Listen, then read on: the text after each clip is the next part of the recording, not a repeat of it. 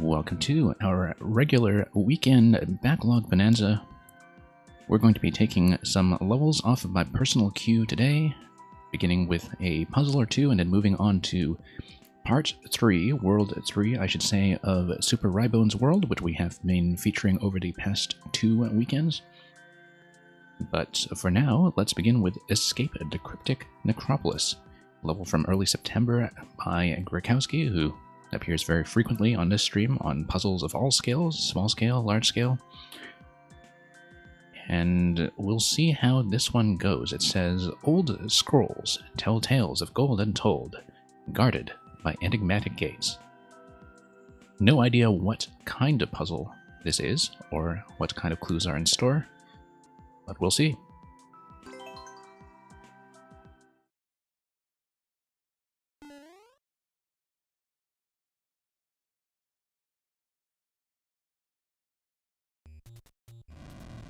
Okay, so we're going to have a kind of Red Sea, not to be confused with the geographical Red Sea. We have a clue of a key over to Claw, okay. Super Ball. And yeah, it looks like the sequence of items and visual indications here will probably be important somehow. We can notice a couple of things right away. We know that each of these shapes are associated with a different kind of block. Now, we also know that there's going to be a particular sequence left to right of various items that all differ. And we also know that there's nothing to the right of this one, so the number of items over claws is equal to the number of different kinds of blocks, minus 1.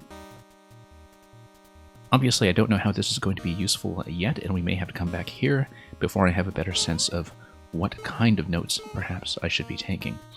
We see a goal here, with a pipe leading out the other side, indicating to me that I have to go into the temple and back out through a pipe.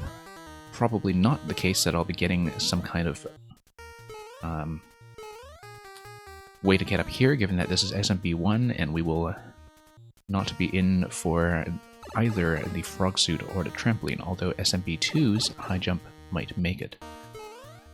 Now let's just go left to right for simplicity. And we see right away that we have a grid here, a kind of 3x3 table that is associated with each of these blocks. Now we're just going to do the initial read-through.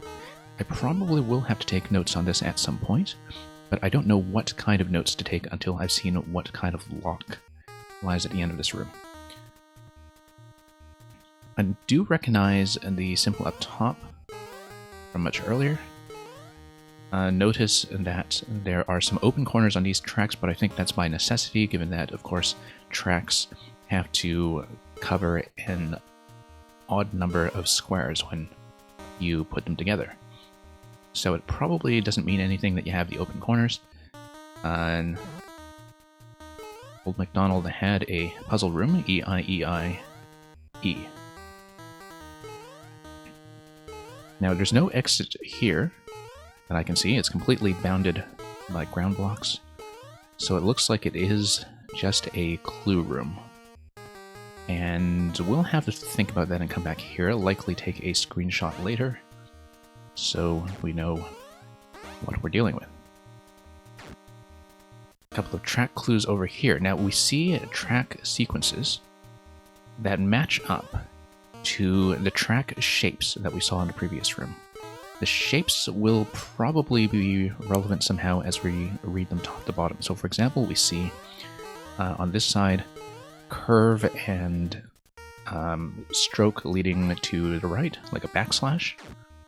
I think it probably gives me a location on the 3x3 table. Except, yep, so you get the sort of downward stroke 3x3 table, likely that would mean a spike. etc. I think that's probably how I should read the pairs of conjoined symbols. Because if you look at it, for instance, there probably aren't any symbols that would not give you, any combinations of symbols that would not give you a location on a table. Given, for instance, that on the columns here, on the x-axis, you have everything either going left to diagonal, top to bottom, left diagonal, or horizontal. So let's keep that in mind. I'm just verifying at the moment that all of these pairs do correspond to locations on a grid. And I believe they have to. Yeah, they do. And it's always going to be X followed by a Y position. So the horizontal track symbol followed by the vertical track symbol. And that seems consistently the case. So I think we understand how to read this code. It's just a matter of going through it, probably taking some notes, and parsing it accordingly. Now let's see what this is. This is probably going to be where the escape or code entry actually happens. And yes, indeed, you see a checkpoint here. You also see an array of items corresponding to each of the code locations, telling me that this looks like it is actually following the original sequence, in fact. That when we were out front, it actually did give me each of these symbols in order left to right. Now we know that each of these symbols was placed adjacent to one of the initial clues. Also looks like the track block here must be the code entry itself. As in, you punch in the code a certain number of times. Let's just do it because this will not be a completion anyway. Oh, actually, these are not repeatable. Also, yeah, interesting that you can see it verified here that these are blasters that are placed above everything. And that when you bump the blocks, it bumps the blasters up one location. So yeah, so these are all binary on-off locations. They are not switches that you can hit multiple times. This is going to launch the snake block for the code entry that will ultimately destroy the block to the left once we enter the correct code. So now with that in mind, let's go back and let's actually screenshot everything we need. The only thing in this layout that I have not determined so far in terms of how to deal with it is this guy here.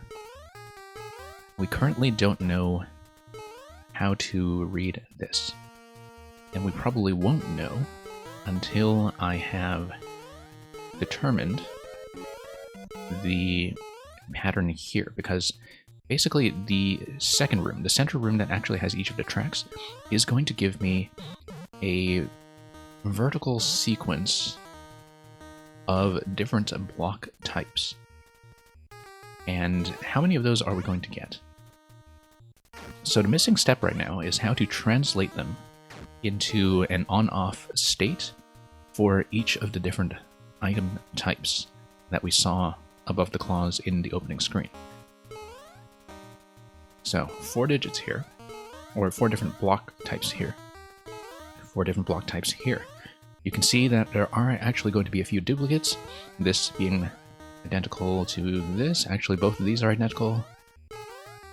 These are not. So second one on the left and first one on the right are identical. But yeah, you see some overlap anyway, and some redundancy in terms of the actual symbols that are going to be punched in. Which is good, because it means we won't have to dip back and forth too often. So probably the most important thing for me to do right now is to come in here and grab the screenshot of this, because we'll be tapping in and out quite a bit to look at this screen properly. Let's see if I can get the camera position to be a little more favorable here. Yeah, probably not. Good enough. Yeah, let's just screenshot that. We're going to run out of time, so...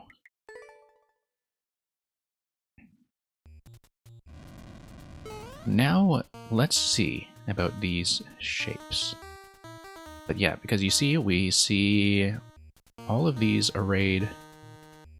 We should see 9 different symbols, by the way, because of the fact that the 3x3 grid gave us 9 different block types.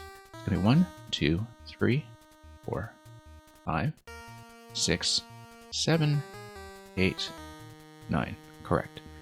But the 9 symbols correspond to the 8 objects above the clause. It may be not a correspondence, of course. They are just the 8 different states that give you the code entry.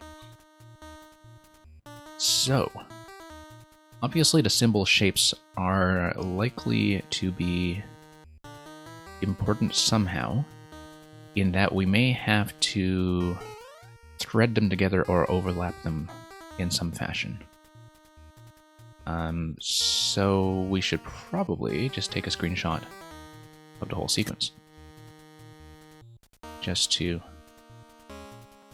have a visual reference handy. Sometimes when you play these symbol decipherment levels, when you play escape rooms, one thing that can be a liability with streaming is that it is a little bit more cumbersome to juggle your information. But I think we have the general idea. So, the next thing that we have to assemble now is to go down here and read the actual track clues as they correspond to the grid. And so let's take the... It's easier if I just take all the screenshots at once, and then try to... There we go. Get everything on screen in a few simple shots. And then we'll go to the album and we'll try to decipher each of these columns to see what they are saying. Luckily, I do, in fact, have the remnants of my escape room notepad that we had set up for the purpose of playing the Tempest Funk series over the month of September. And let's see if I can bring that up. There we go. Escape to Cryptic Necropolis. We're going to be using the notepad when we get into the album to jot down some of the clues. So bear with me just one moment while we do that.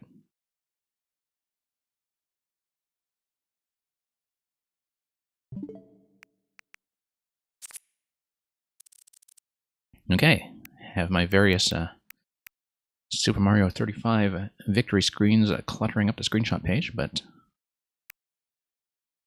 for now we'll just focus on the puzzle itself.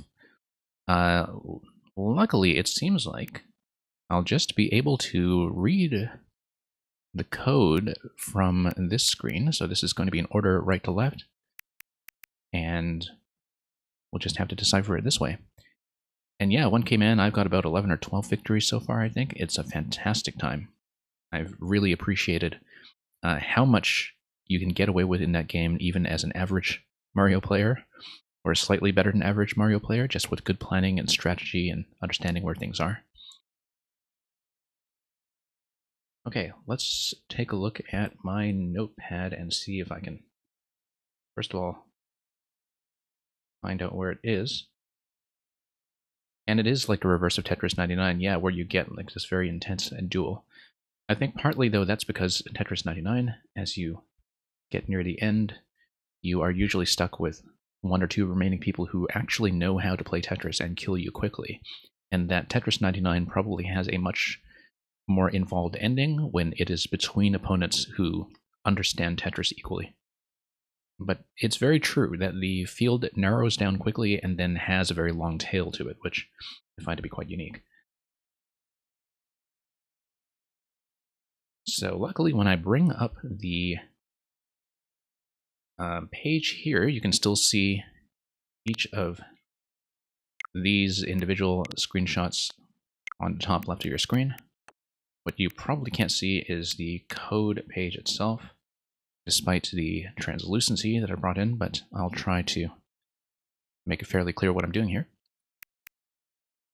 So the block pattern code is going to be, so the top left, there are 4 quadrants to this code, and they consist of 4 characters each. Top left is going to be spike, followed by horizontal and downward curve, that is red, followed by oh, that's going to be jump block, but the beige jump block. So let's say 8th note as opposed to the quarter note. And then, yeah, we'll just do the top right part of image 1 first. That is going to be red, followed by downward curve and vertical. That's going to be quarter note. I'll just call it note block for simplicity. Or jump block for simplicity, just to distinguish it from 8th note. And then we have the same symbol there. Now the bottom part of that is going to be an identical symbol, just a horizontal line and vertical line. That's going to be brick. So, yeah, one came in. The physics in Mario 35 are modeled after SMB1. They're not identical to SMB1 because of the high bounce you get off enemies, but they are definitely going to feel unfamiliar to people coming in from Mario Maker, where all of the physics are based on new Super Mario Bros. U. And in fact, I think a lot of that throws people off when they go from a lot of Maker back to the original games. I mean, I'm very familiar with the original games, and it still throws me off every time I do that, because I've played, at this point, much more Maker 2 than classic Mario itself. So the top symbol on the bottom left quadrant is going to be slash and curve. That's going to be donut. Next symbol after that, let's do the right side first. So we're looking at image. We're looking at this image now. In that image, it is going to be slash and vertical is going to be cloud. Next thing after that is going to be this image, and we'll just parse that slowly, one symbol at a time. That is going to be key block, followed by ice block, followed by curve and backslash. That's going to be spike once again. Now, on the right side of the final image, we're going to get an ice block. We're going to have afterwards a, what is it, backslash and vertical is going to be cloud once again. Oh no, I messed up here somewhere. No, that's correct. Cloud, ice, cloud. Yeah, that's true. And then that's going to be donut. So we need to translate that somehow into an on and off state for each of the symbols that we have. And it may be that we have to make use of the shapes that correspond to each of the block types, which is making me think. So by shapes, I mean the shapes in the opening room.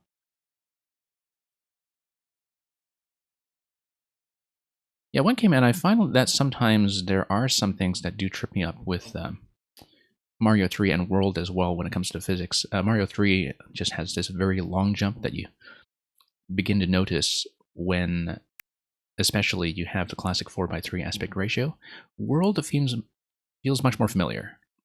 But there are definitely some differences there as well. There are actually a few things in Maker that I've never quite gotten used to because I still expect them to work the same way as World. Most notorious one being the Yoshi dismount, which follows a very different arc in Maker. So let's see how we can actually parse this, because let's say we have a vertical sequence every time. Well, we don't know how everything is quite going to correspond.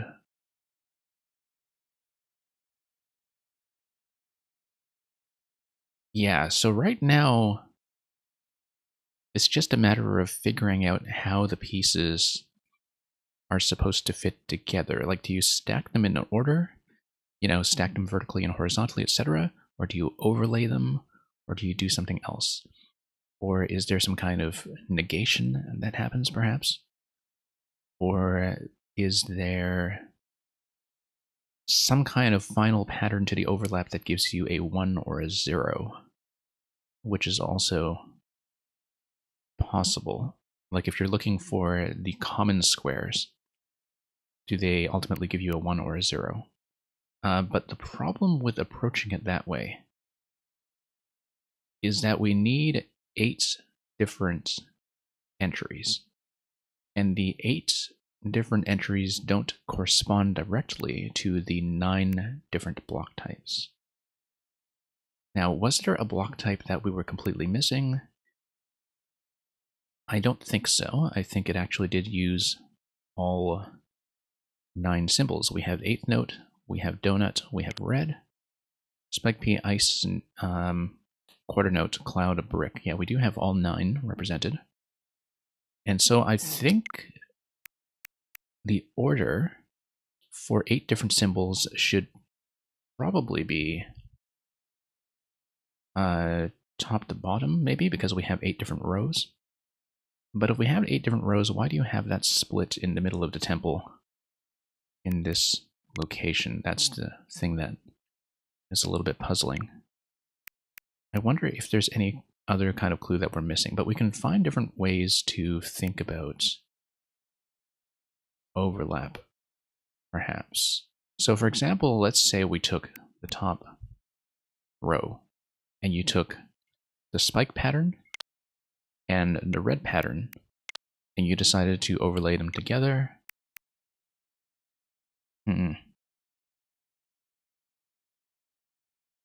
Maybe not an overlay after all. Doesn't really seem to give me anything. I can put them side to side. Doesn't really do anything. Let's say, for example, I took red and jump.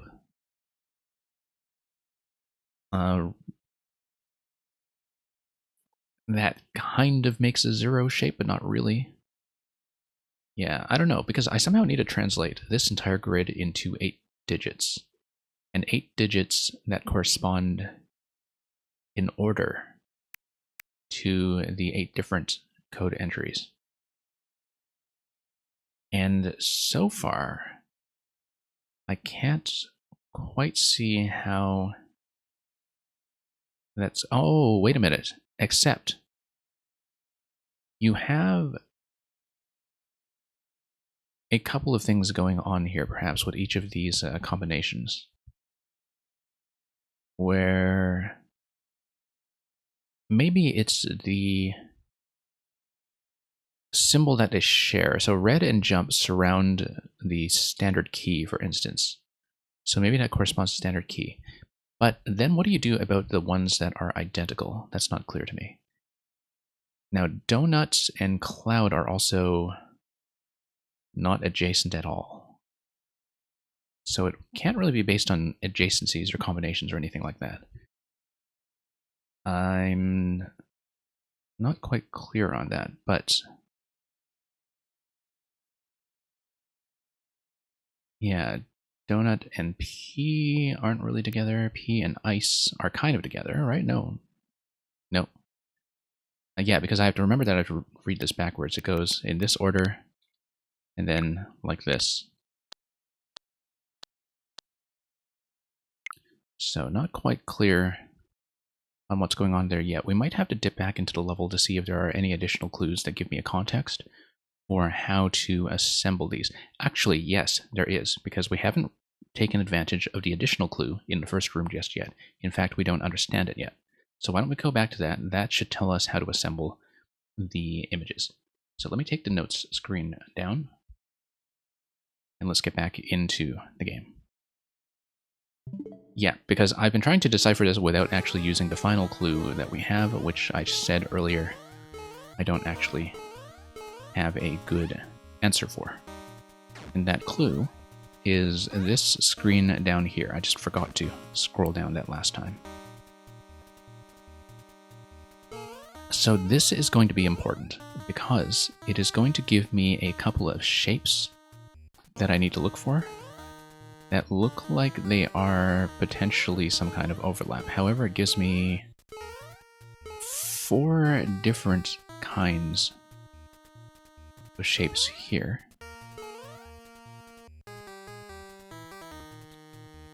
And I don't know how that's going to correspond to the objects. Let me take a look at the screenshots once again to see what kind of correspondence they have to various symbols. You can see that the P block symbol corresponds directly just to what you have with the P block here. We have the letter E at the bottom, which doesn't correspond to anything, at least not right out of the box. But then we have all those other symbols here in the middle. And the fact that these are kind of identical to these maybe tells me something. The fact that they're kind of aligned on a different column might also tell me something. Oh, it might also be some kind of transformation that it is telling me how this symbol might, through a series of operations, translate to an E. Yes, I see how this works. Okay, no, I understand this. So this is telling me that you have to take the symbol here and take the left column. You see how it's splitting it into the left column and the right 2 columns? And the left column is being flipped over to the right. So it's telling me that the symbols should be parsed by reading them using the center column first, then the right column, and then the left column last. Given that we now understand how to decipher the symbols that we were given initially in terms of what they represent. And so let's go back to that. Just one moment.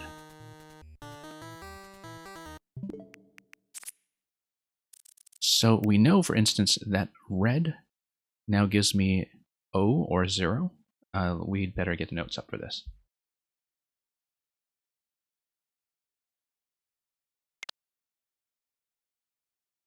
So red is O or perhaps 0. Jump is I. Let's put this in a table format.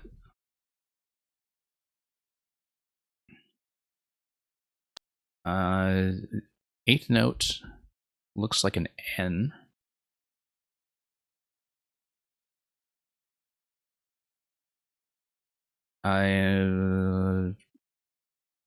Brick looks like a K. Oink.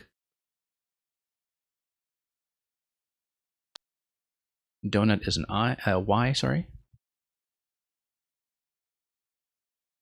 Ice is A. And cloud is a B. And P, as we saw in the demonstration, is E. And spike is H.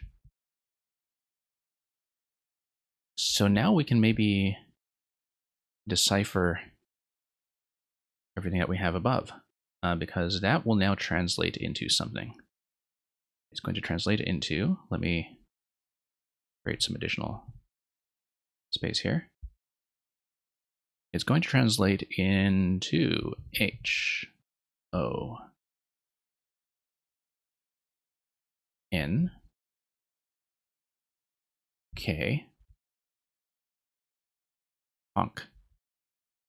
Right side is going to be red is O, jump is I, eighth note is N, is actually going to be in order, honk, oink. Then it's going to be, I know. It's because when you jump into the claws that correspond to each of the keys, they play a sound effect. And so, for example, because oink is one of the clues, when you jump into one of the claws that gives you the pig sound effect, you know that the corresponding item is one of the ones that is going to be turned on. Okay, I get it. We almost certainly have the solution.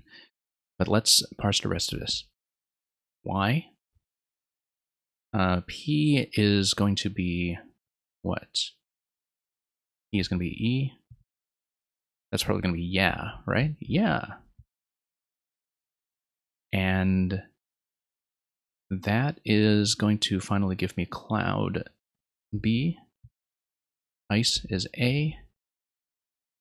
And cloud is, oh, that's the baby sound. Yeah. So, the 4 sound effects we want are honk, oink, yeah, and baby. That is going to correspond to 4 claws, which correspond to 4 of the objects in the initial screen. Let's go back there and let's take a look at the audio clue.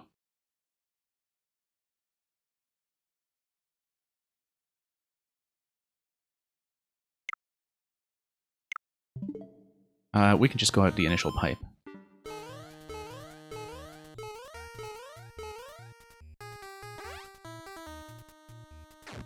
I mean, to escape the temple, we can just escape out the entrance. It's just that we can't go anywhere interesting. Let's do it in order. Just to check everything from the start. Woo is not one of them. Yeah is one of them, so that's going to be Super Ball. So I'm going to take notes here.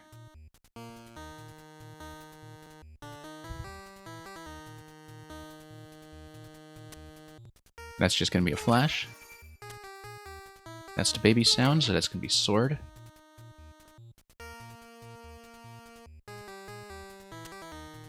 Nope.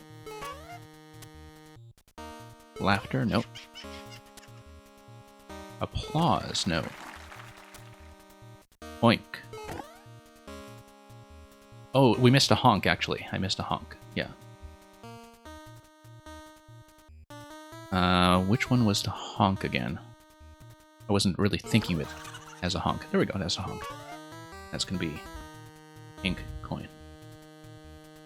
So that's going to be our code. Pink coin, cursed key, super ball, sword, in whatever order. Let's go back into the temple and do that. And for the sake of trying to get through... Well, we have about 100 seconds left. I think I should probably start over, although we do have a checkpoint at that location. So why don't we just get back into it from the start? Probably there's going to be some kind of part 2. I say this because one of our regular viewers, Progan, has about a 50-second record on this, which tells me there's more to this than just the initial code entry. But we're looking for pink coin, cursed key, super ball, and sword.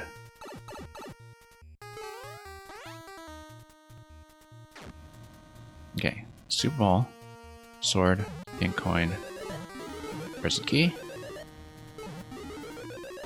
And this should give me a scroll break over to the left.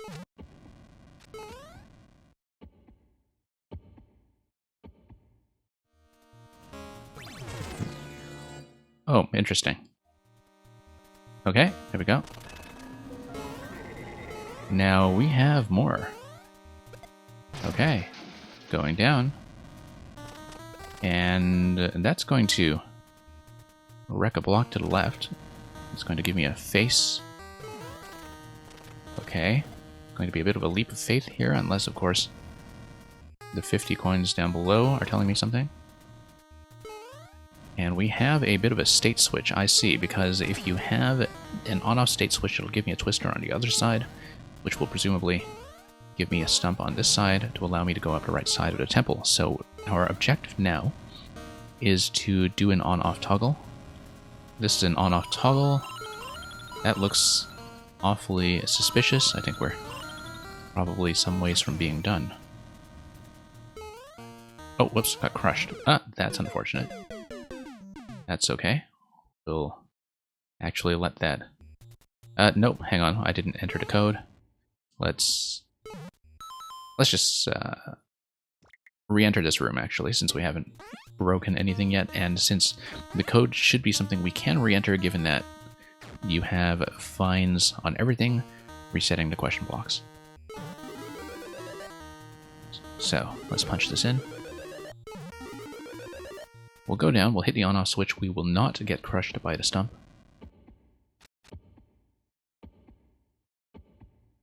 And we'll just let the spike ball do its job.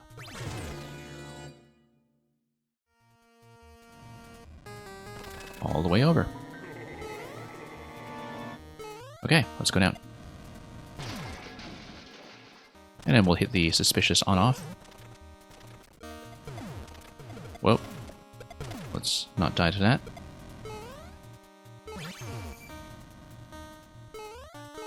Let's let the stump actually go up. And surely that can't be it? That is it, okay.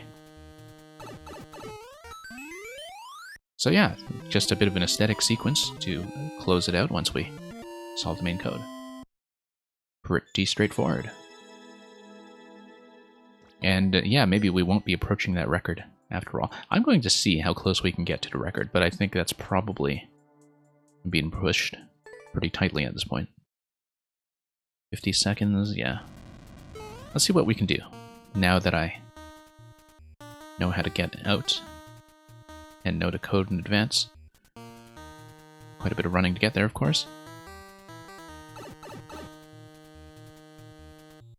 It's not going to be particularly tight, but if we're looking at 50 seconds, oh, should we just hit this right away?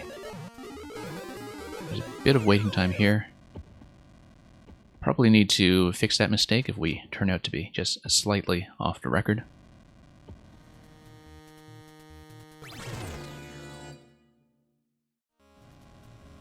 And yeah, we'll head down right away. Everything is kind of on a timer here, though, so... And everything is slightly confined by the spike balls. Yeah, I don't think I'll make the record, actually.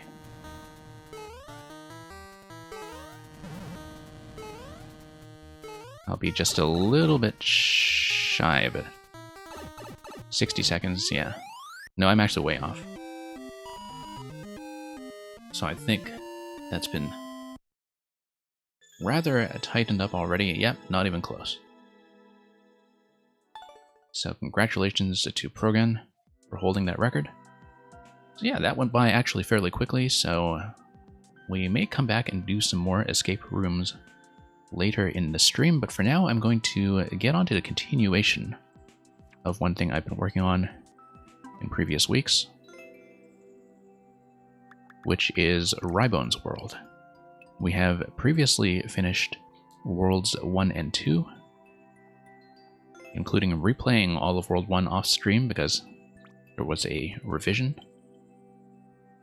But let's get on to World 3 and do it all.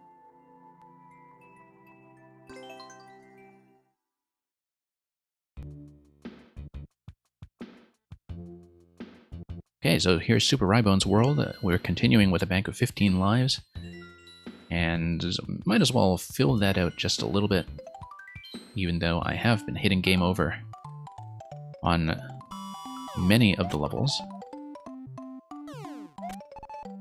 most of the levels here are pretty manageable by themselves in that they tend to be within a 1 to 3% range. But when you have to account for the way the lives are balanced and the way they kick you back out to the beginning, when you run into a game over, some of them have been taking a bit longer than expected. Anyway, Lanky Mario is going to tell us to shove off. So we'll do that and head into 3-1. So here's 3-1, Fluttering Foliage.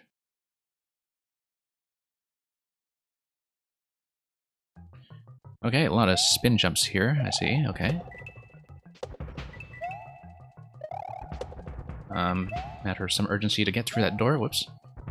Oh, I see, that's just a survival challenge. Oh, no, it's not, that's a reset door, so.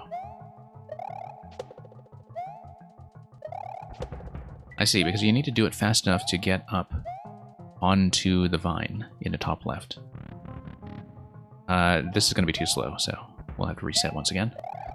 Very nice of this level to offer you a gentle reset, but we're going to have to be a lot faster, as you can see. Nope, miss.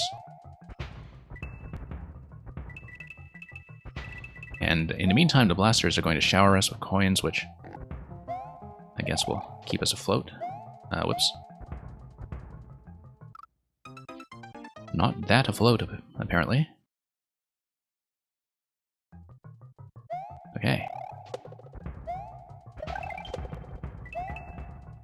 Okay, that went pretty well. Next segment. Okay.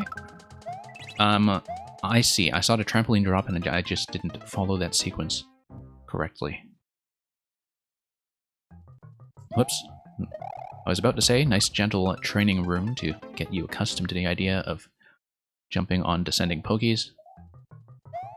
But clearly, even this level of forgiveness is enough to cause a few problems for us from time to time. So, I wonder if I can just make the first jump off to Piranha. Doesn't really matter, given that we can get there pretty safely, so.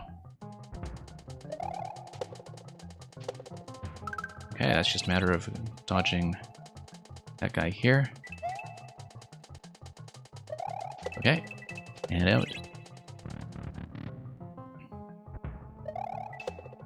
Yeah, we have to get here rather quickly. Oh, interesting. Ah, okay. I was wondering about that. That was a bit of a surprise, but yeah, you might be able to make the first jump, but it's really an unnecessary risk. No. I know to go low there. I've done it previously, of course.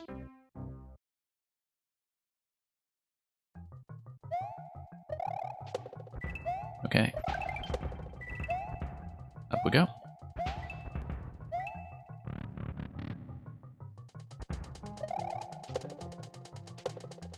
And down.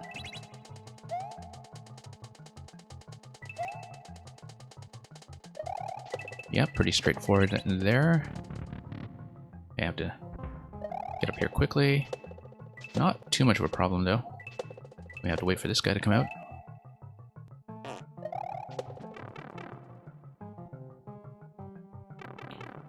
Let's read this properly. It's going to be descend to either side, depending on how you spawn, on Divine, and then forward. No, I should probably have waited for that to lower a bit first, or instead of lowering, allowed the piranhas to float down. Probably not. I think it does sort of incentivize you to go quickly, so.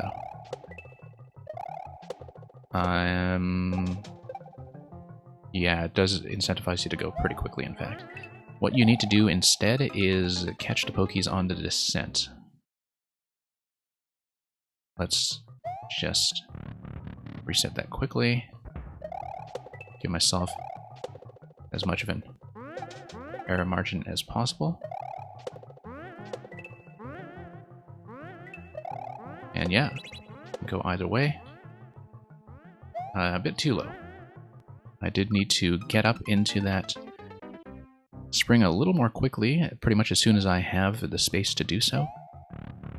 Interesting symmetry in this section, allowing you to pick whether to go right or left first, and in every segment allowing you the flexibility to just continue depending on which side feels faster and safer.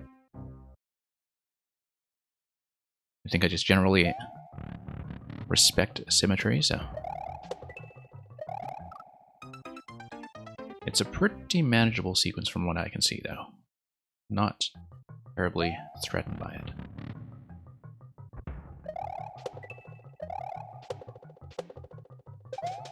Okay. Yeah, you just need that slight acceleration on the platform once you start to drop pokies. A little bit too quick on that now. I wonder if, given a jump arc, that a spin jump might be safer there. A spin jump off a higher position on Vine. But I think regardless, that's going to take a little bit of adjustment before I find the sweet spot that works for me. Yeah. So once again, need to wait for the blue platforms to accelerate into their drop. And that's going to be enough to work with. Oh, I see. No, I need to drop into the platform and let me out this way. However, I do need the trampoline on one side. I need to hit the trampoline on one side and take the platform up on the other side, then use the trampoline that I spawned in order to get up to the next layer. So let's do that once more. A little impatient there again, once more. Audio is not synced. Is it delayed? Let me just take a look at that quickly. I'll try to fix it up very quickly. Thanks for letting me know. Yeah, there was something that was an update to my streaming software earlier this week that has caused a couple of problems in terms of CPU usage on my streaming machine. And unfortunately, that has been a bit of an issue. Let me just try to get out of here and back in very quickly. So, as usual, thanks for letting me know. Yeah, it would also be useful to know if it's ahead or behind, because I couldn't quite tell that with the dials on my side, but hopefully it's fixed.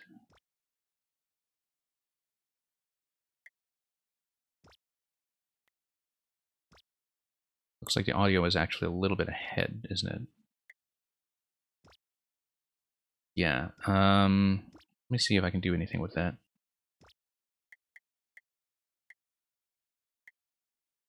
Yeah, audio looks like it's a little bit ahead, so let me just try to put it on a slight delay.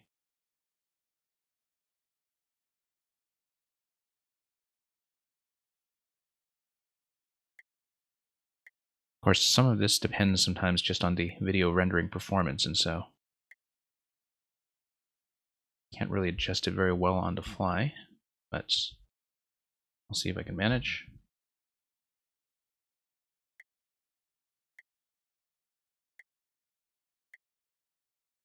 Might be the best we can do for now.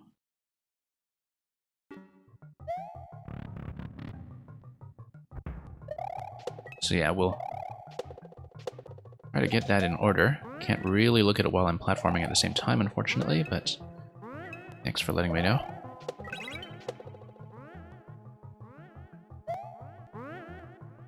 Okay, a little bit late there. Yeah, there is a particular margin I have to go for, and I have to not be so early that I bump my head or pick up the spring. Whoops. Yeah, I can go right from the flag. I've just been respawning at the door for safety. But this is a pretty generous timing there, so.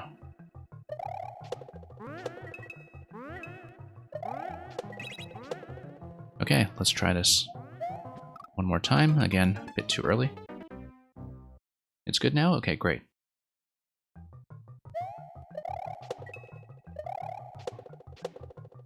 Yeah, it's kind of too bad that we run into so much audio glitching here from time to time. But it's something I've tried to troubleshoot, and it's not easily fixed without just getting a new streaming computer, which, you know, isn't immediately feasible. But oh, I see. Coin collection, and then you need to drop into the door on the other side. I need to be just a little bit faster. Yeah, I was a bit slow going into the spring segment, and I knew that.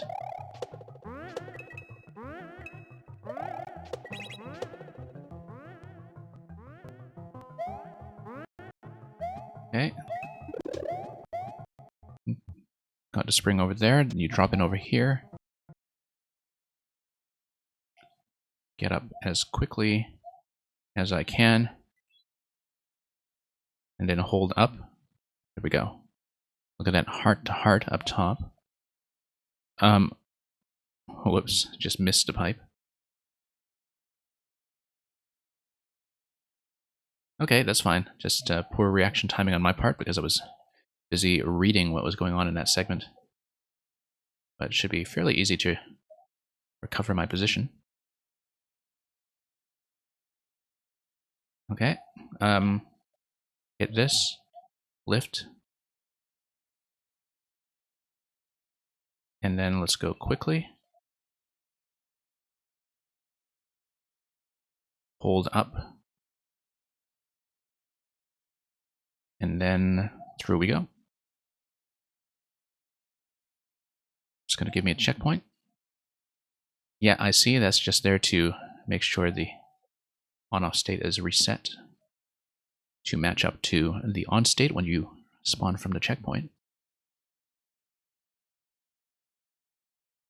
Also, of course, slightly different camera positioning when you respawn from that point. Whoops.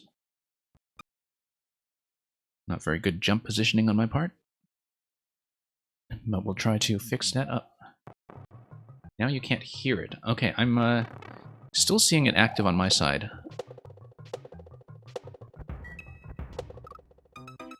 So let me just check that, because the dials on my end are saying that audio is fine, which may or may not be correct. So, because usually I can see it on my indicators over here when audio goes kaput. But yeah, I'm going to have to see, I think, if I can roll back my streaming software to the previous version, because this is just causing too many issues. Oh, it's just a bit quiet. Okay.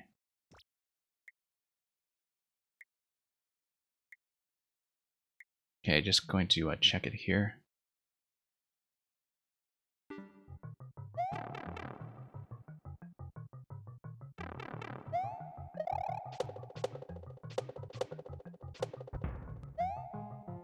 Yeah, thanks for alerting me to that, regardless. Nope, a little too late. Pretty simple segment to work with, though, so I'm not too worried about that. Except for the fact that we are on the last life here, which I hadn't considered, but I think it's fairly easy to work my way back to where we were. Given that this level has not actually felt really that tough, it's just that I had to learn some of the timings early on. And, of course, yeah, just going to go back and do this sequence. The only one that I was really kind of having trouble with was the one moment where you have to jump onto the trampoline, not too high and not too low. But apart from that moment, look at that one-up coming out of that pipe to the right. The blaster to the right, rather. Apart from that, everything here is essentially manageable. That was a little off the timing that I had before, just simply given that I think my jump timing off the descending pokies was a little unusual. That's okay, we'll just get right back to where we were.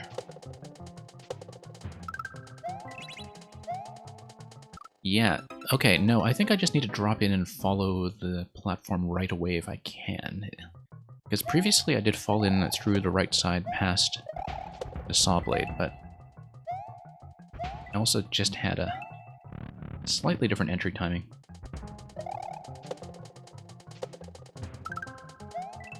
I just missed completely.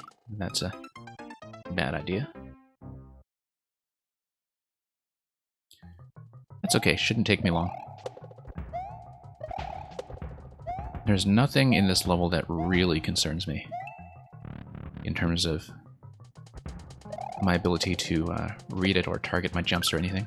Just a lot of moments like that when I am a bit uncertain about the timings that I'm aiming for. But other than that, I think we should be doing okay, just with a bit of patience.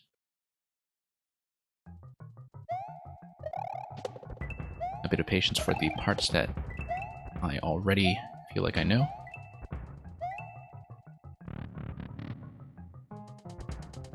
Okay. Yeah, that's much more familiar timing now, going a bit later onto pokies than I did before. I just didn't hold down jump properly.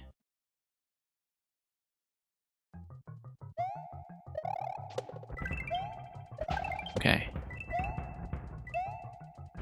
Up we go.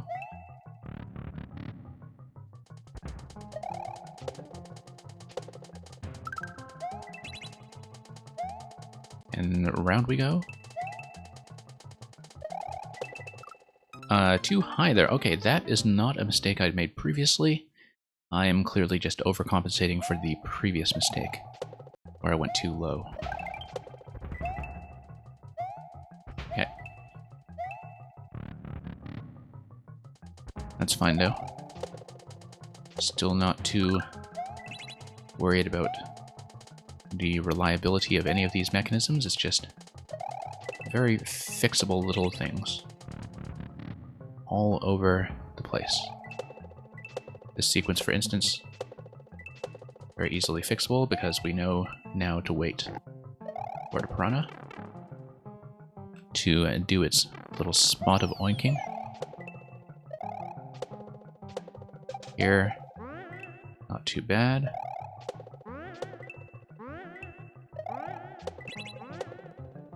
Now here's the jump that I was most worried about, and that is not too much of a cause for concern as long as we remember how this goes. This is just a matter of getting up there quickly, holding up, and remembering how this goes as we reset the state and have a slight non-trivial challenge just to get the on-off lined up. Oops. Yeah, swinging a little bit far to the right, obviously, and just going a bit too slowly in that segment, generally.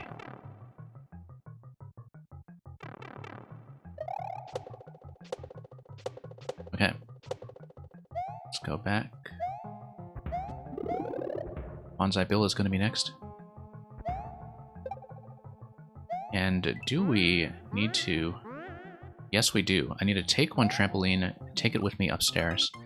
Yeah, grab one, get to the other side, take it upstairs, and...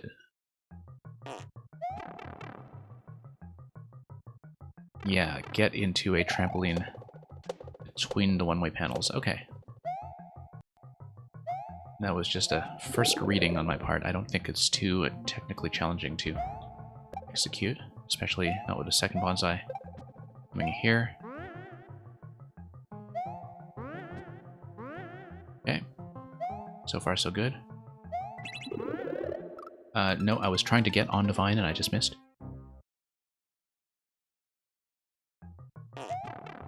But that was not a reading error, that was just pure execution. I think it was pretty understandable what was going on there, so... Once again, follow the bonsais. Follow the second bonsai. Whoops.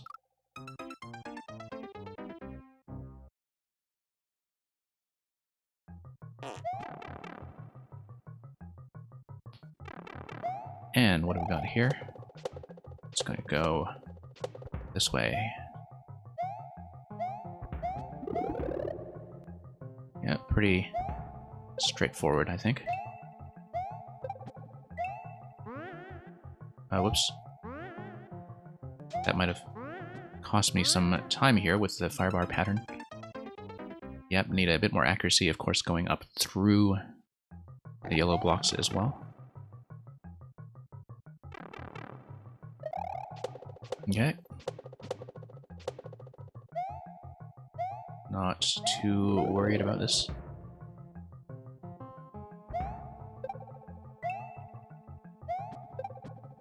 And here we go.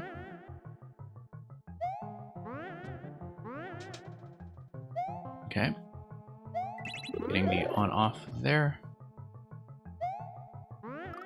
Yeah, I was trying to get around that to the right side. It is a very careful jump off the edge of the jump block. I don't think that letting up on the jump is really going to be the way to do that. You just need to have good horizontal positioning. And I could see where that was going. Visibility was not a problem. Just a bit of a tight jump.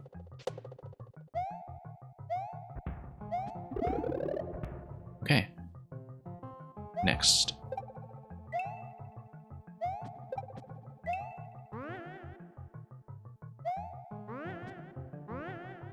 And doing well so far. Nope. Yeah. That jump just requires a little bit of careful adjustment. Have to get a bit of height on it and let up pretty much right away. Don't have a really good sense of intuition for bouncy jumps like that, so sometimes it does take a little bit of trial and error on my part just to be familiar with what the physics system is going to do for me.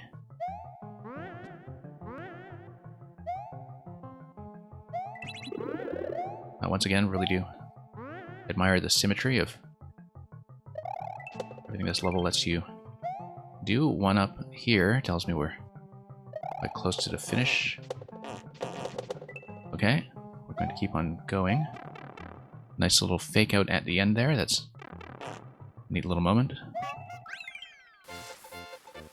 And yeah, instinctively I was remembering that there were one-up mushrooms on the left side and I was going for them, but the block at the end said no. So that's going to be a GG on this one.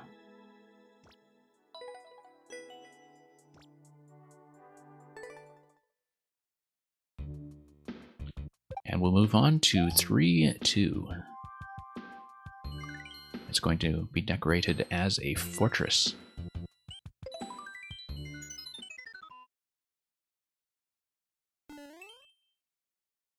Dry bones drop. Dry bones drop by Rybones. So Rybones drop, the dry bones drop. That's exactly what we're doing here. It's one of those constant motion levels. Of course, I knew how that was going to go, and I just missed. Very readable so far.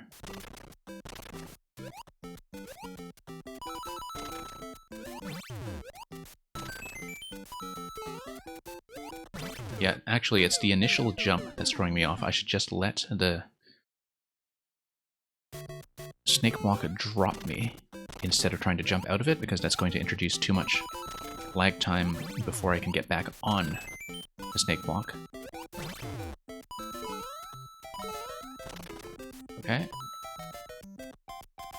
No, I was obviously meant to jump onto dry bones there. I was once again thinking, okay, what if we let the snake block drop me rather than jumping out? But in that location, jumping out is the correct solution. Yeah, these levels I generally find pretty manageable since the setups just kind of write themselves in a way. It's just a matter of building enough momentum to get through some of the corners. And the corners themselves don't feel tight. It's a very clean-looking layout. It's not like it's dotted with spikes, and indeed, there aren't any spike blocks. It's using munchers to fulfill that function, because here there's enough in the entity limit to let us do that. There I'm holding right a little too early, and you can see because it's running me against the side of the snake block, and that's the thing that is causing trouble. So, let's just move on.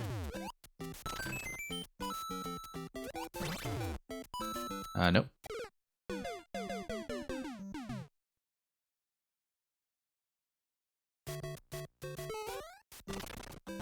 Okay.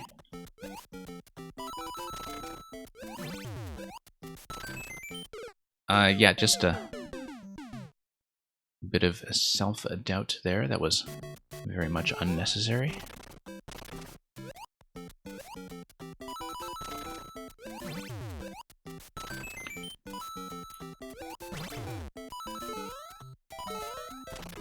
And down we go. No, I do need to jump, because the drop doesn't really allow me to adjust my positioning very well. Well, we'll see. I have to work out how that last spot is going to go. Is probably going to be a clue to some of the mechanics later, so... Up, and of course I miss, because upwards pipe entries are the bane of my Mario playing, apparently.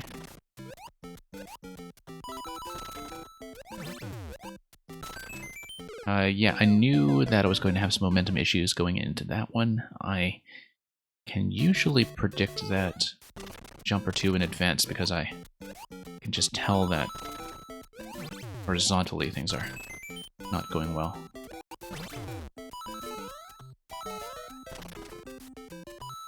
Okay, just a matter of having a nice solid central bounce. And here we go, checkpoint 1. And yeah, that's all about the landing. That too is all about the landing. And yeah. Some of these you kind of have to take on faith.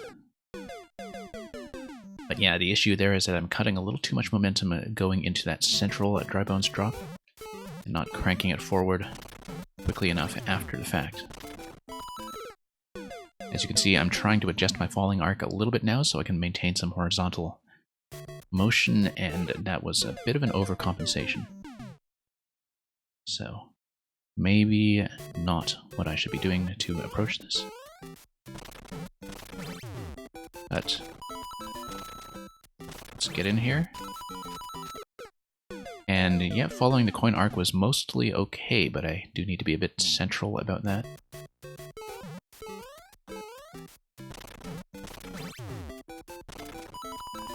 Okay, that feels fine. We're just ramming into the one-way panel there, so I do need to straighten out when I land.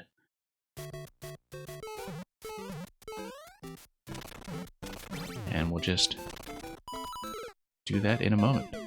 Once again, trying to do a bit too much there to maintain horizontal momentum.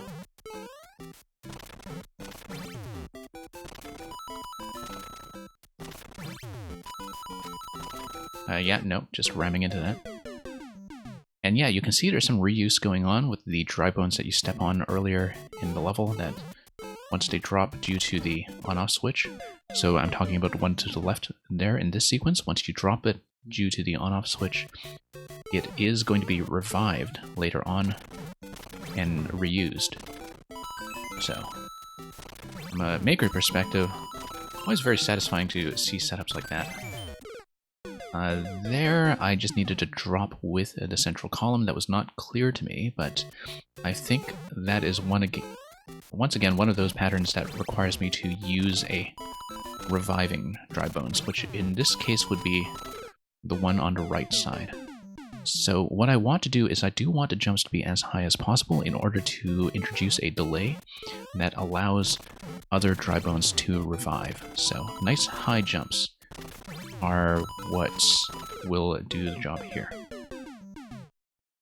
Panic Incarnate? It's not too bad.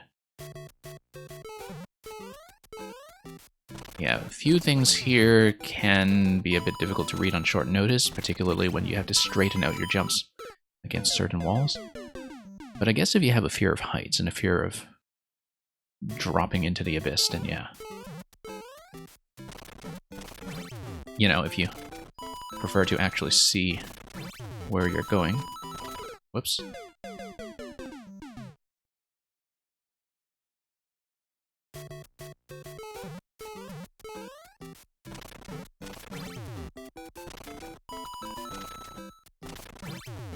And there we go. Whoops.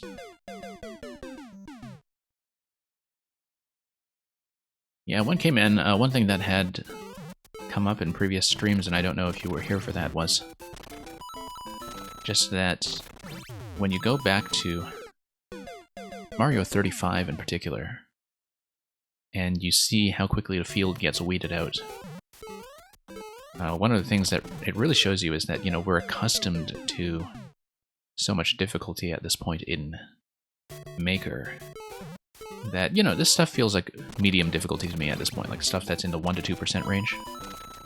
And because I'm playing it all the time, and because I also have trouble with the really hard stuff, like shell levels, Kaizo levels, etc., this honestly feels pretty moderate in comparison, right? So I sort of mentally register that 1 to 2% zone as medium difficulty.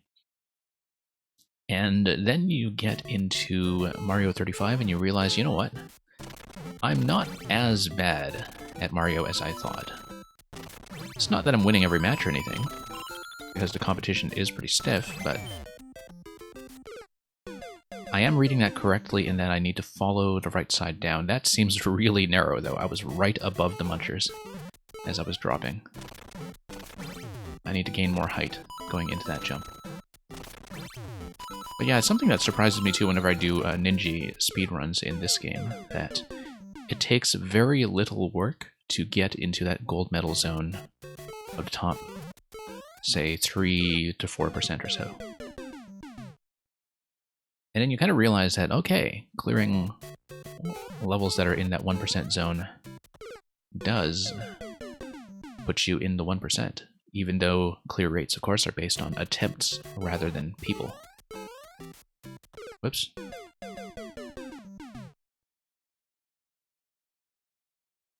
And of course it is a bit of an adjustment too, just to play in the SMB1 visual style again and get back into Maker physics, although I think the change from the 4:3 aspect ratio to widescreen mitigates some of that effect. Okay, I'm staying on top of the dry bones, and that's not what I should be doing. I should be following the saw blades. I'm just sort of instinctively staying on top, and that's not the right idea.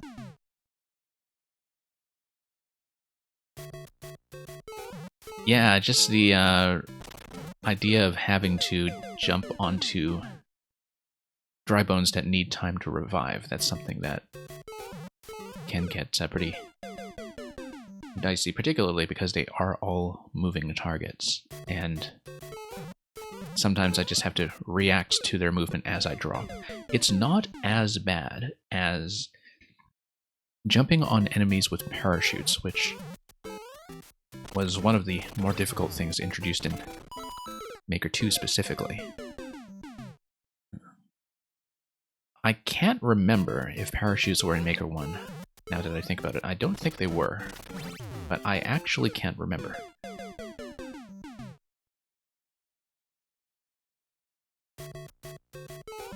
Because at this point I've just been playing so much Maker 2 that, you know, these things start to blur together. Particularly because I wasn't a really serious Maker 1 veteran or anything. Like, I only got into the more advanced side of the game near the end of its lifespan. Okay, there we go. Yeah, just need a slightly better falling arc there.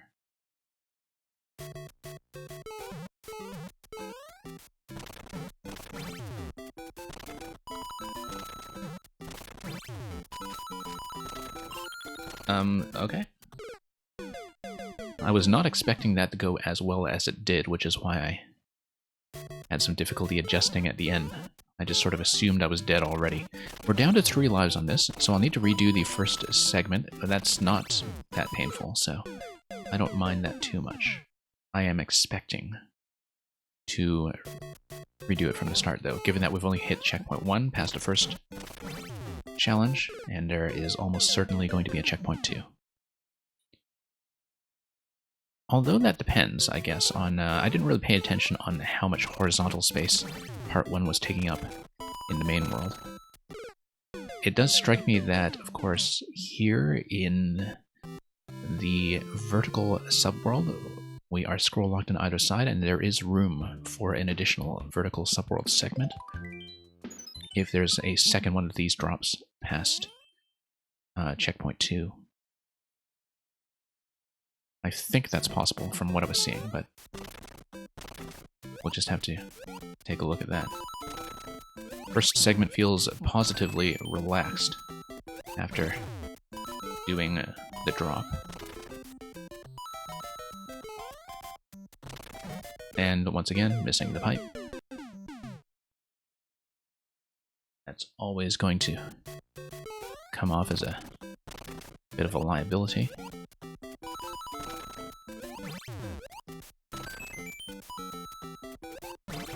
Okay, here we are.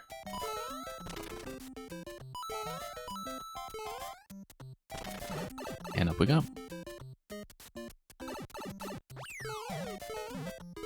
And back down. Or perhaps not.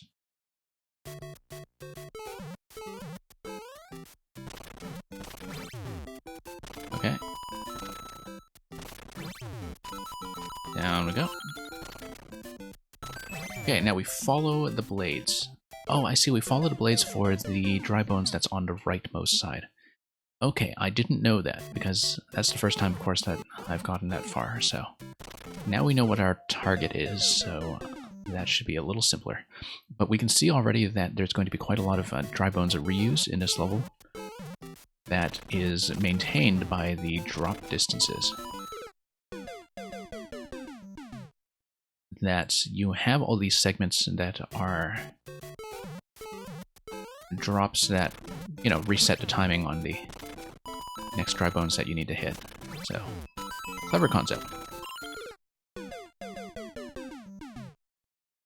Clever variation on the idea of a drop level. Kind of interesting, too, the entry into this zone in terms of the jump over the dry bones and the munchers at the start, as something that is enforcing a bit of a standardized timing in terms of the dry bones walking left and right. That it ensures that you're going to enter the drop sequence without that much flexibility.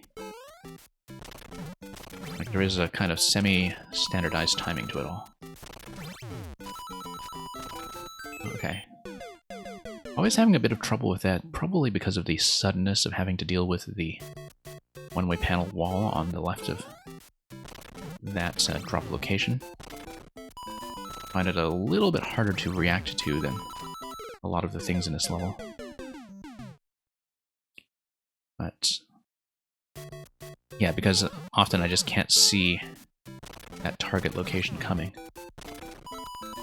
Whereas if I'm following a dry bones on screen, it's a little simpler. Yeah, once again, just a poor momentum correction there. Okay. Let's drop in here.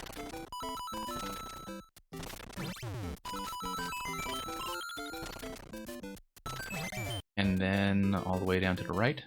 And I know my target is the right side dry bones now, so I should make note of that and sort of hug my way there a little more cleanly. It looked like I was dropping a little bit low, though, relative to that dry bones location, and so that's a bit of a concern. Still not too fond of this one-way panel in Muncher Corner here, simply because of the difficulty of reacting to it when you don't see it on screen, but I think maybe it'll come with practice. It's just a little less blind-friendly. So for example, this first dry bones on the left here, very easy to hit because you follow it down on the camera as you go.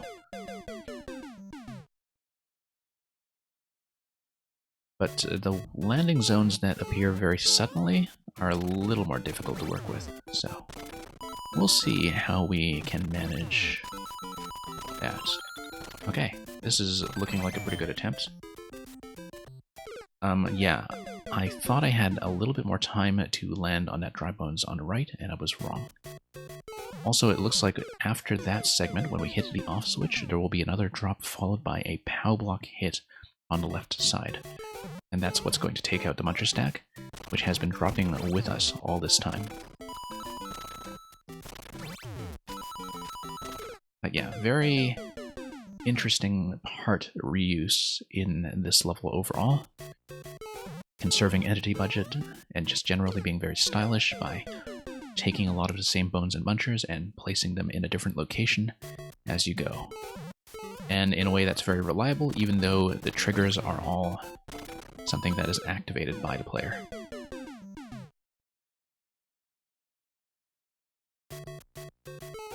Down to 19 lives already, but again, not too worried about the first segment. The first segment is easy to repeat. Yeah, once again, just a bit of trouble there.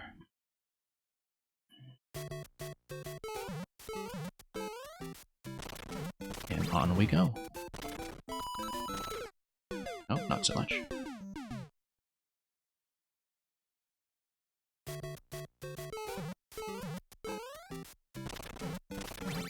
Okay.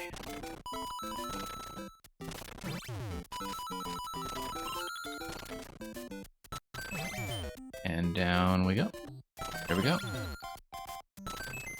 Yeah, I just didn't know that the pits would be staggered like that at the end, but it's very clearly going to be a jump over the sequence of 3 dry bones ascending, and then ascending up to a POW that we did see on the way down. Very satisfying when you do nail it. Okay, that was just a bit of a misalignment, because our aim was a little bit off. Yeah.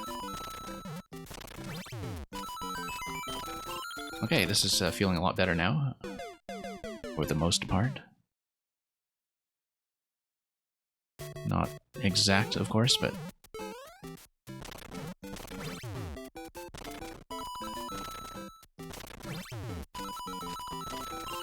And back down we go. Yep. Yeah, once again, that is surprising me a little bit early. I am aiming for the dry bones on the right side, but the saw blades do confine my position in such a way that I'm, following my natural arc and angle and not cranking over to the right quickly enough. So, I mean, the saw blade column on the right actually does open up for me, so there is a visual signal of when the end is coming, but of course everything goes by so quickly that it can be tricky to react to that in time. But we'll just see if we can fix that up, because right now it's just that drop. We hit the off switch, and then there's going to be that 3 bones sequence going from right to left, ascending. So, still one segment that we have to learn in there. There we go. Yeah, once again, at that point, that dry bones that we need to land on is going to go left to right continuously with nothing blocking it or making it reverse. That's something we'll have to keep in mind as we target it, because one of the things I'm trying to adjust around early on is the fact that the dry bones do walk back and forth and change directions. By the time you're at the bottom layer, that is no longer the case. And so I do have to think of them as marching continuously.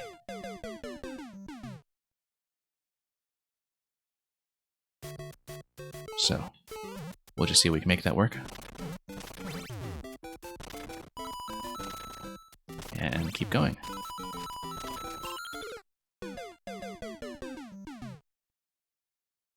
Yep.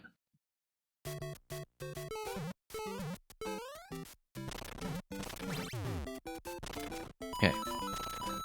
Here we go.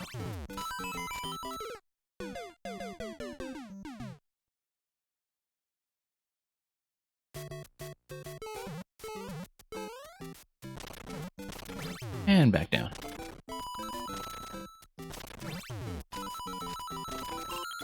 Okay, that's feeling fine. That's feeling alright, except...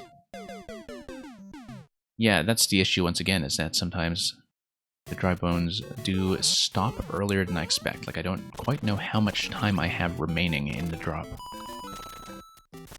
I do have enough visual information to track that, but it still catches me by surprise from time to time.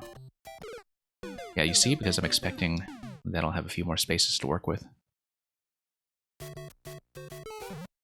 And so I think the idea is that, you know, I want to get vertically on top of the next target as soon as possible. But the problem with that is that I still want some momentum horizontally, so I don't really necessarily want to drop straight on top of my target. So the positioning here does take a little bit of guesswork in some ways.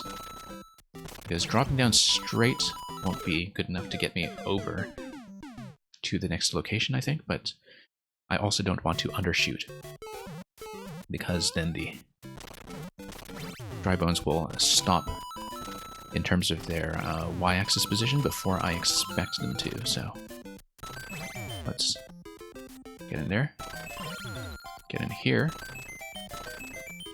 and okay, that's the furthest we've gotten so far, so that was just a bit of an initial adjustment. And of course, our target is going to be that question block, which will activate a POW, take out the muncher, give me access to the door.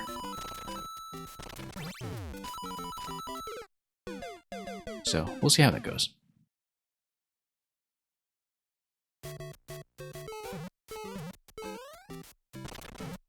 And drop once again.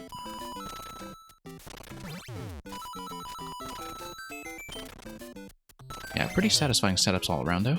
Whoops.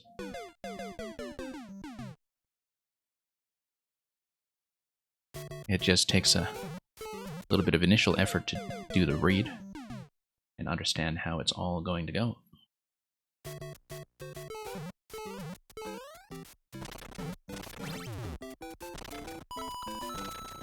Okay, drop, drop, drop.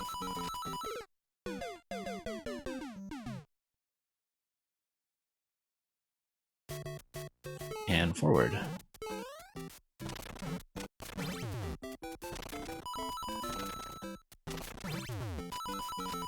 Nope, not so much.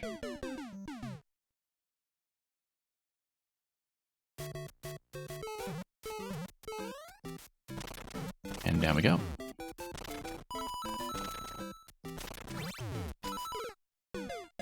Yeah. Hadn't run into that corner before. I think it's maybe just a function of a bit of impatience.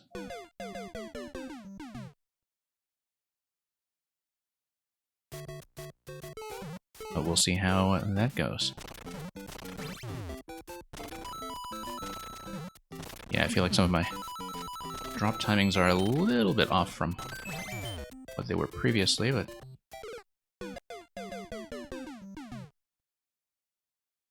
we'll just try to get all of that straightened out.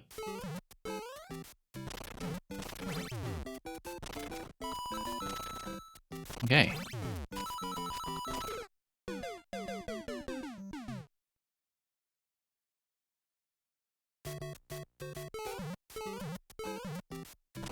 Once again.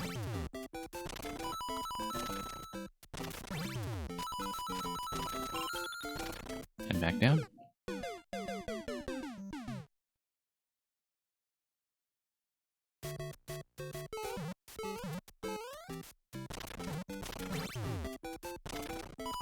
Yeah, we'll just need to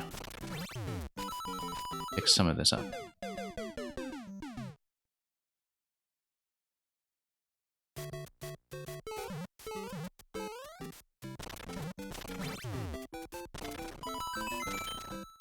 Yeah, hopefully my stream performance today, apart from the audio glitch earlier, is still fine. I've been making some adjustments to video to try to get around the CPU usage problem that we've had all week in terms of everything running a bit too hot, but I'm still kind of... Whoa, hey, come on. GG, my face. Still trying to run into some issues with just everything being unexpectedly processor intensive this weekend. On the back end, that's been a bit of an irritation, but hey, we get a lot of 1-ups off of this level, so I don't even necessarily mind that we have to redo this, given that we're essentially farming up a bank for the next segment.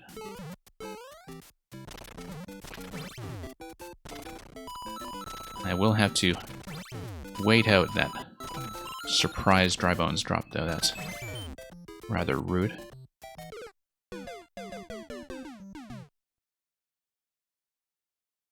So yeah, effectively cleared this twice already, except for that final segment on the GG screen. So yeah, it's going to be just a 1 checkpoint level, which I think is pretty appropriate for the scale of this concept. We've done to drop column. I don't really know how much room there is for design variation beyond that, beyond what we've seen in the drop already.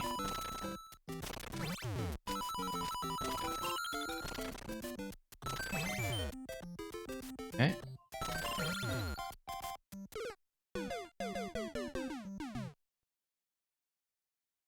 And we'll just need to find our way back to where we were.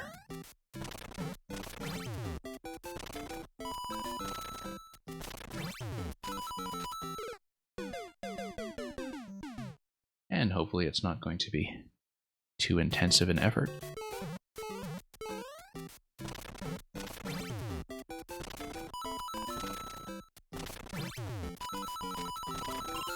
But so far, so good.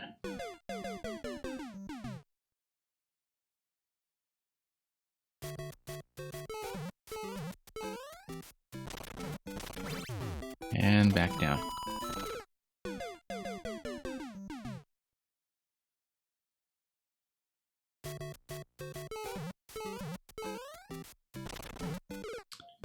Nope, not so much.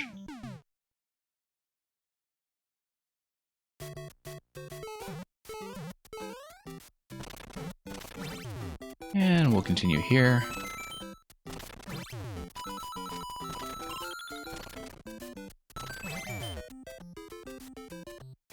And back down.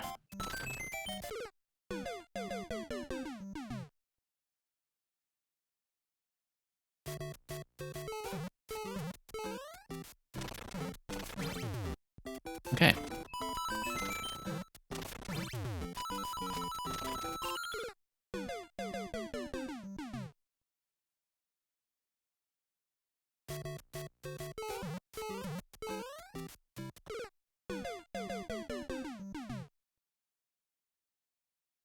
Now, we've built up such a substantial bank of lives just from the end segment that at least that'll act as a comfortable buffer for a while in terms of not repeating the first segment, but repeating the first segment was not really that much of a pain, so really I was just hoping to take a nice fat bank of lives with me into the rest of World 3 here.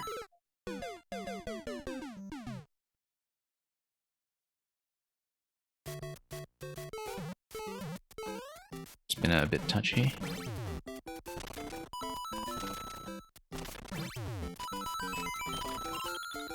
And okay, that was surprisingly good in terms of positioning until, of course, I hit the end.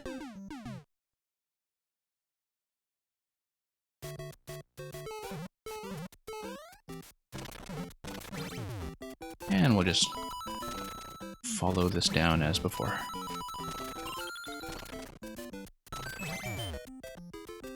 Okay, there we go. And overshot slightly. Once again, not really compensating for the movement of that dry bones, and attempting to center myself on top of it a bit too early.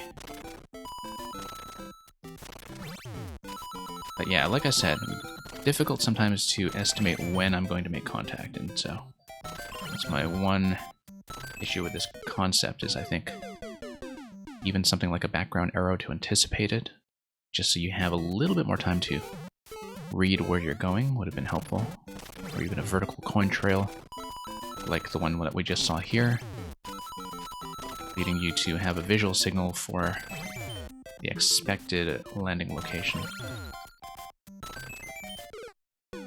Because yeah, now I'm kind of cutting momentum a bit just to stick the landing, and when I stick the landing, I no longer have enough momentum to get on to the next spot. Whoops.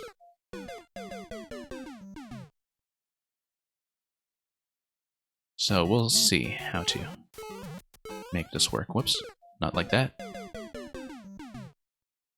Also, you'll notice that we've been increasing the bank of lives as well, just through a lot of the consecutive jumps that we get far enough in this often that we start stacking some 1-ups just from the various landings we've had, and so kind of interesting to have this level available as a 1-up farm the later you get into it. And very much the case with a lot of bounce-oriented levels, of course, in the context of a world layout or a game in general where you do have the chance to stack up lives. I remember that very notably being the case in the famous 2K Bopopolis level of Donkey Kong Country Tropical Freeze, where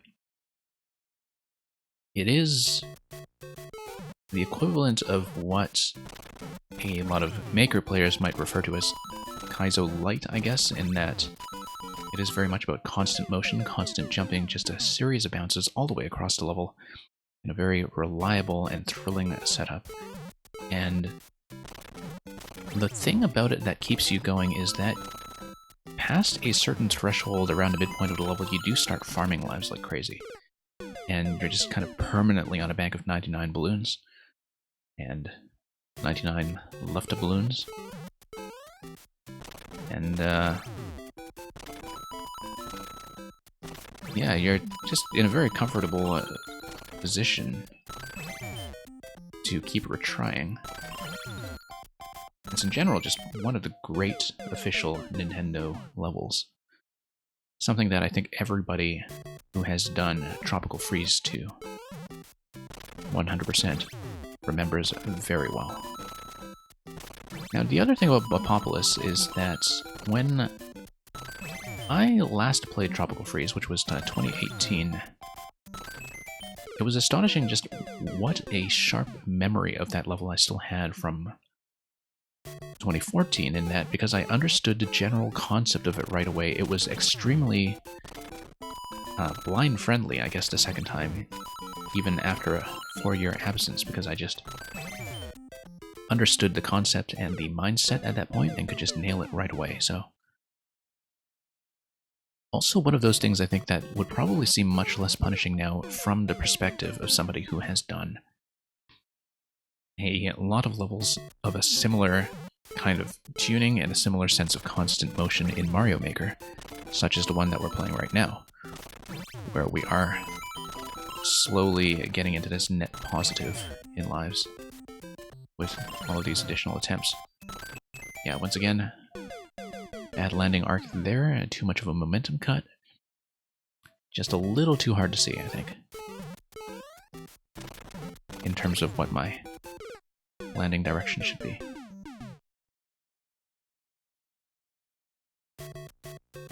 But we'll see. We'll see what we can do with it. And make my way down a little further. And remember this time not to die on GG, like the first 2 times we encountered the ending screen. So yeah, we're up to 75 lives at this point, a very sudden influx. Might as well take the time to just watch all of those dry bones get crushed. And we'll let the final one here take its revenge. It's going to drop. And we're not going to deal with it anymore. Okay, huge bank of 83 now going into the rest of World 3, so hopefully that's going to be a nice, comfortable buffer.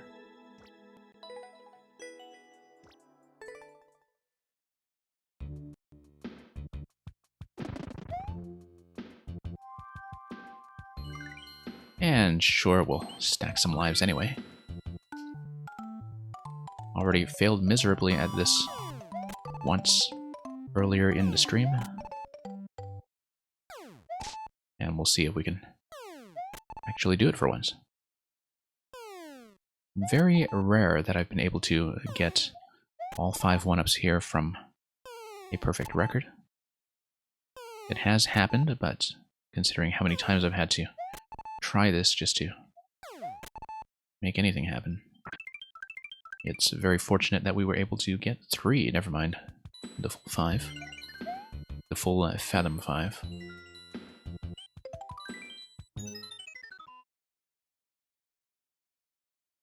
So here's a 3-3, Cliff Spin Caverns.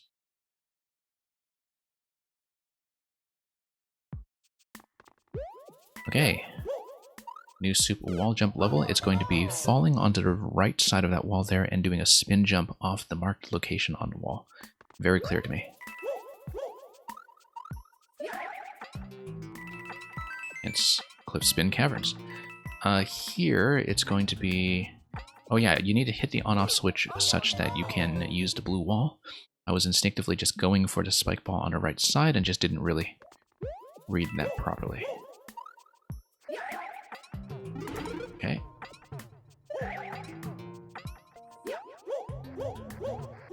And, look at this thing here. Sure, let's go for it. Very nice little 50-coin challenge. Very unusual in its own way. Nice, gentle reset location that we completely squandered. Just didn't have a very good arc going back towards the wall.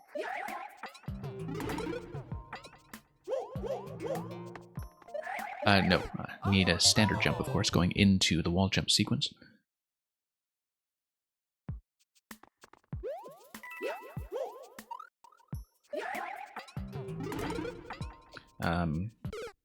Yeah, just kind of flub that. We'll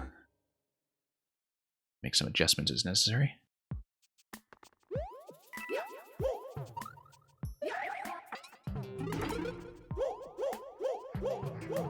Okay.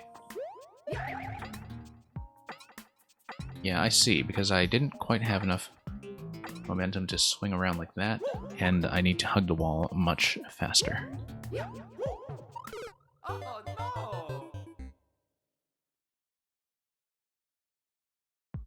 So, we'll see what we can do about that. Whoops. Because this is still the introductory room, and no doubt that will be something we'll have to master going into later segments, unless, of course, we run into something completely different. But luckily, having that 81 life buffer from the previous level is going to help. Yeah, it's the spin jump arc that is taking me way over. And so I need to be cutting some of the momentum rather than going full speed ahead.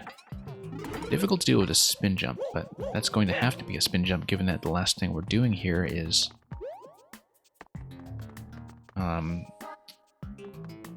yeah, last thing we're doing here is getting on top of the spike balls, so I have to just barely clear the munchers and do a fairly straight vertical drop off of that.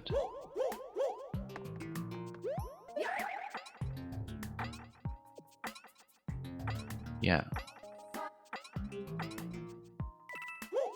Nope, too low. That's a tricky location. Very tricky location. We'll have to see about that.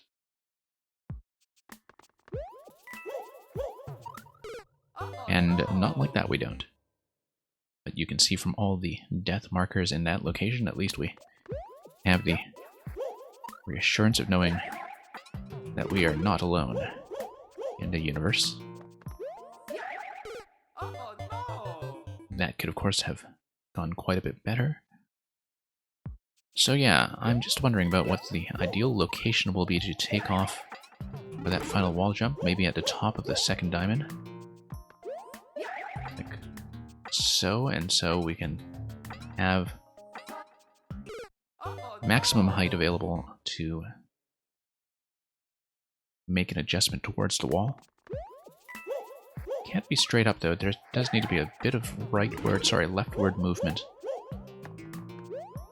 A little bit of momentum.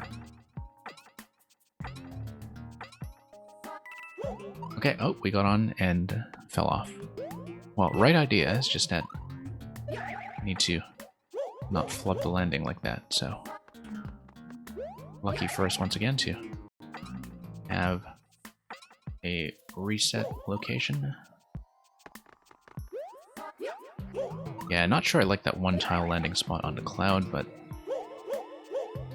that's just our problem for being imprecise about last-minute corrections.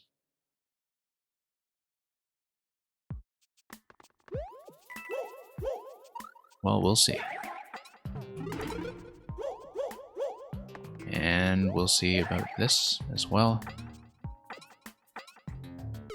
Of course, always a bit tricky to be playing off-screen in terms of estimating where I'm going. So, being off-screen up top is a momentarily blind moment, but a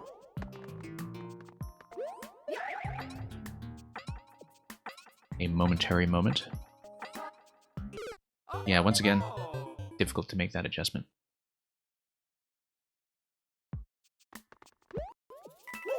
But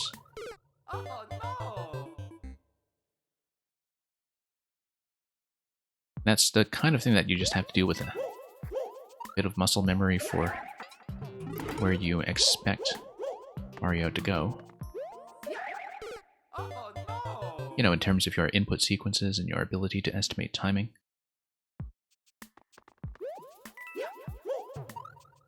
And that's true of any kind of off-screen play like that.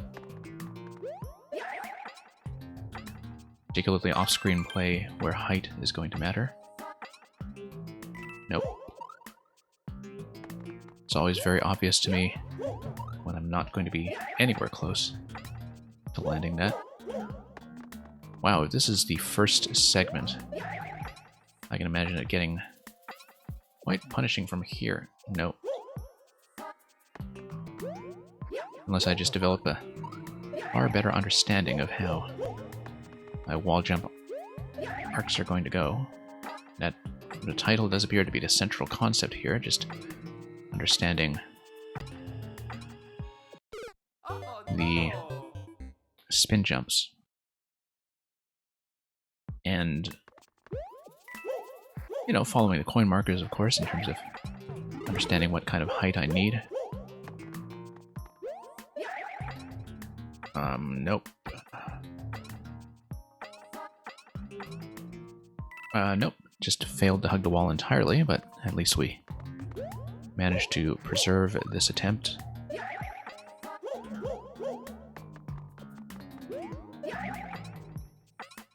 Okay.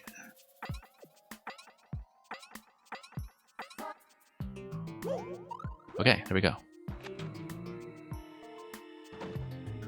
Now let's do a spin over here. Okay, I think it is supposed to be a spin given the arc there from the ceiling, but I couldn't quite tell. Maybe it is supposed to be a full jump. I'm not quite sure. However, the walls that are marked with the 3 hard blocks are consistently spin jumps, as you can see. So maybe that is the thing that we use to determine the kind of jump that we need. That coins are marking full jumps, hard blocks are marking spin jumps. And if it's a totally consistent system, then we have something to work with. Nope, whoops. As I was just saying. Also notice that there is going to be some kind of pink coin collection with 3 coins in some later segment. Just enforcing that we hit certain target locations. Now, from a previous successful attempt, I think going from a position on the left side of this diamond is actually ideal in terms of giving myself enough room to, whoops, adjust. But we will have to see about that. Okay, whoops, nope, just a blown adjustment once again. There is that 1-up available on the right side. I'm not too concerned about lives right now, just given the size of our bank and the fact that we're not even past checkpoint 1. But if we want to farm here later, we can. Probably not worthwhile to do it right now, though. I may, of course, regret saying that later. Now that death was just to trying to get into an advantageous position to get over the Muncher stack. Still haven't really determined what the ideal location for that will be. In terms of an arc that will allow me to fall gracefully towards this wall. Probably do a single or even a double twirl to get over to the door. Whoops. Not like that we don't.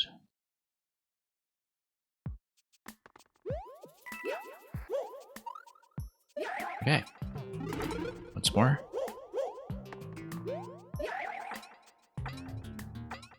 And nope.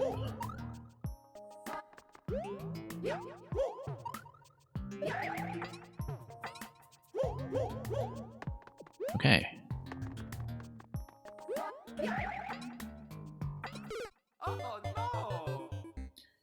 Nope, not so much over there.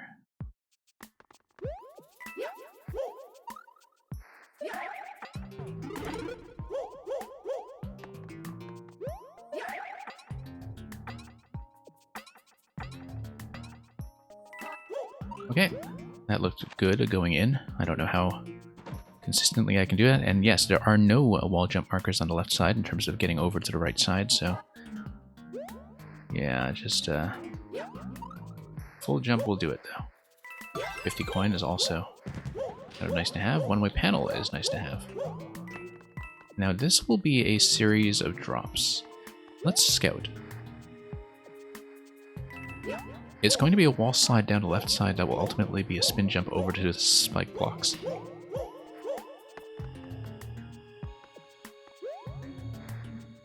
And, whoops. Yeah, I was hoping to wall jump back and forth to get a cling there, but I think standard jump is probably going to be much more useful there in terms of giving me some flexibility for adjustment.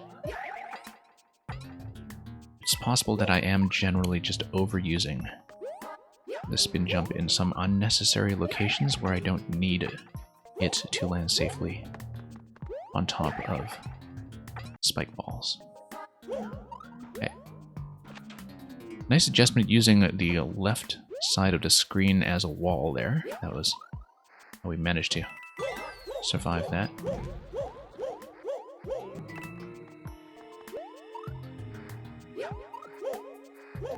Okay. Nope, too high off that jump. Wasn't really perceiving that Muncher stack there as a threat, but it's precisely what that is there to do, to act as a bit of a height constraint as you get around that spike ball setup down below. Okay, doing a lot better over there. And we'll just grab this every time because it's easy to reach, and we might as well do it. Okay, that seems to be a pretty usable method to get to the checkpoint, which will then allow me to toggle on off and continue.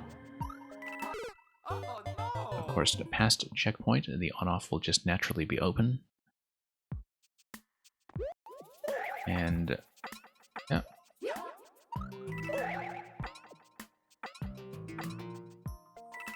Okay, that was obviously premature, given the presence of the on-off wall, but was just a case of poor instincts.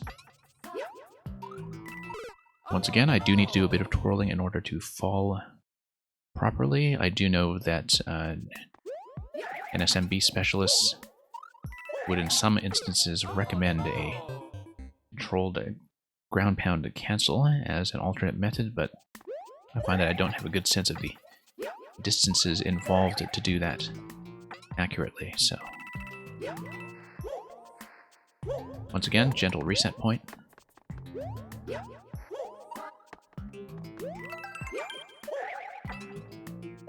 No. I was just kind of looking ahead to see what my landing location would be like, and clinging against that wall was to my peril. Yeah, the fact that you do not get a wall slide out of the spin jump is actually rather important information.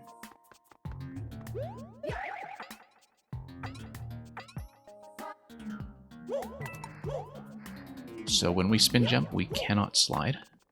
I kind of knew that intuitively, but sometimes intuitions do fail me when it comes to this game. Sure, we might as well just do that, given that we're here. We could go for the bottom ones as well, but I don't feel like that's really critical at this point. Finding an appropriate timing to get back up top, of course, is going to be a slight challenge. But when we have one-ups like that, not a big deal. Yeah, so we always do want to have a regular jump when we know that we're going to need to do a twirl and a backwards adjustment, as we're doing here. Okay.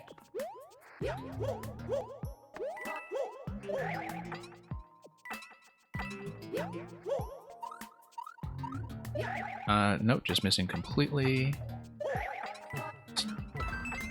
Could have messed around with the one-ups down there, of course, but I think at this point it's a little more critical just to get around. Okay, so here is the timing challenge that we need to be aware of. And yeah, that was an unexpected slide down the left side. I was hoping to bounce immediately off the spike balls, but that's pretty understandable in terms of what the timing challenge is. It's going to be using the spike balls in combination with wall jumps and twirls to maintain an elevated position while the munchers are on their way up. And once I have all the coins, I'll need to think about getting back out of there.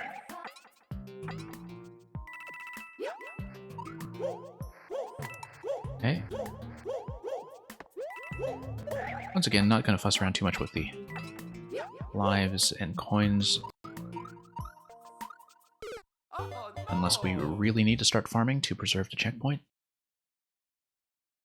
But right now I'm nowhere near a state of mortal peril where game overs are concerned, so not going to fuss about that too much.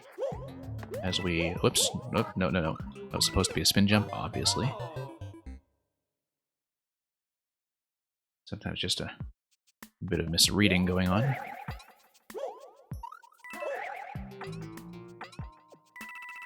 Nope. But that's okay, we'll just take some coins on our way up as a bit of an apology.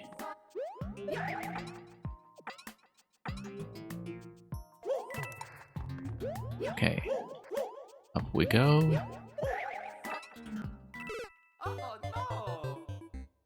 Yeah, certainly could have cleaned that up. But we'll just push our way through here.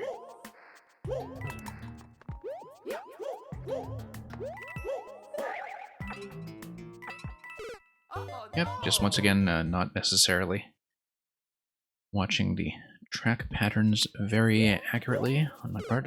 I thought that was a spin jump, and I think I just had a missed input there.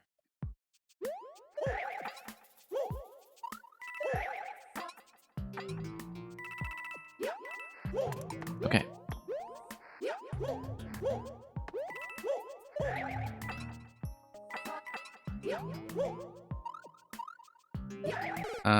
Yeah, that was going to be a bit of a problem. I saw as soon as I hit the wall that far down.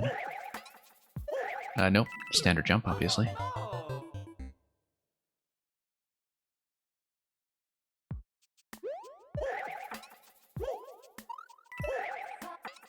Okay, down we go.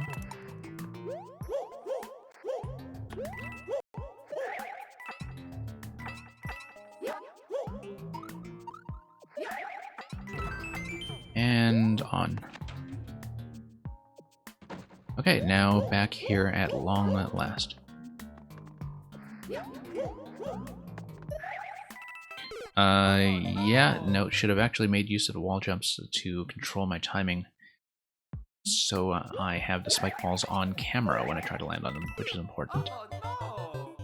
Shouldn't just guess at their position there, I should use the walls to my advantage and spin jump out on either side. Let's do a standard jump here, of course, first of all, in order to get back to where we were. And we'll be there soon enough, I'm sure.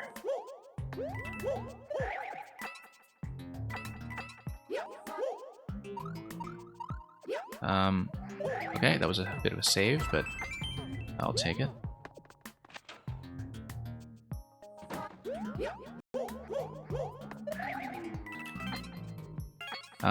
Yeah, I should have known not to be too risky there. It is possible to go for 2 at a time. Probably not recommended, but possible. 3 at a time, though? Unlikely. Might be possible, but unlikely.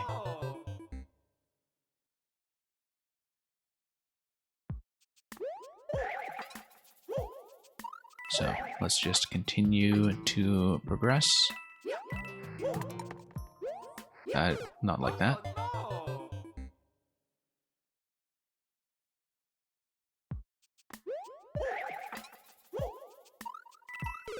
And not like that.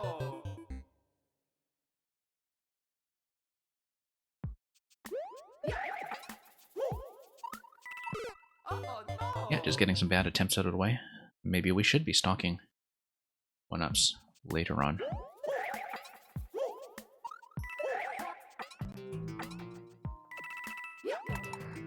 Okay, getting this back in order at last.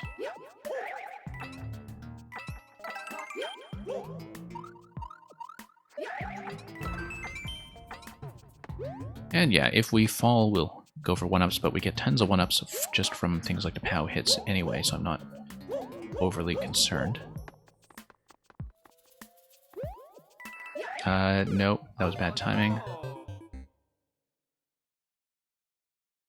Really did need to go down there as soon as the munchers began to lower. Sure, we'll take this. Might as well.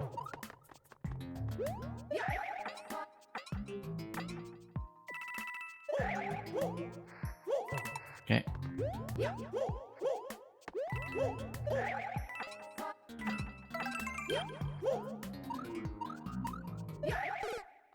Yeah, once again, just not really adjusting very well to heading towards the wall on the left side. That's just something we'll have to clean up. Make a conscious effort at fixing.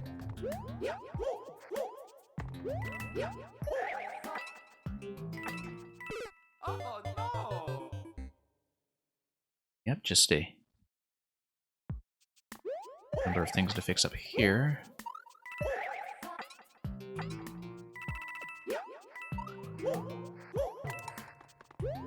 And on we go.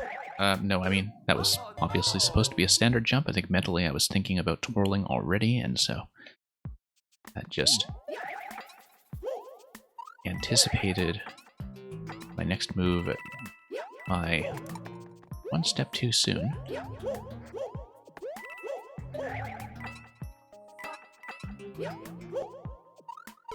Yeah, was trying to twirl carefully to get onto left side wall. That was obviously a bit of an overcompensation for previous mistakes.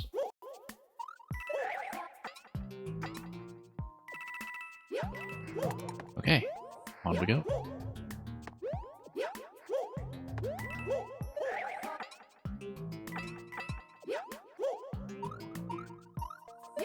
Okay, just needed to do a bit of adjustment there, but the influx of 1-ups at the end is certainly helpful. Let's wait for the munchers to come up before we head down. Nope, too late. Pretty much need to follow the munchers down as soon as they start to go.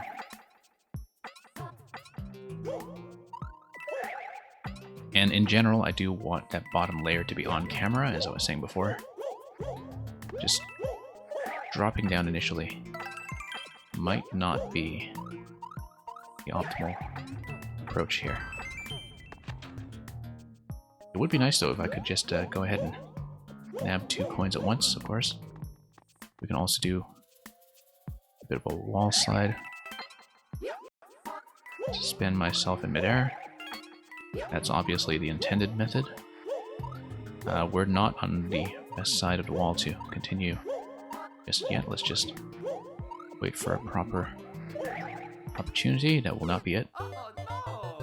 Yeah, I was a little bit out of sync with where I needed to be. I probably should have just gotten back out of the pit first before attempting to approach the 3rd coin, just so I could resynchronize. But we'll just make some of these repairs as we go along.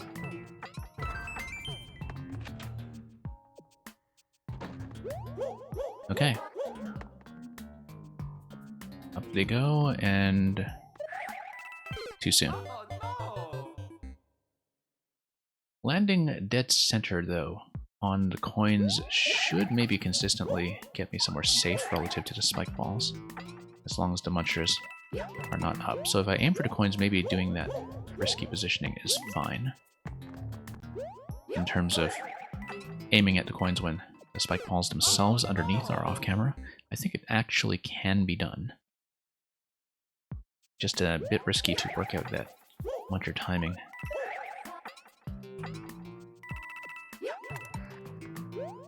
But yeah, as you can see, as with the previous level, we have a net gain in lives as we play. Partly because of this POW hit, which gives me a +3 right there.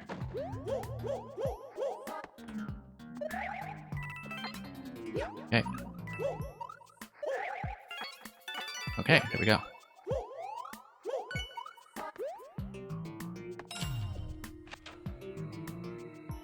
And that's the flag. Let's see what bonus challenge is up here. Yeah, we'll definitely take that. We'll definitely take the heart. We'll take this level to heart. And that's going to be a GG. Nice little staircase taking us out into what looks like an elevator shaft.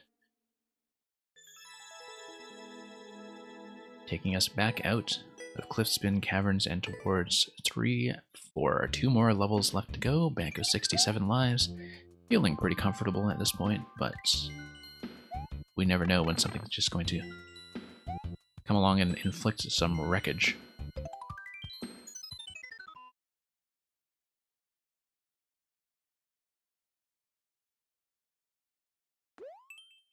For Pipa Paranoia. I haven't seen very many interesting uses of the 3D world of Pipa Ghost before, and so this will mechanically be interesting, I think. This is clearly supposed to be long jump and then cycle back, I see. This is going to be a high jump. Not like that, we don't. high jump does get me a wall jump though, right? We'll see. Okay. Great. That's correct. That's not correct. I'll just think about my timing here in terms of when it's appropriate to cycle into that. Yeah, very underexplored element when it comes to design, I think. Okay, that was an interesting idea, but maybe not the way to do it. I will need an additional wall jump out of that. Obviously, this level is designed with the expectation that you're going to be doing the high spin. So we'll just see how that's going to play out here. Nope, not like that. Maybe if I'm a little bit crisper about this, and that'll do the trick. Or maybe a high jump on the right side. Or just an additional series of wall jumps like that. Yeah, that seems to be the best method. Corner is telling you that it is safe, at least for a certain cycle. We should think about the corners on that staircase. So, yeah, I think in terms of design, a lot of the levels in Rybone's world that I felt the most unique so far have been the ones that use underexplored 3D world elements. We kind of saw that with the Fugu Porcupuffer level on the previous stream. Just taking advantage of the fact that, you know, there are a lot of simple things that you can do that people have often simply not played with at length. This will be back to the left and then to the right to get over the Peepa cycle. The second one on our way down steps. And this has a very similar feel to the Porcupuffer level as well, in that it is about finding safe timings and giving yourself a moment to really plan. We need to get into the center there, actually, and then sneak out. Below the second stack on the way down the staircase. I think I know what kind of approach I need, and so a lot of this is about just finding the right tactic. That's not a safe location, never mind. That will not be it. Okay. Back we go then. And let's see about this.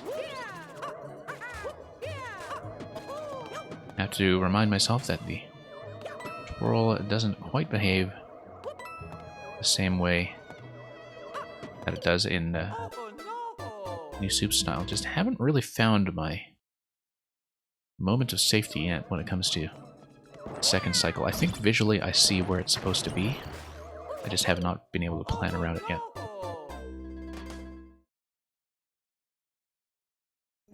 So, whoops.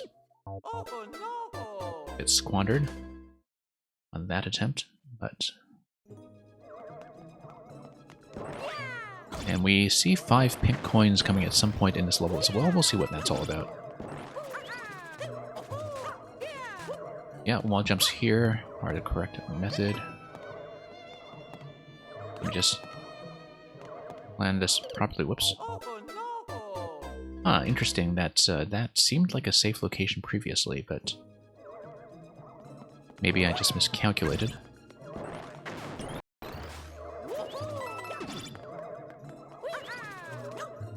Okay. Not like that, we don't.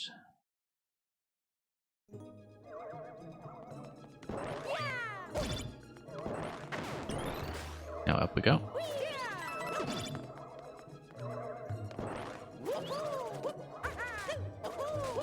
And forward.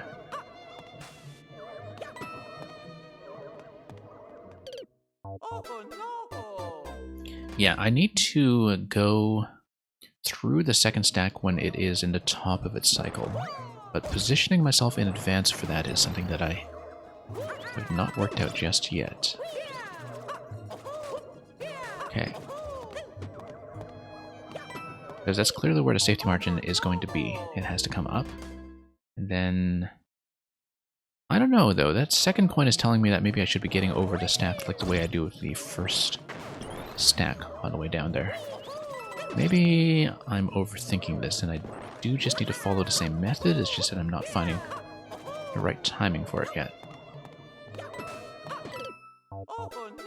Yeah, I need to go for it on the next available cycle.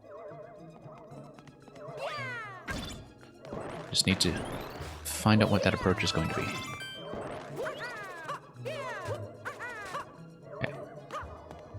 Like, we understand this first one just fine. The second one is causing me trouble.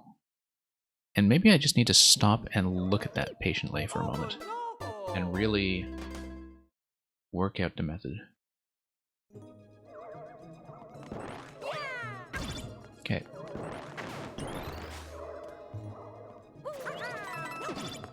That's going to just cycle around here. Yeah, let's watch the second pattern, because is it identical to the first? It kind of is.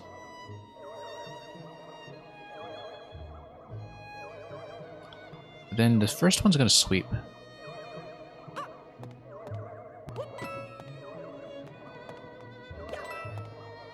Okay. Then I need to find a corner timing to get around the second one.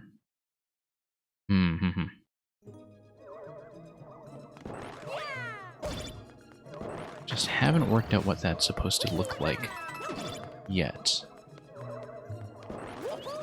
Because of the way the first stack on the left kind of zones you out. Like, it's clearly designed to follow the same kind of approach as the first stack. Actually, no, because relative to the coin, it seems placed a little bit lower. Or does it? Maybe not.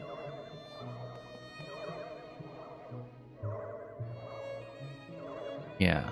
Maybe I need to go faster off the first one here. Like, what is my opportunity going to be? Is it right there? Because it looks like if I just did that a little bit faster, I would have made it. It's just a matter of doing two very quick consecutive jumps. I'll try a few attempts on that method. I'm not really confident I have the timing to do it, but I also can't see what other window I would have. Yeah, I need to just basically land straight down and then make that second jump right away. Ground pound's probably not what I want there, because it would introduce too much of a delay. Also, burning a lot of these early attempts is not the ideal approach either. So, let's just get back up here. And see what I can do.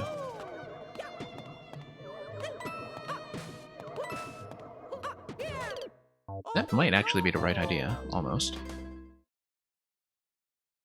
Except, of course, for the fact that the 3D World Twirl doesn't work quite the same way in terms of stalling.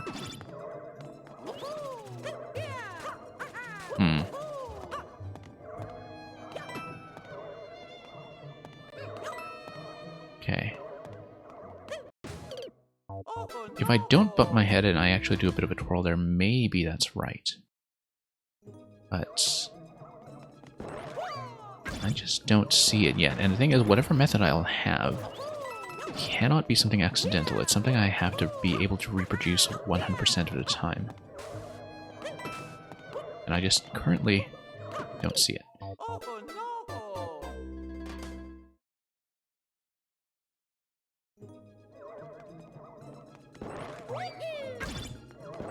Yeah, I'll have to try a couple of things. I mean, obviously some of the spacing on the Pipa hitbox is new to me simply because the element is so rarely used.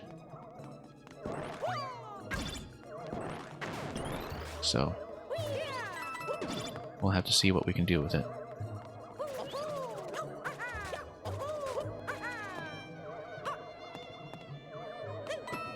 Yeah, that's the issue, is that the jump timing that feels so relaxed for the first stack doesn't work for the second stack, because of the way that the first stack zones you out from an analogous position.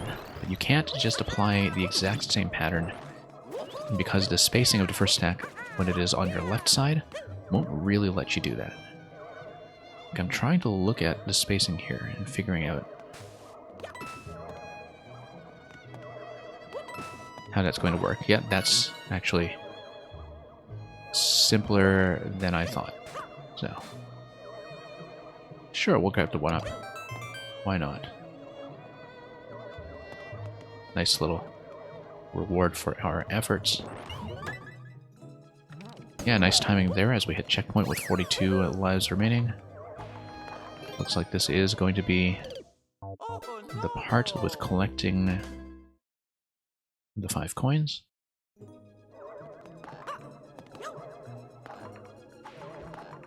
And of course, a properly thought out warp block setup is always nice to see.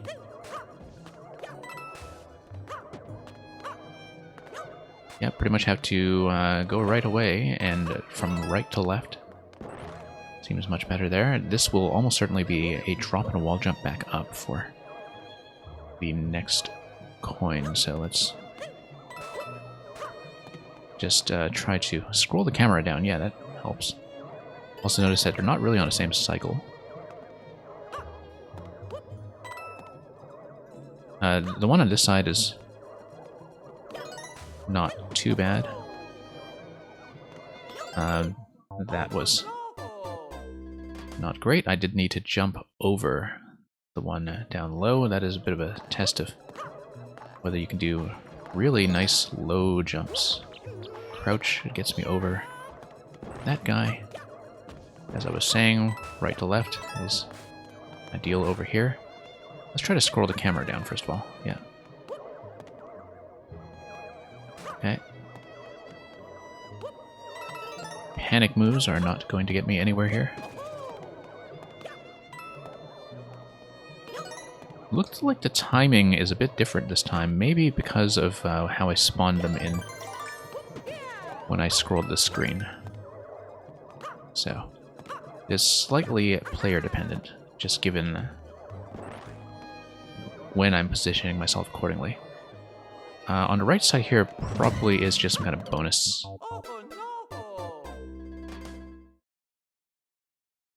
I mean, I should have at least tried the key, but I was very curious. Feels like it's got to be some kind of bonus. I'm curious enough that I want to try it. Particularly because the 1-up is there anyway. I'm going to have a buffer of lives to allow me to fool around with things like that. Okay. Yeah, you see much wider spacing on these guys on the right side this time.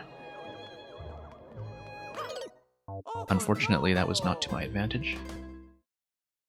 So I do need to improvise a bit around the right side stack simply because of the uncertainty that is introduced by when I scroll into an appropriate location to spawn them. And yeah, no, I do need full camera view of that coin before I go down. Don't want to be messing around with that too much.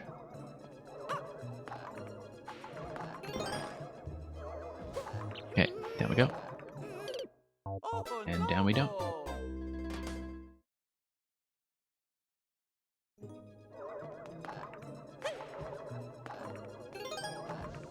Yep, that's going to be trouble. But not too much trouble.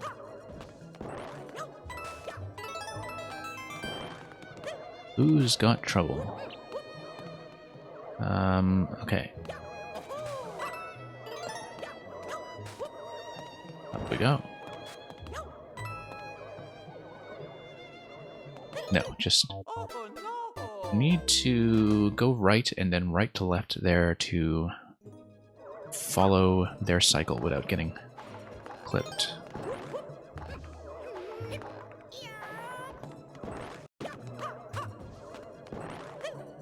Okay, just takes a little bit of planning.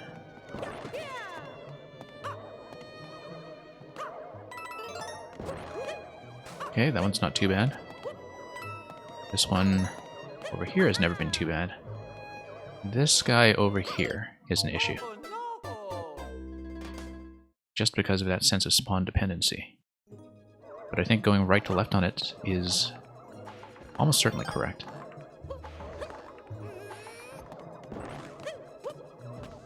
Of course, we'll have to try it to see. Yeah, just timing threw off a little bit by not having seen the upper pair on camera.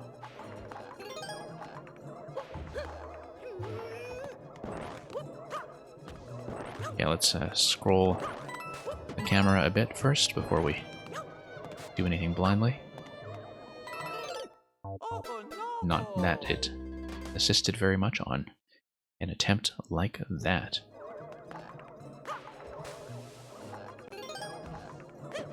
Okay. This gate here is not too bad. Let's do this one while we still have an advantageous camera position. Wait for the next cycle. Yeah, just need to follow the rotation, I think. Here we go.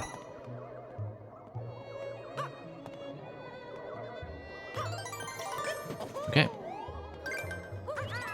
Now, do we want to do this segment here? I kind of do, but we should maybe check the door first. I don't know. Very tempting. Very, very tempting. It's clearly something. Maybe I shouldn't do that, though, until I've at least checked where the door is going to take me, in case it gives me, you know, a star or something that I can use to get through that. Something that trivializes that entire segment. Who knows?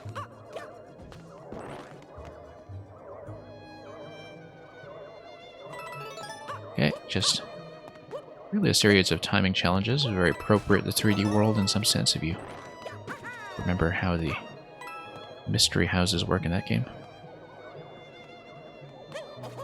Okay.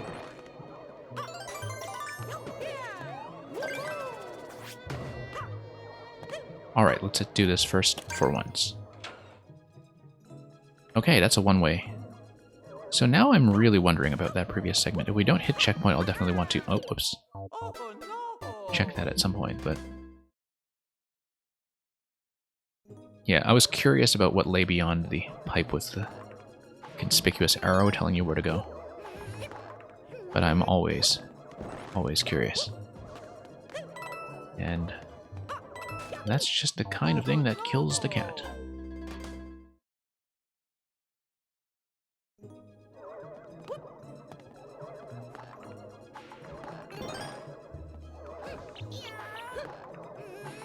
Okay.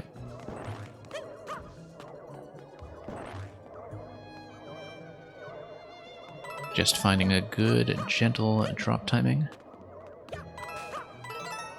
You know, if I wanted to check what lay beyond a staircase, I don't even need the key to do that. Unless, of course, there's a different key door at the end of it.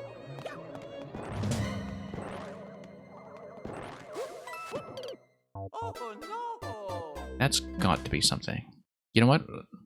Just to save time and just out of curiosity, I'm going to head there without the key. Just to scout.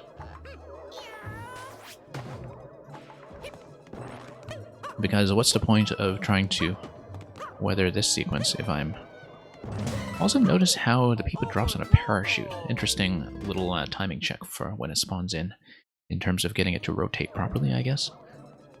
In terms of getting it to rotate from the right starting location. Yeah, I hadn't noticed that parachute spawn before, of course, just from not having entered that segment so quickly. But there is going to be a little bit of back and forth here.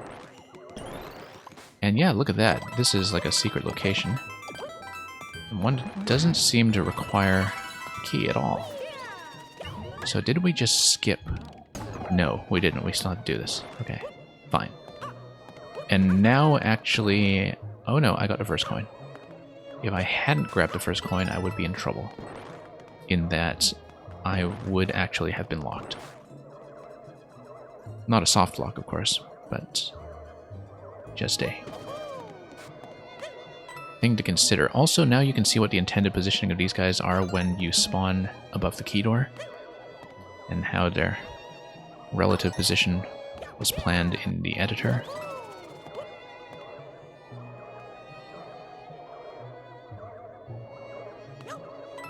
Okay. Fairly simple there. Now let's not get too adventurous as we make our way out to this segment here. I say let's not get too adventurous, and of course immediately I try to scout ahead to see what's going on up here.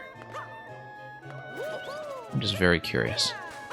I missed the one-up, of course, but now we know where that is, which is in its own way a sign of progress. Well, that was a thrill. Checkpoint 2. POW block. Interesting.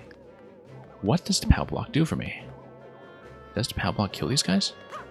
Yes, it does. And in fact, this is precisely what it's showing you. So now we're going to get into an interesting part of the level where we are actually going to be using the POW hat to have a ranged POW effect on killing the Piva. Okay, that's just going to be one-ups that way, right? Okay, great. Okay, this will be interesting. This is a POW hat interaction I have never seen. I have not seen people do it. So the thing is, activating the auto switch is enough to get me through the whole stack. Whoops. Getting the hat peeled off is, however, not what I want. This seems pretty original. Because yeah, Pivas are just so underused that, whoops, the POW hat interaction is just completely unexplored, at least in my experience.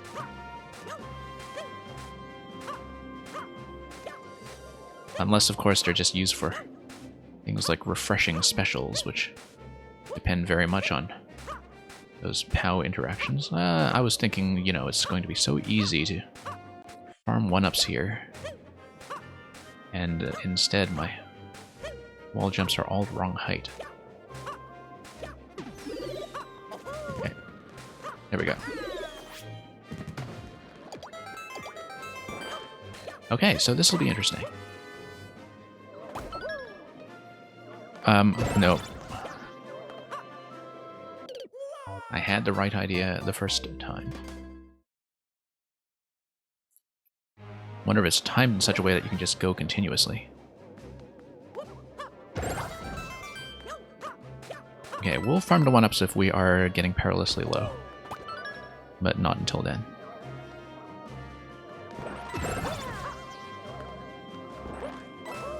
Okay. Not enough momentum here. I know, I do need a wall jump, in fact. There we go. Once again with the wall jump into that hook. That's okay, that was the third hit with the POW. I was supposed to spend it. Thank you for the follow. Now let's get hit number 1. That's going to be a long jump over here. Now what? Hit number 2 is going to kill everything, but also activate on-off and give me a series of wall jumps, so that's fine. Now we come over here, and that's going to give me a key. And we have a pipe here. Love the way that it, as a final Pipa, just kind of peek out at you on the GG screen. So almost done, and getting into 3-5 with a bank of 44 lives, which will be hopefully enough to work with as we get into the final level of Super Rybone's world. Only 4 ninjas on that.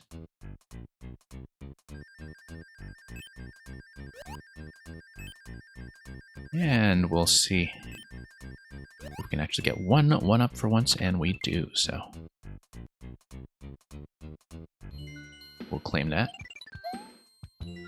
Get up to number 45.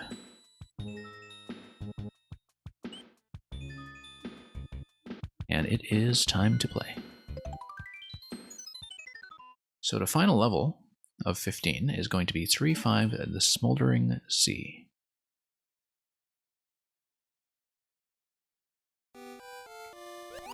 Going to finish with a water level. Looks like the idea is that I'm going to grab this and get out of the way and just sort of adjust my position as I swim with a held object. Here it looks like the idea should be that I want to bump the muncher up. Yep, great. And that's going to give me coin 1 out of 3. Looks like maybe I can bump the blasters, yes. But I need to get back out before they crush me. This is going to be similar, except I need to get out to the right side, I'm sure. And it's going to be a bit of a different positioning here. Nope, that's going to be a crush. Tricky. That's going to be a little tricky. Now, can I make it to the other side without reclaiming the trampoline, though? Because that's one of the issues I'm running into here. I feel like I do need to paddle my way up in order to get enough speed. So we'll see. We'll see. It's going to be very careful about this. Yeah. It's going to let go, make sure. We need to start with it a little bit underneath. I can't just let go when it is already overlapping, or it will not have the desired effect. Yeah, this one... Gonna swim our way out, and then... Did I need to keep the trampoline? That's the question right now. And no, because I can just take the shell. Interesting. Shell. Why would I want that? Because if I drop the shell on the platform, then what will happen is that the lift will take it upstairs. And I needed to do that without getting on top of the lift, or I would myself have been pushed. So I think that's fairly clear. Except... no. I needed to take a shell with me. What the platform was for was carrying the spring. I needed to carry the spring over to this location and carry a shell up the right side. Now I understand. Okay, should have known that keeping the items would be required, but for the sake of speed, I wasn't quite sure. Yeah, now that I have had a time, an opportunity to read that whole setup, I do think I understand it. Yeah, there are a lot of things here where, you know, you have to understand them on the first try, or you are just going to be dead. Here we go. Actually got a bit squished by Blaster at the end there, but we did manage to make it back out. And I will want to drop the item as the platform is coming in. Down. Soft drop. Similar to that, but with a slightly later timing.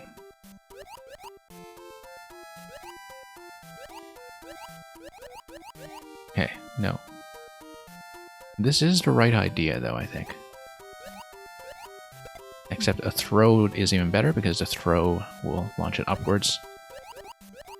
Now, I do have a limited opportunity in terms of time to get the shell up before it wiggles at me, and yet trying to go a little too fast there. Do need to wrap to the left side. Okay, let's just get through this once more. Kind of interesting that this would be the grand finale. Don't really see a lot of water levels used towards that purpose. Then there has been quite a lot in Rybone's world to establish his own conventions. Okay, so this will just be a throw.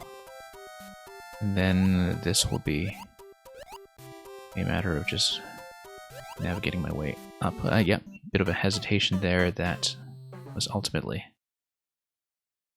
an adjustment that was not going to happen.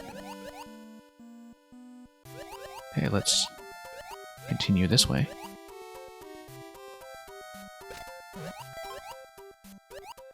And bump this guy up. There we go. And this guy as well. And yeah, swimming through that slot much more smoothly than I had before. Now here we throw... I said I throw. Come on, let's throw, let's throw. Without being lifted.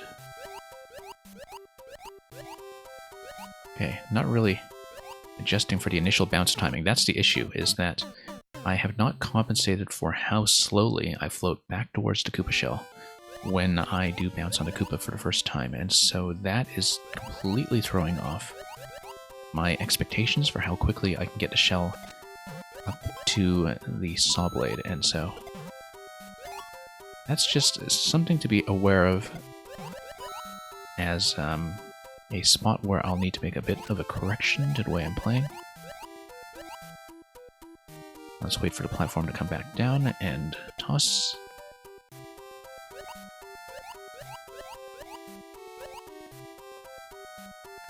Then immediately go up. And yeah, that's going to get killed off, which is great. Kind of wonder if I can bounce them both. Bouncing the left one allows me to recover my position on the left side. I feel like I should bounce the left one then. And then bounce the right one. Okay. And then bounce to Thwomp. Obviously, Thwomp's not going to interact until I do the object drop. Now this is just a matter of stacking some weight on this side so the Bomb Crush gives me the coin. But then after it gives me the coin, yeah, then it gives me access to the key door, so that's correct. So we'll just not get bounced towards the spike location on the right side. That would be a somewhat bad idea. Okay, let's maybe get these out of the way one at a time. A little bit unwieldy when I'm swimming. But maybe if I'm holding this... There we go. And we'll carry the spring through with us because... Yeah, we're hitting a checkpoint here, which is interesting because this is creating a difference between what you can do from the start and what you can do from a checkpoint, in that if you're starting here, you do not have access to the trampoline. Not that it matters, because the first thing that this level does is give you a POW check. The second thing this level does is have rising lava that imposes a timer, which, of course, I wasn't obeying because too busy talking. So yeah, this is going to be on a timer, but it is going to give me 1-ups going into this, so I don't need to worry about respawning from the start. I feel like I do need to press this so I can switch to P. I don't know if this is beatable without the frog. Of course, I'm discovering that you do need to go very quickly through that whole sequence. Carry the POW, get the P immediately, drop the POW, switch over to the P. And yeah. And we'll see. I don't know if the POW is something that I will still need going to the other side. It is, and we know that because, of course, with the Muncher on the other side, yeah, I need to press this side first. Yeah, so I will be stepping on the P. I will not be taking the P. I need to step on a P while continuing to hold the POW so I can reuse the POW against the Muncher and get through the right side as quickly as I can while using the boost to swimming, to the stability of swimming that I get when holding an object. Also, hitting the coin block is what specifically allows me to lower the P without having to do any kind of fussy seesaw manipulation. So I always want to hit the coin blocks at first, then go for the POW, then go for the seesaw press when the P has already been lowered into position. Like that. That was just a bit of a directional issue there. Okay. This is just going to be... Nope, I needed to throw that directly into the muncher stack, because throwing it directly into the muncher stack would give me the key off the muncher on the top spot. So that should have been obvious just from seeing that it was 1 POW against 2 munchers. But I did need to make a bit of adjustment. So yeah, time-wise, I think I've actually had an easier time with Redbone's World Part 3 than I have with 1 and 2. Oh, no, that's a mistake. Partly, though, I think it's because all of the levels since 3.2 have actually been extremely generous about 1-ups, and so continuing from the start has not been an issue for the most part in terms of things that are likely to pad the amount of time I spend. And it does make a big difference when you're talking about 30 initial lives and levels that are on the scale of about 1 to 3%, I think, for the most part. Which, when you're talking about single levels, is exactly within my comfort zone as a player. But when you're talking about doing them in the context of worlds, then your sense of difficulty is modified by quite a bit, really. Okay, positioning here is not correct. I need to think about how to get the P up reliably, and I think momentarily dropping the POW is what I need to do. Because I'm swimming, merely pressing against a seesaw while I'm holding the POW isn't reliably going to do the trick. So, unfortunately, I'm kind of misunderstanding what I need to do to get the seesaw stack to behave. Nope, of course I don't want to accidentally release the POW either. So, let's just see what we can do to get that location to be 100% reliable. Nope, getting stuck on that corner, of course, is a bad idea.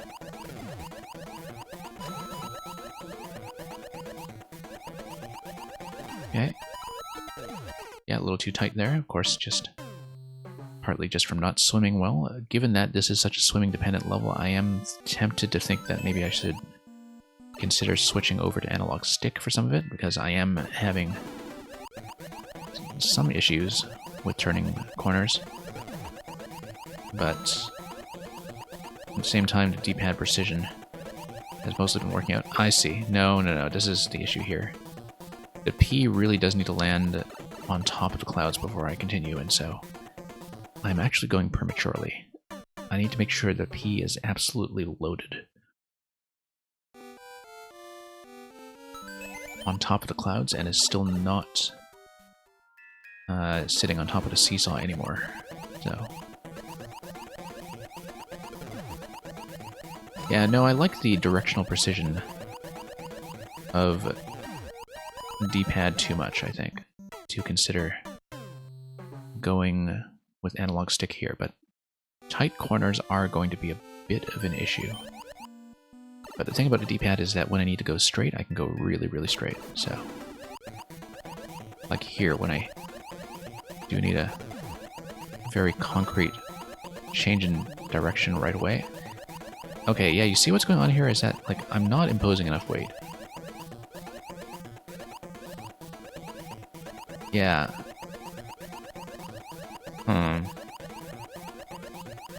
I do need to just slam against the seesaw, I think, because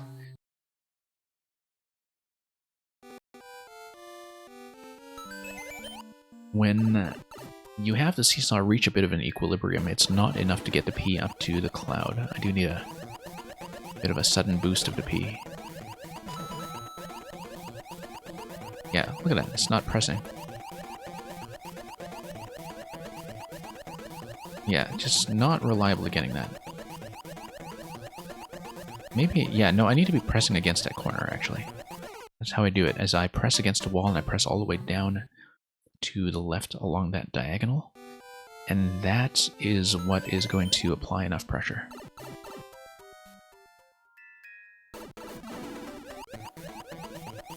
Seesaw physics can be tricky. At least in a very urgent situation like this one. Yeah, trying to approach the muncher directly so I could just go horizontally in as I released a POW. I was just a little bit off, once again, with swimming accuracy. Anyway, I've already understood how this entire sequence is going to go all the way up to the key door, so I'm not really too concerned about it.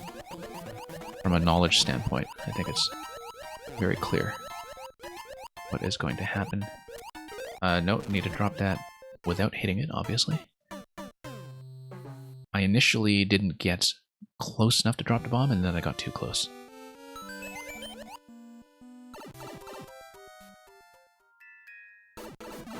Okay.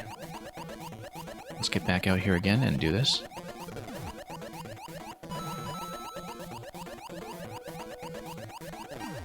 And yeah, just hug that corner tightly. Nope, I'm within bomb range. I actually do need to release and back out a bit, because the big bomb just has such a huge explosion radius as soon as it makes contact.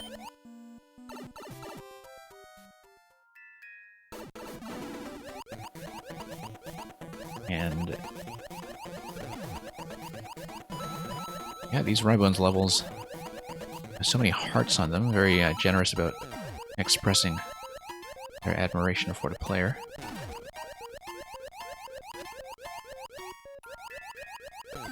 Okay.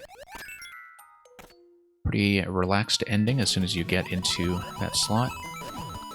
Need to worry a bit about the Podoboo pattern, but it's going to be marked very clearly by the columns of the mushroom platforms. So as long as I avoid those columns when the Podoboos are unseen and about to come up, I should be fine. This sequence is also pretty easily repeatable, I think, once I understand all of the micro adjustments I need to be doing. Yeah, as soon as I understand a seesaw, I pulled back and went back in too quickly.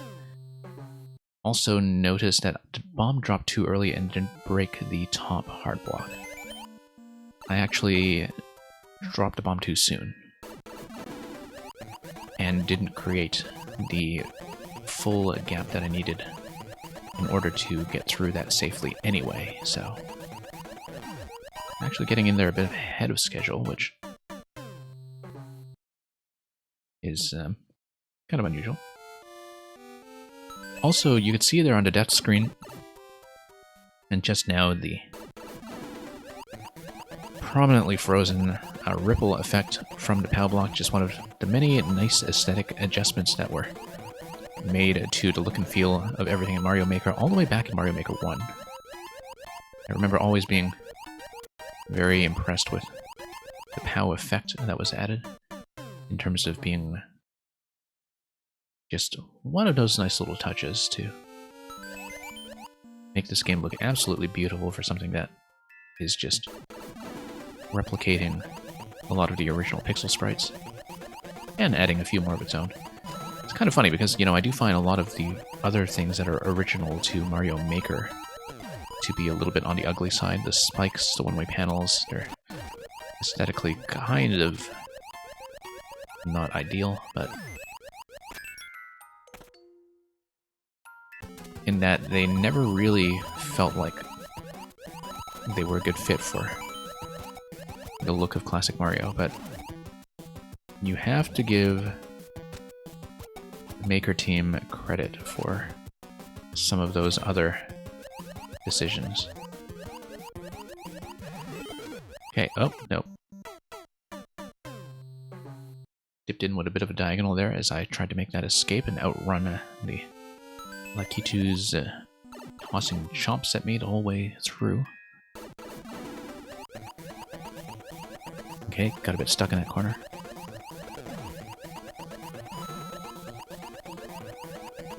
But yeah, I really do love the POW ripple effect. And just a lot of the other subtle changes to the sprite art as well, just the addition of the drop shadows, for instance, in all of the classic styles. Just a lot of things to give them that HD sheen. Now I do want to get in position to swim out the right side, because that's what's going to happen. This is probably not salvageable, just given how slow my swimming speed is when I do not have a frog, and when I'm not able to dash with the frog suit for the faster swimming speed. So, yeah, naturally, as soon as I saw the frog suit originally, one of the things that occurred to a lot of makers, I think, was just what a natural fit it was for finally making some use of the beautifully rendered SMB3 castle theme that only appears in Night Castle.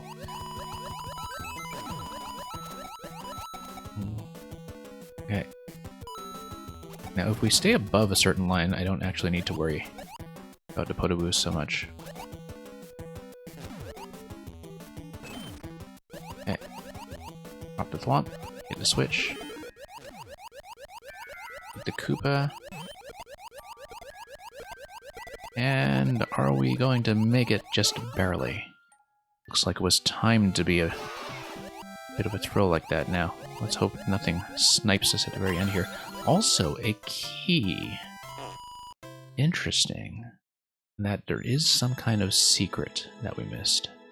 Unfortunately, given the world format, we're not going to be able to see that right away, and indeed, this is going to be the end of the super world anyhow, so we could dip back in if we wanted to look for that secret exit that is implied by the door, but I don't see where the key would have been, so that's just a mystery to keep in mind for some other time, and for now, that'll just wrap it up for Rybone's World, rather. Rybone's World with its Dry Bones drop. So yeah, after 3 consecutive weeks of doing this one, we are finished. And while Rybones has not joined us for this stream, I do know that he has been catching up with recordings afterwards, so just a quick hello and thank you to him for this very entertaining set of levels that had some fairly inventive ideas in it. Yeah, particularly with some of the underused elements in the 3D world theme, and just a lot of great sense of polish all around, so. And also just the difficulty pacing in terms of the tuning of 30 lives seemed just about right in terms of putting some pressure on me to not hit too many resets to the areas before checkpoints. So Rybones did have some additional levels that had come up in the time since. I think we'll hold them for another time, though. So we're just going to duck out of this now and proceed to something completely different.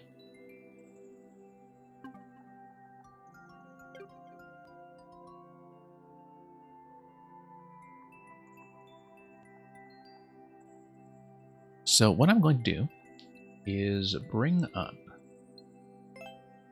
a code that I hope still works.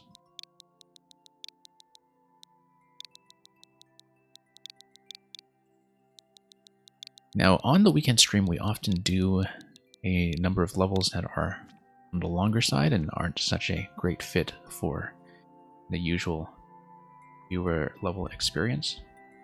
Although previously we had done a number of Mr. Greggy S or Mr. Greggy Spike's Metroid series on the viewer level days. It's just that they took a while because, of course, the navigation that they require. Now, there are 4 levels in the series, and we had previously finished 1, 2, and 4. So this is my first look at number 3, just to complete the set. You have an unknown planet, need red coins, 2 checkpoints. Must kill Bowsley. Bowser standing on for Ridley. Standing in for Ridley, I should say. And you can see from the cover image right away that you have the Samus gunship. Being an SMB1 theme, it sort of implied that this was designed as though it were wishing for the presence of the Samus amiibo costume that was present in the first game, but it also has a power-up progression, though, that is just dependent on Mario's power-ups, if it's anything like the previous Metroid-style levels, so on the other hand, maybe not.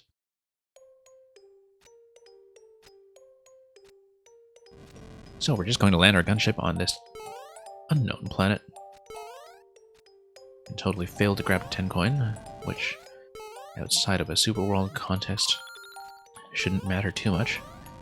This looks like it should be a save point. Oh, is it actually going to give me the save station? Nope, it's just going to be, yeah, inside the ship. Gives me a fire flower right away. That seems rather important.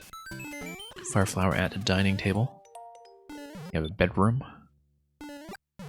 And the gunship is a lot bigger on the inside than on the outside, but that, of course, encourages you to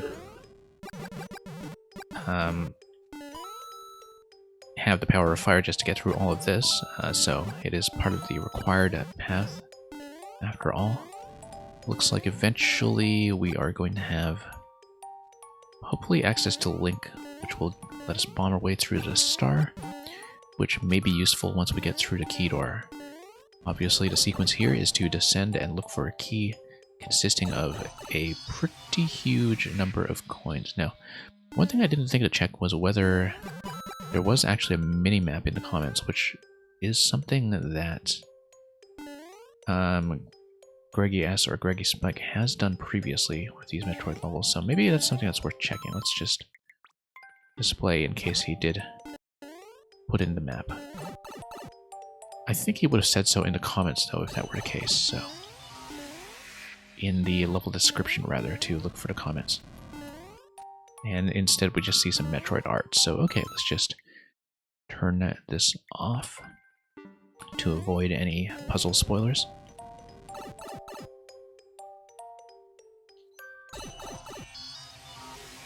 And here we are. We've got a lot of things that can be, of course, nuked with the limited power of fire that we have. I don't want to squander it too much. And I squandered it. That's okay. We can get more fire. Or can we? We can get access to a star if necessary. Might have to go back out to the gunship, but let's just explore a bit first and see what kind of insurance there is for being hit. Yeah, lots of stuff here that all requires the flower and eventually requires a bomb. But I kind of wonder if there will be a flower refresh point. And there is. So, very convenient that you are expected to just have the flower out of the box. Yeah, eventually it looks like we need a bomb to access the star here as well. It's also going to be true of the overworld segment. However, you don't need a bomb to access that star that we see on the left over here, so we will come back and we'll do that. I also didn't check this door, have I?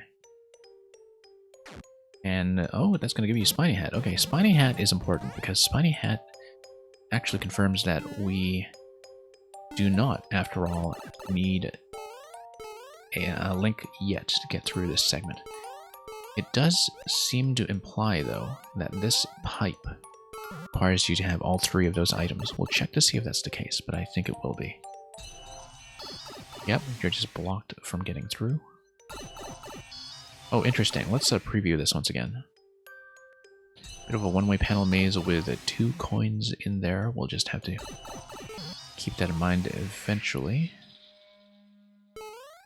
Don't know what it is that was pushing me back, but maybe a star would take care of whatever is blocking me there. Once, of course, I have a bone shell to ride my way through the poison. Let's just start over, grab a flower, and get back into this. Obviously, I do expect there to be a few timeouts in the initial attempts. until we get to the point of finding a checkpoint. Very clever Samus to be keeping the 1-ups in the dining table. Also, I guess having the fire flower is kind of analogous to having the ability to shoot things right out of the gate.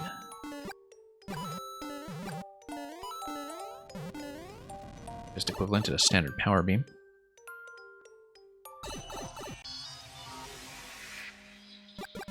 Okay, so that's going to be clear.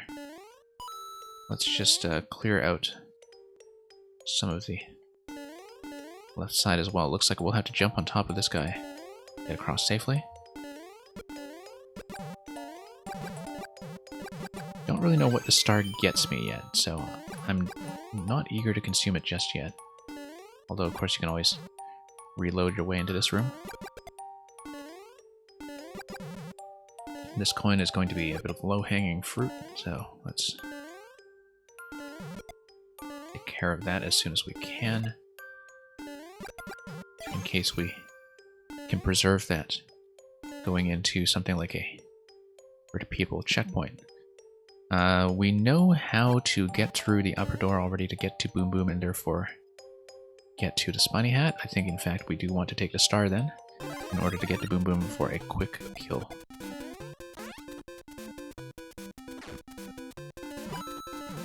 Okay. Very nice. Looks like this will be eventually the boss room with Bowser, aka Bowsley.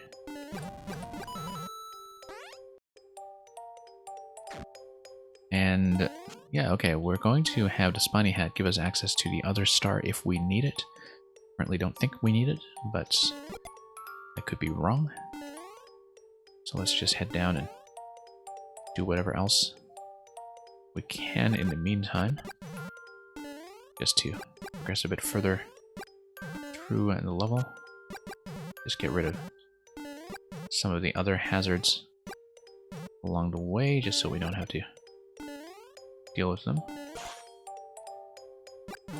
As we explore some of these locations here, this is just a way back up. I will check that door, of course, eventually. But I do want to explore a bit more first. We can check the door, sure.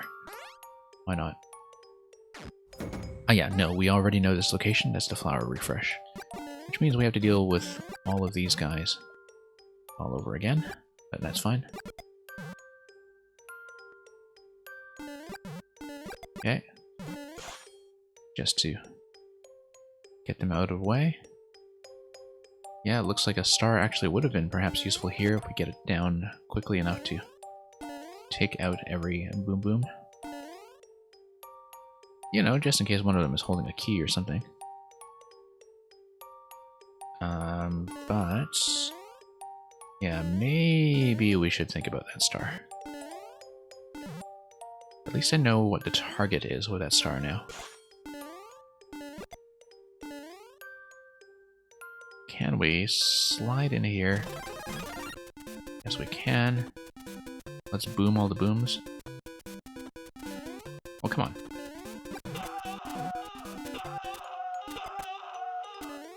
Okay, 3 out of 4 ain't bad, so let's just sneak in this location here. That should get a pretty quick kill, yeah.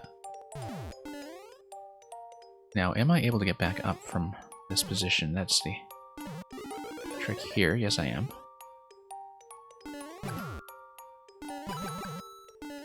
And moreover, the power of fire does allow me to get down to the lower location as well. Yeah, that gives me more stars. We don't need those just yet.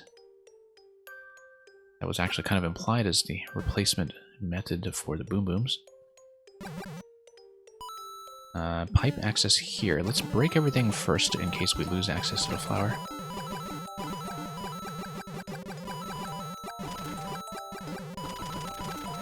Looks like a fairly lengthy passageway, though. Over to the coin and checkpoint. So yeah, we definitely want to grab that first. Of course, that's assuming that we have flower access as well. Yep, that's just going to be a save station then. Which is good. We actually did manage to get the coin before the flag, I think, but Not that it makes a difference. It allows me to preserve 3 coins going into this location here. Now, I don't know if there will be eventually an easily accessible repetition to the checkpoint, so we have a bit of an infinite setup. Oh, whoops. That was quickly lost.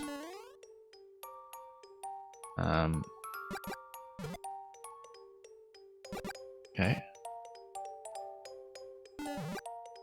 We can go down there and grab the Master Sword, though. Master Sword is going to be a pretty significant improvement to my position here.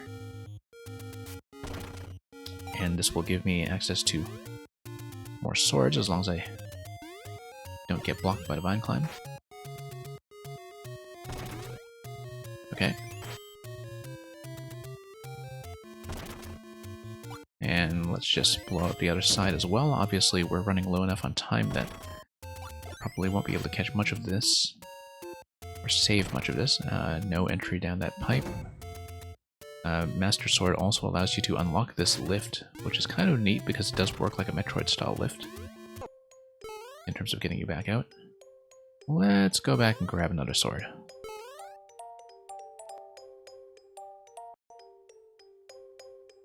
Also, don't know what the star will be useful for just yet, but we'll determine that. Might as well snipe some of these as we go. As well as creating some room in locations like that. We'll easily be able to come back for the star as long as this isn't something one way. Also, having a refresh on a spiny hat is very useful. Except maybe not so much for those purposes there. Should have just waited for the donut blocks to come back, actually, if I were doing something like that, but okay, sure, we'll just take the star going into the next room. And just bust everything up quickly. Including Roy, hopefully. Oh, no, now we actually need to fight Roy. Yeah, the idea very clearly was to get Roy quickly. Thankfully, though, we can actually just back out. And, oh, the star has been consumed, that's right. Because the star does not refresh. That's okay. We have access to the sword. We don't have much time, though, so unless there is a checkpoint that is immediately after defeating Roy, we will have to redo coins 4 and 5. And indeed 6. Particularly if Roy is holding some kind of key. Not convinced that he is. But are we actually blocked by a key door? No, we're blocked by... Well, I mean, he would not drop a key, because that would trivialize the entirety of the pink coin setup, for which we already have access to the main exit door on the gunship level, so I don't think Roy is holding anything interesting. I think he is just an obstacle. Unfortunately, we don't have... Oh, you know what? Wasn't there a checkpoint available at the gunship? Or am I wrong? I feel like there must have been, because this is, after all, Metroid. We're not going to get there in time, and so we'll just have to redo what we've seen. But I feel like as far as swapping checkpoints go, that the gunship is in fact where we would want to do it. Anyway, let's just redo this. I mean, it kind of makes sense, given the way the gunship has traditionally doubled both as the missile refresh and a save station. And we know from previous experience that Greggy is pretty serious about the Metroid theming, so we can't possibly leave that standing.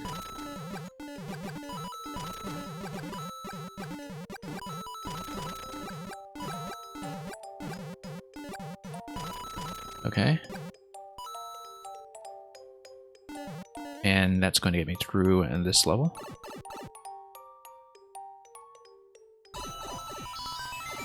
Yeah, there doesn't really seem to be anything that the Fire Flower can do for me that Link can't, except for, of course, breaking blocks with my head, maybe, but...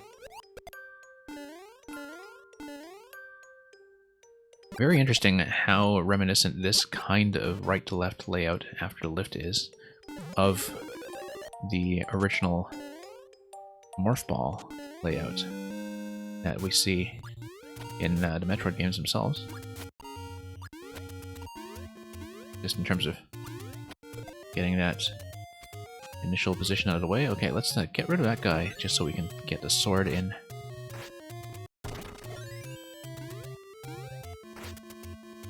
I've discovered from experience that having the sword refresh point here is extremely useful, so let's crack that open. Yeah, very interesting solutions, of course, to give you a sense of power-up progression that, you know, the power-ups have a way of unlocking themselves.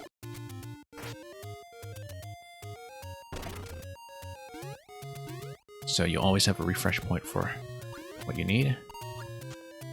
Now, I know from experience at this point that Roy is in the next room, and that we probably do want to get a quick kill on him just for simplicity. So we'll do that. But first, yeah, it looks like we have a bit of trouble here. We don't need the Spiny Hat refresh, but I would like to blow that up. Unfortunately, I think we've missed our opportunity to do it, so no Spiny Hat refresh. But... actually, I mean, we can, but I'd have to deliberately take a hit, or... yeah. Anyway, let's just get up to Roy. Roy is not going to cooperate with my intended spacing at all, so... but when does he ever? Now, it was strongly implied earlier in this level that we are going to see the Bone Shell as part of the power-up progression at some point. Nope. Okay. And actually, it is possible to just sacrifice Link in this side here, because we have access to more Master Swords. So we can sacrifice Link to get access repeatedly to the Spiny Hat, just to load up on that right away. Just need to stand up like that and grab the Spiny Hat. Back down we go. Assuming, of course, I can get out of this gap, which I'm not totally convinced I can. I thought dropping with the donut block would do it for me, but maybe this was a bad idea. Okay. Hopefully I can do this with a bit of finesse, because otherwise I would be, in fact, soft-locked. Alright, bad idea then. Let's, maybe just start the level over. Yeah. Okay, bit of an unfortunate spot, but that was, of course, at least partly self-inflicted. That's just the way we play. And that's okay, we understand most of the progression at this point in terms of what I need to do every step of the way. May even allow me to preserve a few more coins going into the first checkpoint. Yeah.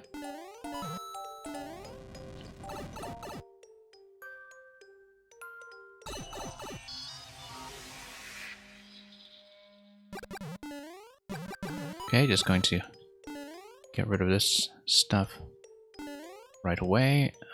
We do want the top left coin, obviously, just to deal with that quickly. Yeah, let's crack open some of this. In fact, I think we can just take the star here. We know there's going to be another one lower down. Once we grab the...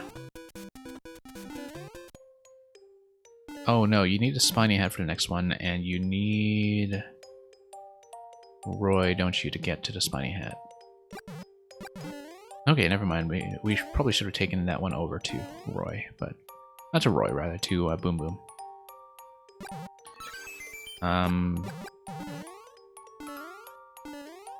Or am I misremembering it? Because Spiny Hat was...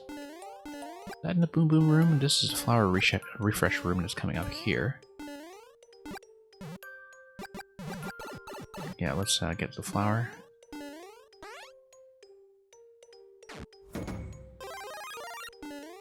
And let's not squander the stars then. Okay, let's not do that either.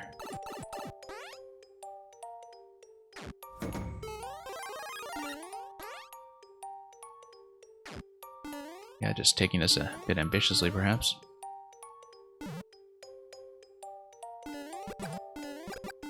And what do we got here? We're just going to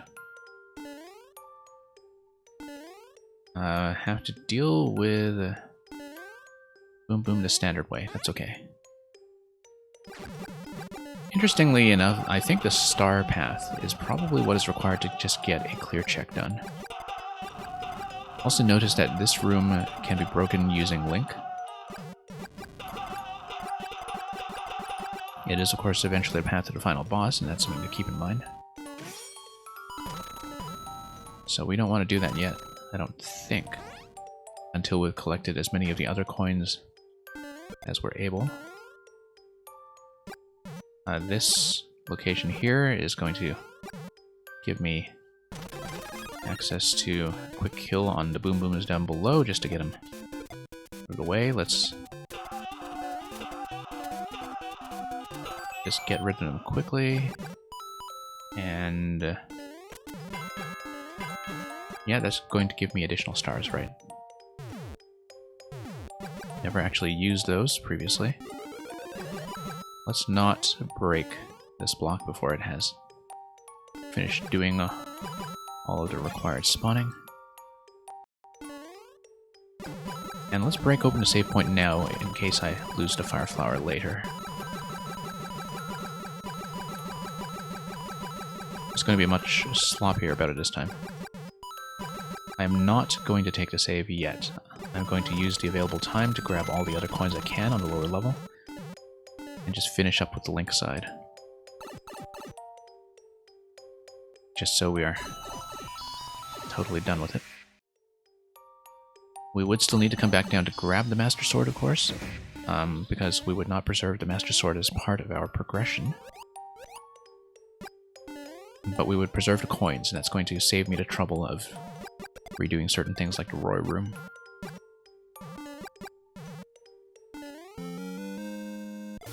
So let's just take care of that.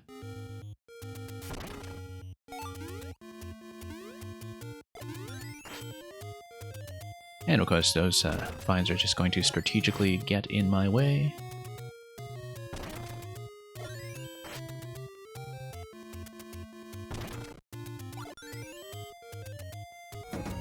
And here we are.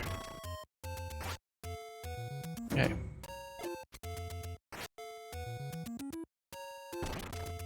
Yeah, that's going to give me access to the lift.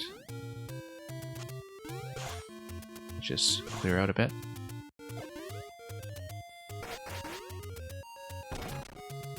Yeah, I wanted this location. No, not there. It's going to wreck that again. Yeah, let's not get trapped this time, but I'm just going to try to break this open anyway, and that's fine. Just so we have Spiny Hat access without the soft lock this time. Okay, let's try to get a nice quick finish on Roy. 2 additional coins in this room. Nope, this is going to be a total failure. Just try to clear out everything we can then. Get rid of that. Okay. And just dodge Roy as well as we can.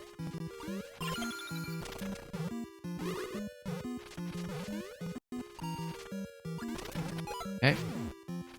Coins are out of the way, that's fine. 5 coins here. Let's just get out safely. And towards the Master Sword. That could have been rather risky there, but... Now we have 148 seconds. I feel like I can afford to explore just a little bit more before we get into some of the other issues involving coin. However, we're going to have to come up here and grab Link anyway. Let's go down and grab the Spiny Hat. I will want to come back for checkpoint. I just don't know if I want to checkpoint right this moment before we've grabbed any additional coins. However, I think we've taken care of all the coins that are accounted for. Let's grab that. No, we wanted Link. Okay, what am I doing? That's okay. Link is easy to reobtain.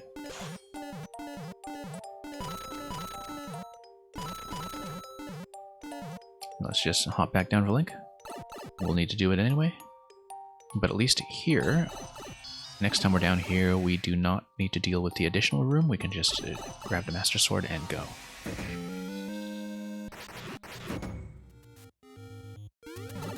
So yeah, now the objective is to get through the Boom Booms, which should be easy because we know the placement of the Star Room on the right side.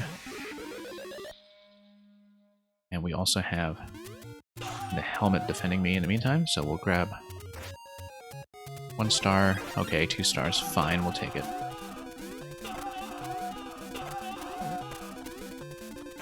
And we'll just get all of that out of the way so we can get back to the next unlockable locations that we know about. There are a few. There's this one, for instance. Okay. Need to really find a better position to pick up a bomb. Whoops. There we go.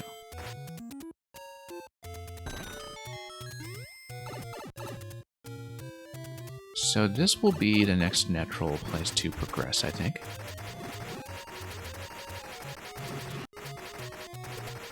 Not really going to have enough time to do much about that, but... obviously we have 1 coin up here as well, shouldn't neglect that.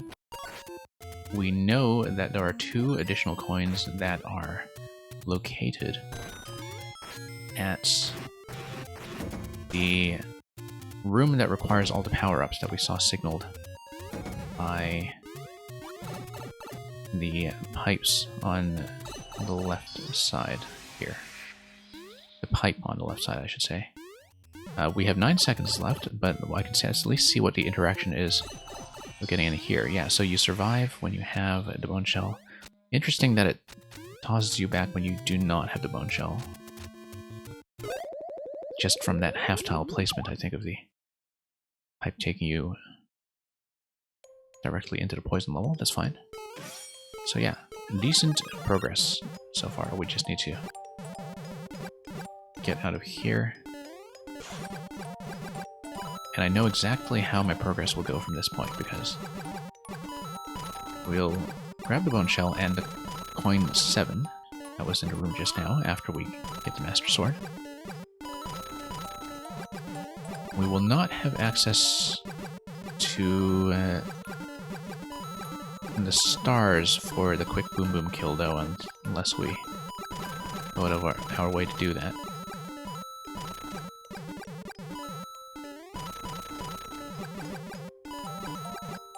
So maybe I should take care of some of that first.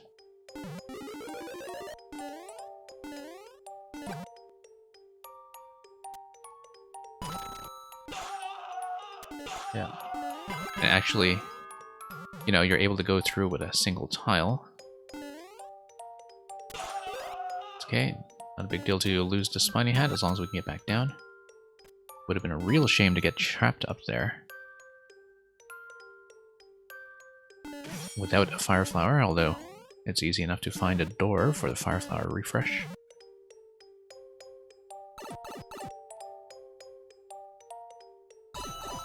Okay, down we go.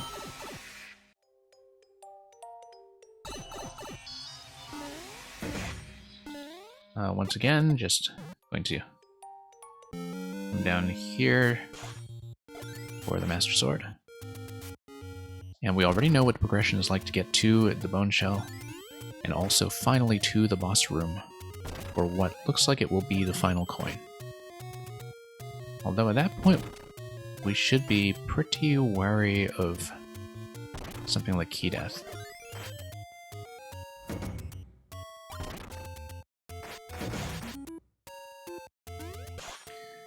So we'll see, because I don't know how the Bone Shell is going to be enforced as a requirement when we go towards the boss room. Maybe it is not required after all, and that the boss room is doable for the Bone Shell segment. But so far that is all unknown to me, so... Okay, we're going to unlock that. Now let's go pretty quickly as soon as we have the star, just so we can make a reasonable attempt at clearing out everything on the way to Roy.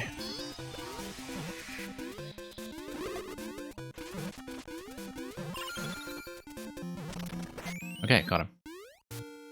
That's, Oh, you know what? We didn't need to come back here. Never mind all that. We already got everything we wanted.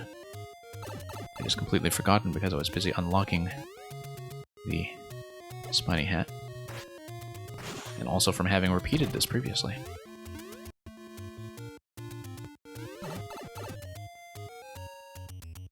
So yeah, that was unnecessary.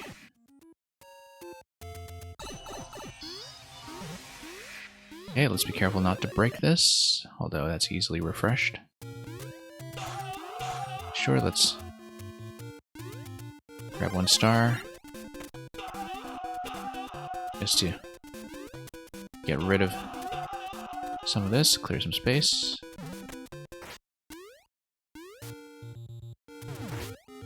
Yeah, pretty easy to get back out.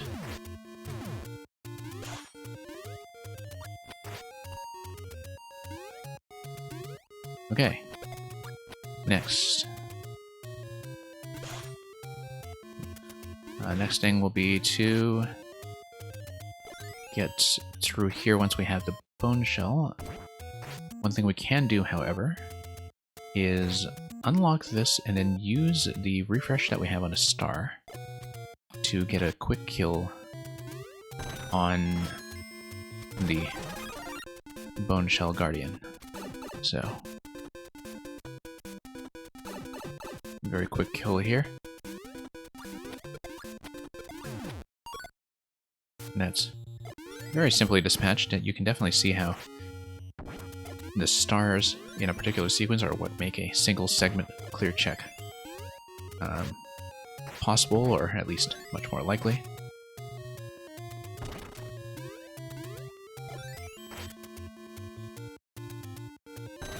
Okay, so we have everything we need here.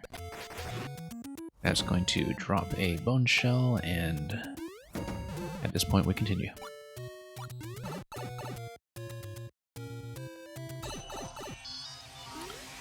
Okay, so what do we do at this point? Just go back to the one-way panel maze.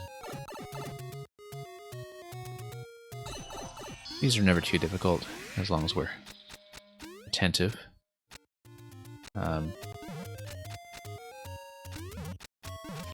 Oh, whoops, didn't mean to drop that, I was trying to fire. Here we go. And that's fine, because I think that's all we can do in this room anyway.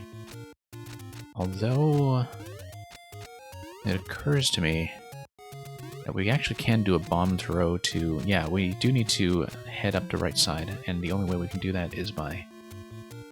well, using the spiny hat, obviously. Let's just break all of that open. Let's be careful with the fire that's coming out at us on either side. Whoops. And that's exactly why the Bone Shell refresh exists at that point.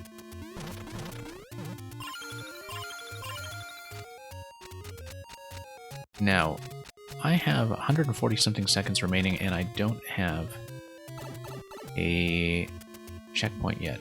Rather than going straight for the boss, I think I should go straight up to the top, maybe. Just to refresh the checkpoint, if I am indeed correct that we have a save station inside the gunship. Do we? No, we don't, actually. So never mind that. We do need to go for the boss then.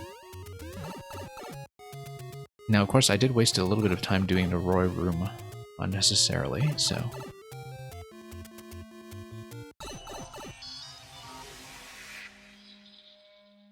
It's okay, we'll just find our way back to where that was. Whoops. I believe it was in this location. Okay, come on. Nope, just losing everything there. Because of course that was not blown up from fire. Just let me take that out. Of course, now we don't have any of the power-ups that were necessary to get through that, so... This has been a little bit of a messy situation in terms of finding a convenient power-up refresh location, but I do need to go back down and grab the Master Sword. Then I feel like I'm missing some kind of save point just to make this a little more manageable, but... Let's just go back, grab Spiny Hat, grab Master Sword, climb our way back up. Yeah, there has to be some kind of Master Sword refresh that I was not seeing, perhaps.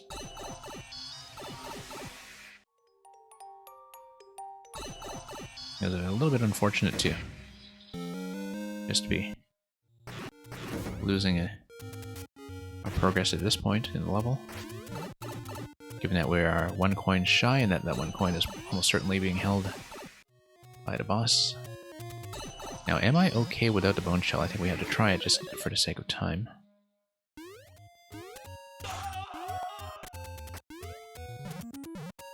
Okay. Yeah, I don't need to spend so much time doing all the optional stuff.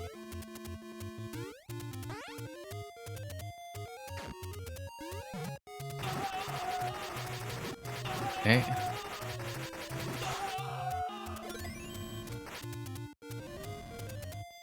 Yeah, not enough time to really get anything done, just given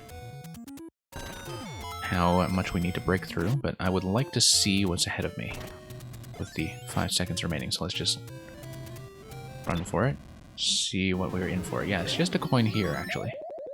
So we don't really even need to fight the guy unless he's holding a second key. Okay, that's fine. Pretty understandable. Oh no, except I got key death. Okay, I got key death. That was unfortunate. Triggering a key death for myself in the last second. Should have thought about that properly before I just decided to go for it.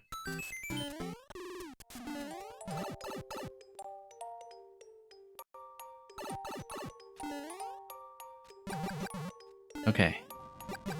Probably not going to get this on a single segment attempt, but we'll try to be rather brisk about it. And here's the thing, is that if we save a star, then we may be able to get a really quick clear on what's his name? Bowser. If we just kind of break out the doors and such in advance. Just leave 1 star in reserve for near the end of the level. It should probably be this one that we leave in reserve. And so we'll save this one for later. Okay, come on. No. Damage boost. Okay, bad idea.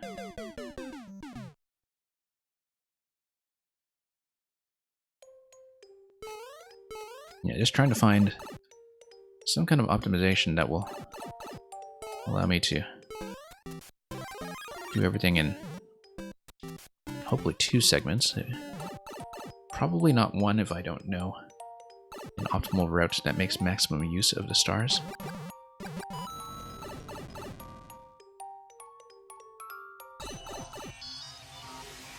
But yeah, I will want to keep all of that initially, of course. So just damage boost through it. Go all the way down to the flower refresh point if I can.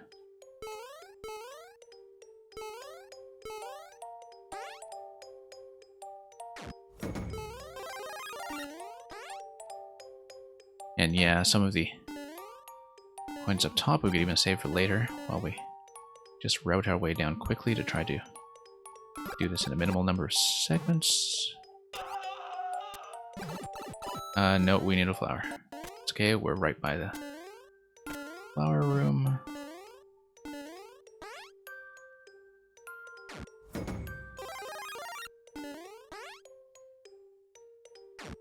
Taking into account, of course, that 1 coin is directly above the save point. Okay, come on. Hey, Dictionary Bullet Bill, welcome back. Hope you're doing fine. Just working our way through some of the longer backlog levels tonight, including this Metroid-style extravaganza. Okay, I keep getting sniped here. Obviously, I do want to use the star in this location. Possibly the star on the right side. Yeah, I had this level mapped out already on a previous attempt, and then I took a key death with 1 second remaining, which was not the best way to go. I feel like I just want to restart this attempt, given that all of my efforts to try to do this efficiently have just crumbled.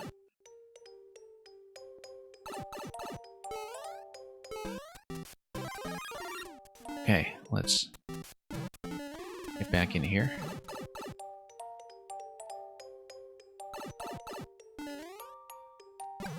And break this open for later reference. It's much faster to do it with the flower than with the Master Sword.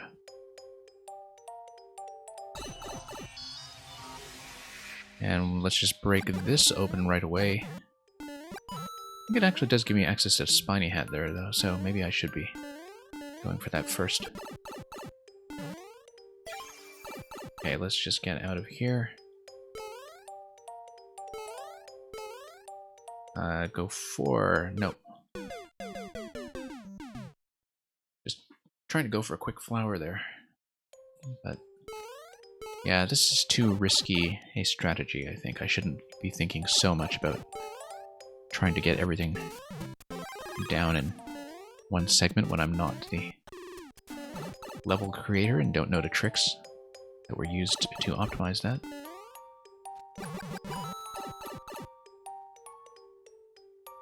But you know, it would not be a Metroid-style level without a little bit of speed running here and there, so... yeah, so this actually is the spot that gives me Spiny Hat, and that's vitally important.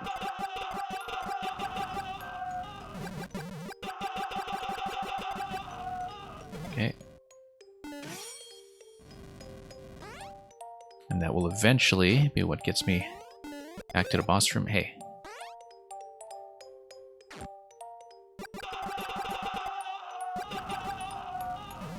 Just want to get rid of Boom Boom really quickly here. Too quickly. But here's what's going to happen. I'm going to... alright. This has been a mess. I was going to take the Spiny Hat down to the lower star here. But I think I would want the Fire Flower with that. So yeah, attempting to do this much too impatiently now, I think, but I am trying to reduce the number of segments I have because I've only found 1 save point. And so the idea behind what I'm doing now is I want to ensure that I grab as many coins as possible before hitting the save location. And then that's leading to a bunch of trouble, unfortunately.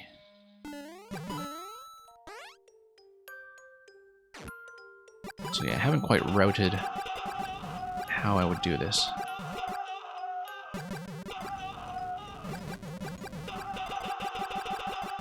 But obviously... Oh, come on. I thought it was done with this guy. I miscounted. Alright, what we'll do is we'll drop in. I will go to the Fireflower refresh over here. I will then grab the star and clear out the boom booms. I think. Actually, no, not necessary. I can grab these stars here and clear out all 4.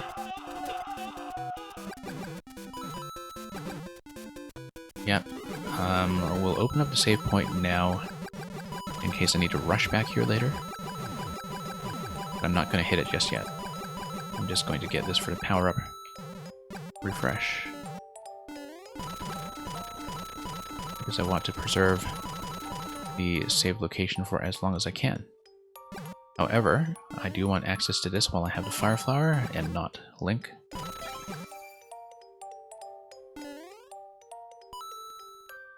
So yeah, going to do this way out of the original prescribed order, and still not as efficiently as I would like. I didn't really check the original clear check time on this though, which might have been an important piece of information. Okay, let's just maybe bop this guy just to get him out of the way as we try to safely advance. Not too much of an issue given that I had the Spiny Hat to defend against anything from above. But having a bit of this security here is certainly going to help. Whoops. Wanted to drop in this location.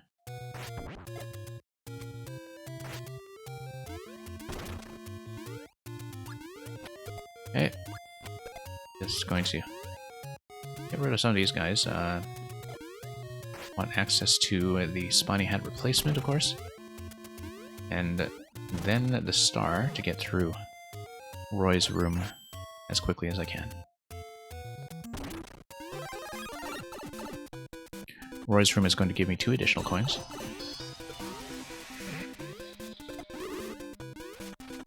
Okay.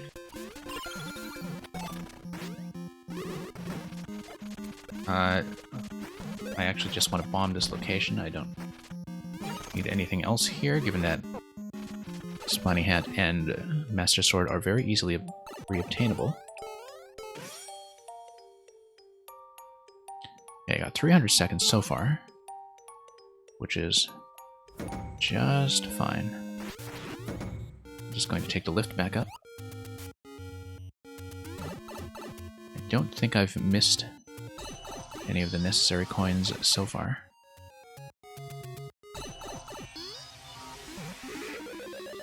Just passing by the checkpoint for now, of course. Let's grab another star just to get rid of this. Okay.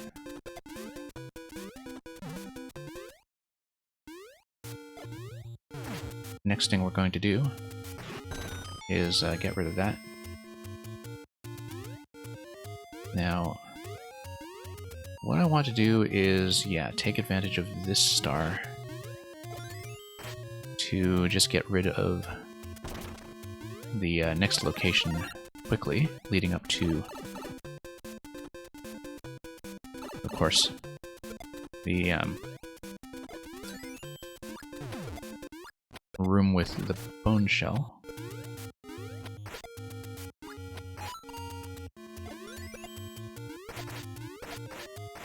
Okay, close enough. Bone shell's going to give me access to 2 additional coins.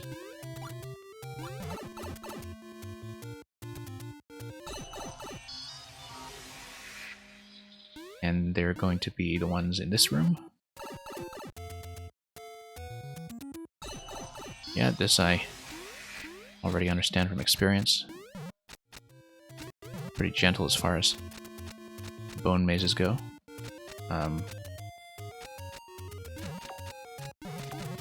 You'd want to get down like that and then through to this side.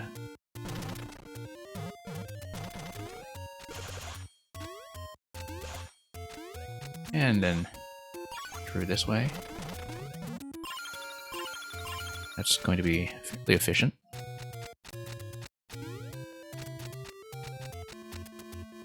Now we're missing 3 coins. One is the boss, one is the checkpoint, one is the guy that is up top on our way out, actually.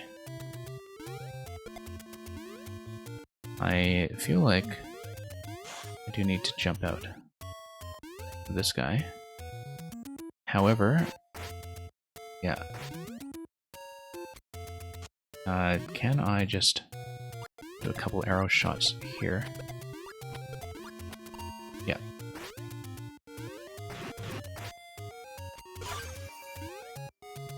Okay, so let's actually get a checkpoint. I was going to lose the bone shell anyway. I'm not too concerned about that. I'm going to lose everything on my way down to the checkpoint, of course, and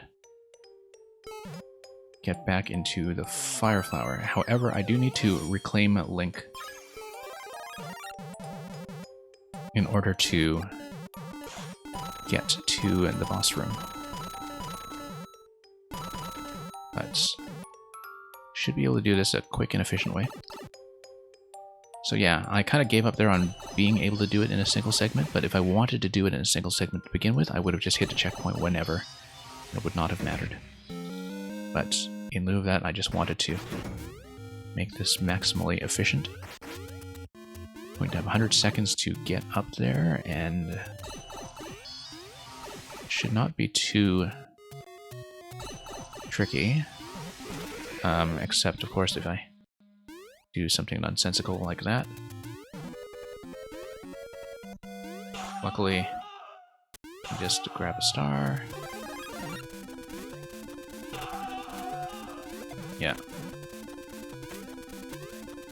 Just rush my way back up. 80 seconds. Okay, I do know the boss room is through here.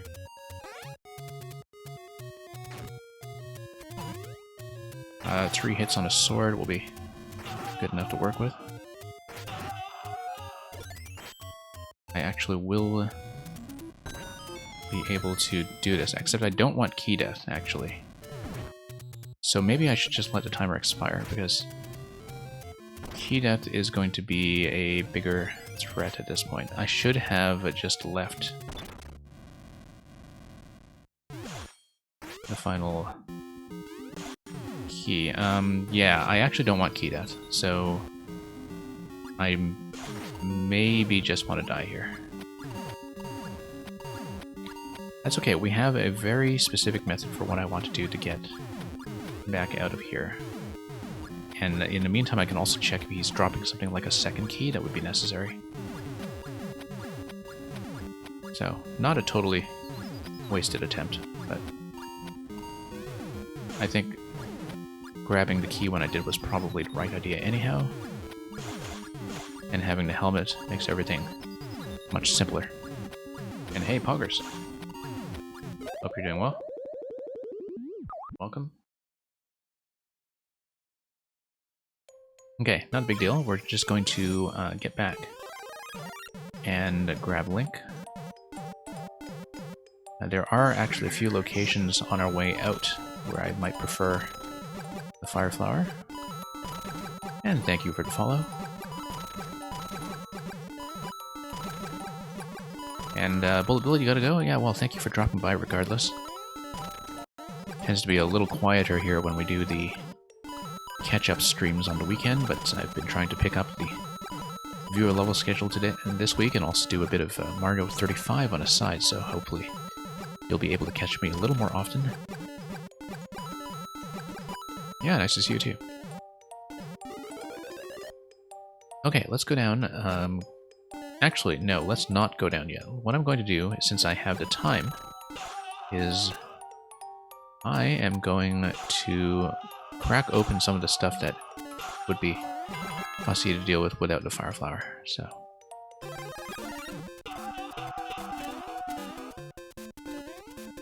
let's just crack open some of these other locations, like the star over here and a door over to the right, because the idea is that, yeah, you can break this stuff with Link, but it is a bit of a pain. So likewise with the main room up top, just so we can do everything with Link as soon as we get out of here with a coin off the boss.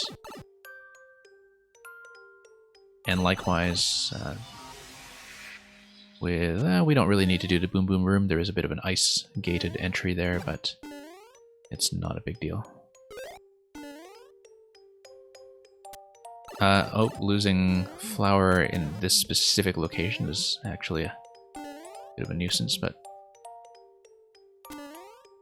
that's okay. We know where the flower point is, just to unlock our way back downstairs to grab the Master Sword.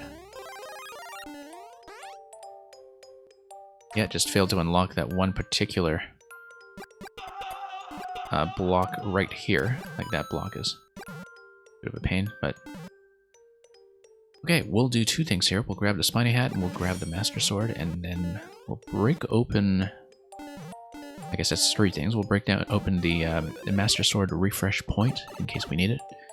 And then we'll have a generous amount of time to grab the last coin without the risk of key death, and then we'll make our way through to the exit.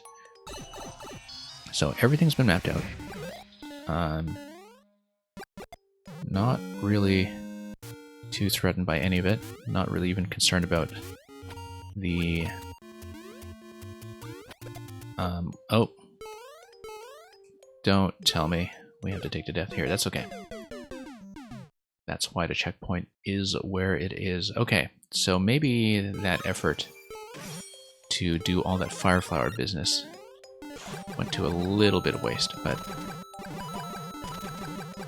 yeah, it would be easier if I found some way to unlock an additional Master Sword refresh point. There might be one that I simply missed and didn't manage to see. Because if I had found an additional location for the Master Sword, then I wouldn't have to go through all this business. However, part of the issue here was just not breaking that block on the left side. Okay, let's just grab one star so we don't spend them all at once.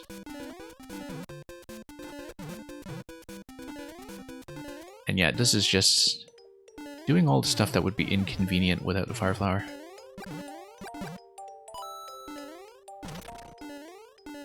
Like that guy over here. That I can now break with a bomb, so that's not actually that necessary, but the location up top where you finally get to the exit, like this would be a pain. Okay, but that's all sorted out, so Master Sword it is. I will definitely have to check the timestamps afterwards. I'll check the timestamp now. Oh, somebody's got a 3-minute record on this. That's actually kind of incredible. Maybe the boss is just holding a key at the end that I didn't know about. But anyway, we don't actually need power-ups to get the Master Sword, except the flower makes it much easier to get through to the piranha plants, so we'll take it.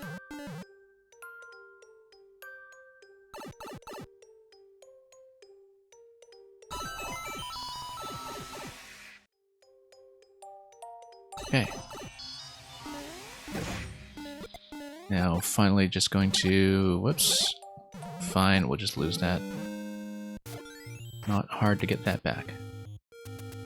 particularly because we need to go through Boom Boom to get to Bowser, and Boom Boom's room has the spiny hat in it. But yeah, something tells me there has to be some kind of more convenient Master Sword point that we just completely missed, and possibly even a second checkpoint that I just didn't see. But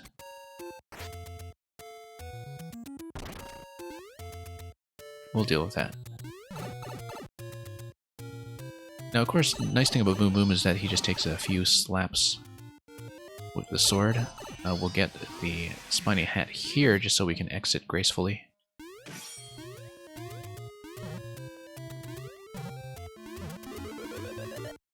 And get out of here, probably using the star just for convenience.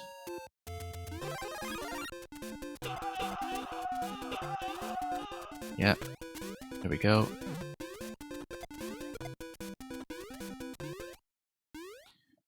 Okay, so we have another star here as well. I don't think I want that yet, although, yeah, we can. Because it'll make short work of Boom Boom. And then here's the strategy we're going to take afterwards. I'm going to blow all this up. I'm going to open up the passage, and then I'm going to go back and grab an additional star since one is still available. When I do that, that's going to make things rather quick. But yeah, somebody actually did legitimately route this to a completion time that is very quick. I mean, I could see doing it in a single segment, but doing it in 3 minutes, that takes very strategic use of the stars, I think, unless there's something I'm missing. Okay, we'll drop this.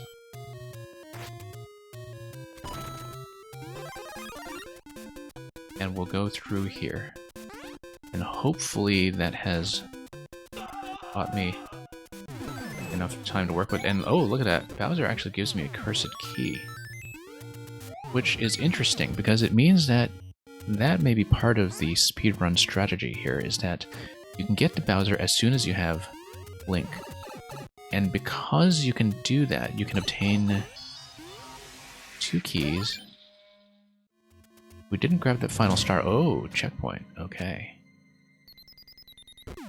We're past the key death point, though, so I'm kind of wary of this. Let's go back. No, let's hit this first. I will hit the checkpoint eventually, but... Oh, one-way panel. Okay, I can't go back to get the star. I think I prefer Link here. Oh, I see. This is the Mother Brain sequence. That's what this is. Very clearly meant to be the Mother Brain sequence, in fact. We're going to do it as Link because I can.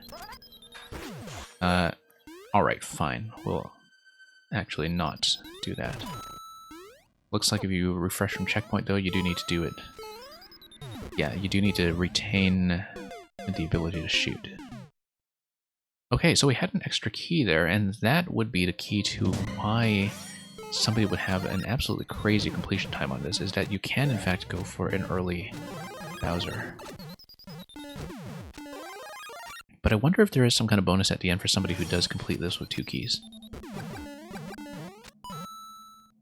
Because that would be a really nice touch, and might be worth working on someday when I have not already expended so much time on this level.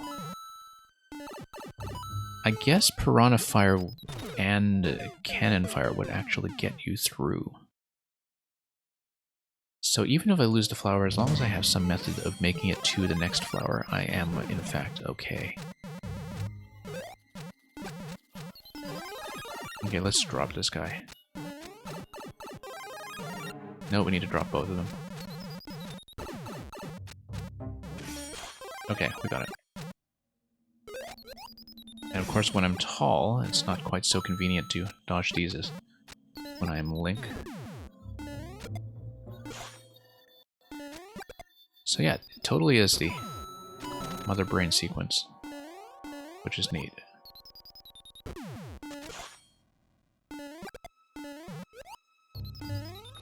Very claustrophobic too, just like it was originally. Okay. We're going to have some power-up access here, so let's not panic. Let's just take advantage of the fact that power-ups do exist, and that taking the bone shell is a very good idea, given that I would otherwise be at risk of dying from falling. Like I was saying.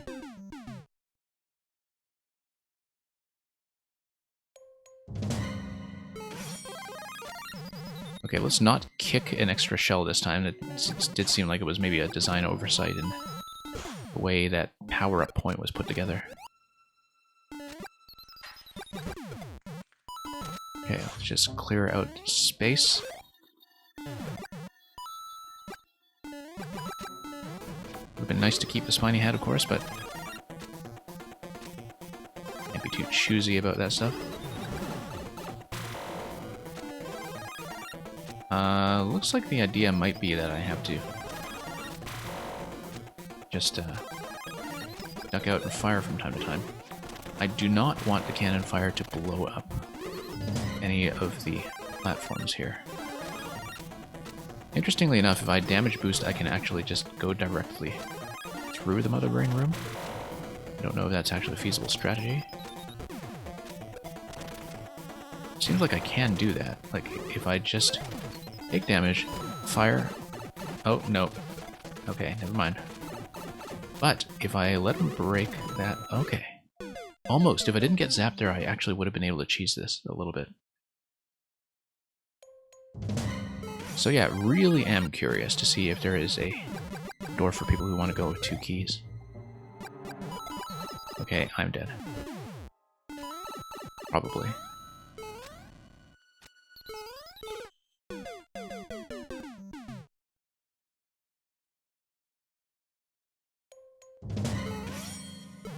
Okay, let's not kick the outer shell. Oh.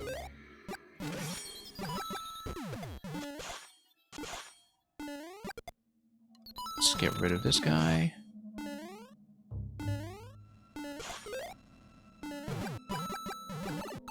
Okay, we're through. That's good enough for me.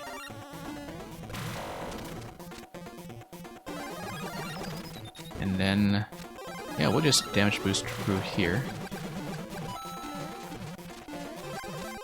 And, well, we didn't save any animals, but we certainly saved a Mother Brain, apparently. So that's going to be the escape sequence. Not really on a timer or anything, but certainly is a bit of a thriller. I noticed at the end there that you can, in fact, accidentally break the exit pipe if you kept Link all the way there. Of course, it would be kind of tricky to do so, given that Fire Flower gets you through the ice much faster. So I, in the end, didn't actually see if there was a second key door, but I don't think there was. I think it's just an alternate method to rush the boss directly. And if you get an early Bowser kill, then you can just break the whole thing apart and go straight to the Mother Brain sequence. Although, yeah, no, that's fine, because all you need to get through the key door is the Fire Flower. Yeah, Sandro, I'll take a look quickly. I'm not officially running the queue, but since I just finished a long level, and since you're here, I'll at least look at it briefly. Usually this is my backlog stream, but if you catch me at the right time, I try to fit something in. So yeah, we'll take a look. I might not spend too long on it, but 33% clear rate should be fairly straightforward. Thank you for dropping by. We'll be running more streams during the week that are the official viewer level queue, and at that point I can take a look at some more of these. Oh, interesting setup here. Interesting kind of on-off thing going on with the Fire Flower on the left side. Looks like the idea is just to obstruct you from going down, though, so let's just toss things down and see how that's going to go. Looks like that's going to... Nope. That's actually not the case. Ah, I see. You actually need to unload them on this side.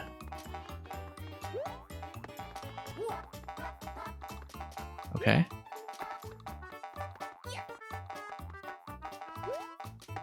That should be enough to work with. Can I go up top? Yes, of course I can.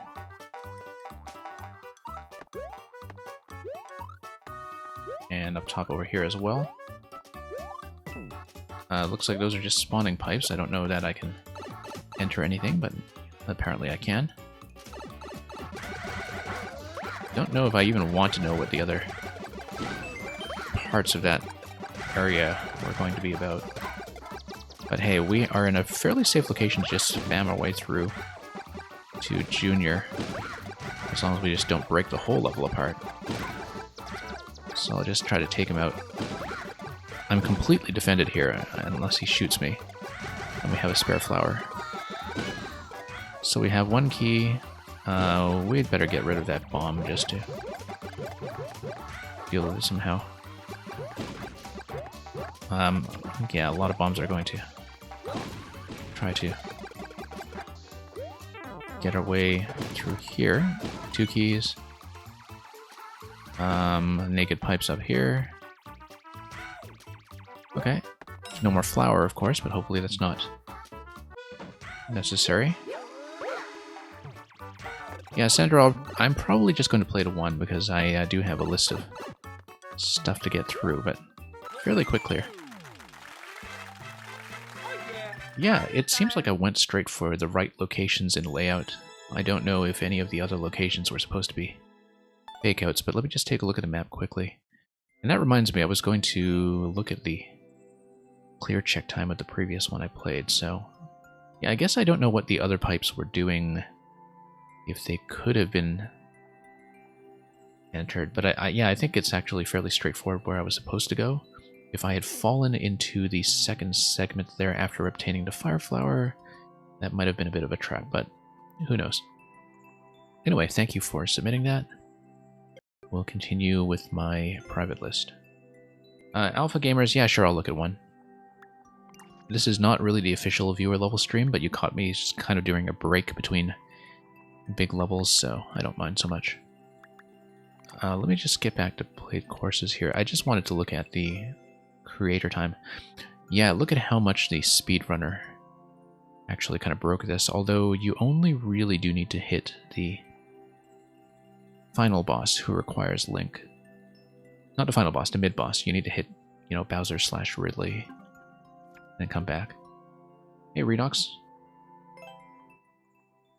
Kaiser Dragoon depends on the scale of the super world, because the thing is that I've been running the stream for some time already, and so I was just going to do some single levels because we had a big super world to get through earlier. However, if you want to share the code now, or if you want to plug it in the level sharing section of my Discord, I can try to queue it up for a future session. The other thing too is, of course, I do run worlds during my regular viewer level days. So yeah, Alpha, since this isn't really a viewer level stream, I'm probably not going to grind too hard at this one, but I will at least take a quick look at it. And Redox, it's going well. I hope you're doing fine. It's been a pretty quiet stream today, but that's usually the case when I just do the big backlog catch-up. Yeah, we finished one of the super worlds that I had been working on in previous weeks. We also finished an escape room that was one of the Grakowski puzzles. That's easy to get through if I know what I'm doing. Just need to space out the crates a little bit better. 0.54% on this level, really. Doesn't look like it's so far, but maybe there is some unexpected element to it. Yeah, Shadow Ranger, like I was saying, not really running a viewer level queue in the stream. It's more, you know, do I have time to squeeze in some stuff? I mean, I'm saying yes to a few levels from people already, I know, but we'll see if I can fit you in. But yeah, I usually run to Qbot in the middle of the week. I'm just not running it at this moment.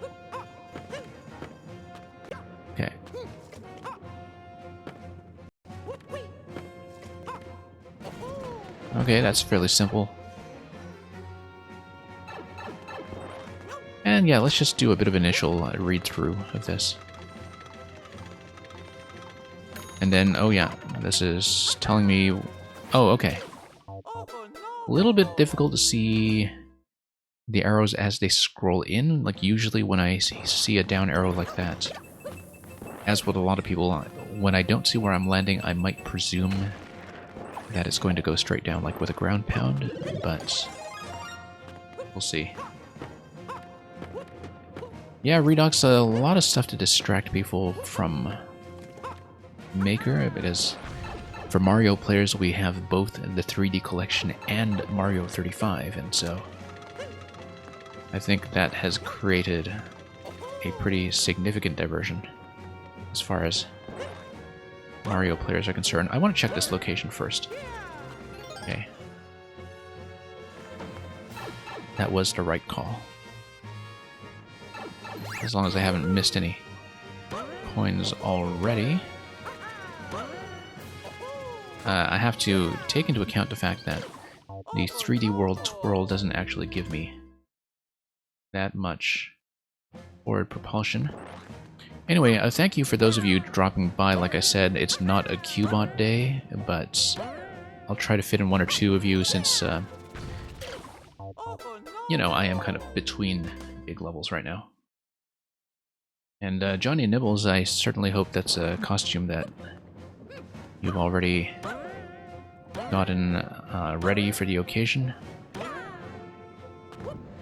Given that supplies may be a little bit short. Not that it's a very elaborate costume that you're describing. Just need the robes and the cross and the crown of thorns and all that. You can probably just, you know,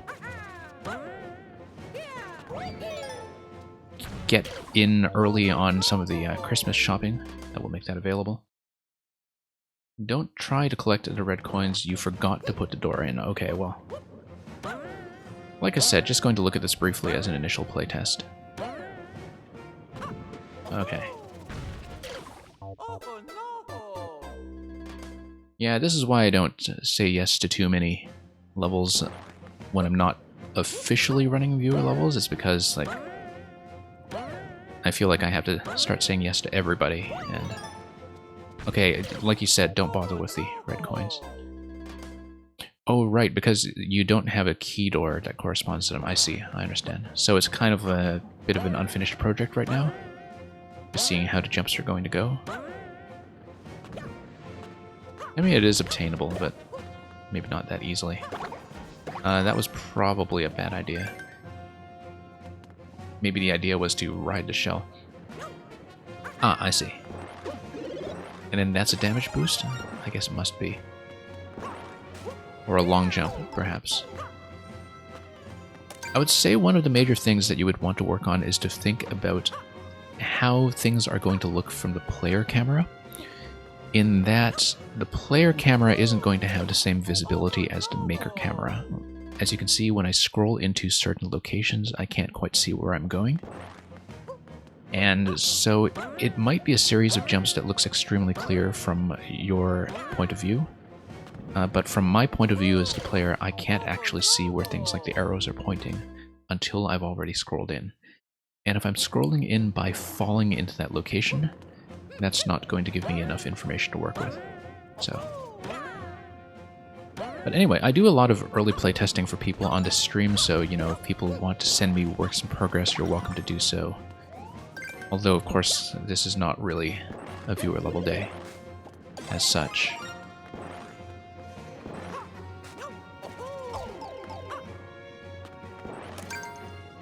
And just hard and annoying blind jumps? Okay, yeah.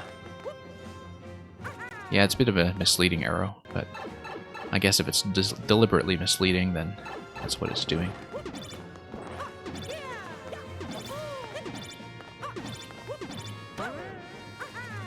Once again, I have to remember that the 3D World at Twirl doesn't quite work the same way. Is this going to be a spam fight? Yes, it is.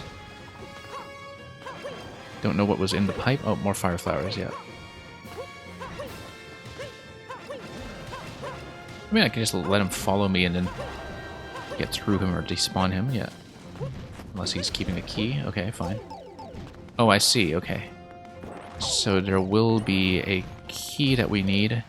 We could have bypassed whatever key is being held by Bowser if we did in fact collect all of the coins. But we'll just try to get that clear. Whoops. Second Bowser is optional. You see, that's the kind of thing that wouldn't really be clear to a player. Often when they see multiple bosses like that, they might assume that they need to kill both for a sequence of 2 keys. And the reason is because if they kill one, they don't want to discover afterwards that they need the second one, because then they need to come back and fight both of them when they respawn. So I would say that a lot of players psychologically, when they see 2 bosses like that, they will assume you need 2 kills. So that's just something to keep in mind whenever you develop something like that. Because it would seem like a bit of a fake out. Not too fond of that arc, but we'll see.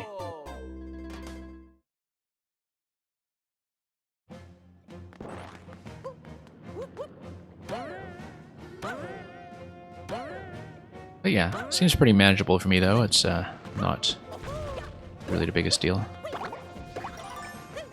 That's going to be 1 key.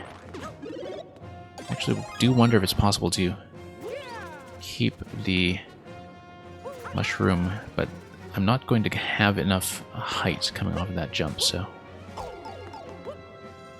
I guess not.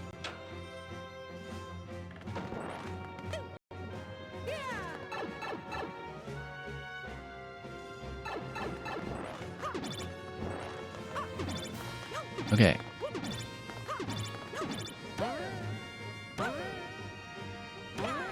And here's the Farflower segment. We'll just spam him to death then, and I won't even bother to spawn the second Bowser, because if I spawn the second Bowser, that's just going to make things more complex in terms of tracking them once they start to fly around. So, if I only need 1 key, then that's not really going to be that useful.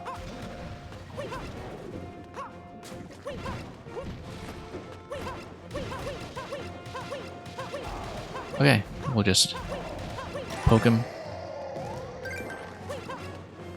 Maybe I should poke the second one in case you're kidding about the lack of requirement for additional keys, but nah, whatever. No, we'll trust you. We've trusted you once already on not needing the pink coins. We'll just trust you again. And there we go. Propeller hat's going to get me up the flag. Epic.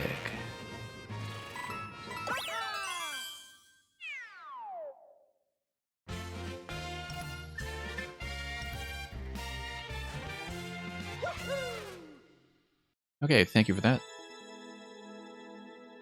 Let me just compare that to the map and the clear time just to see if there's anything we were particularly missing. I'm kind of surprised that you have a sub 1% clear rate, but that's on very few players, so I think somebody just decided to beat their head against this level over and over and over. Was pretty manageable though.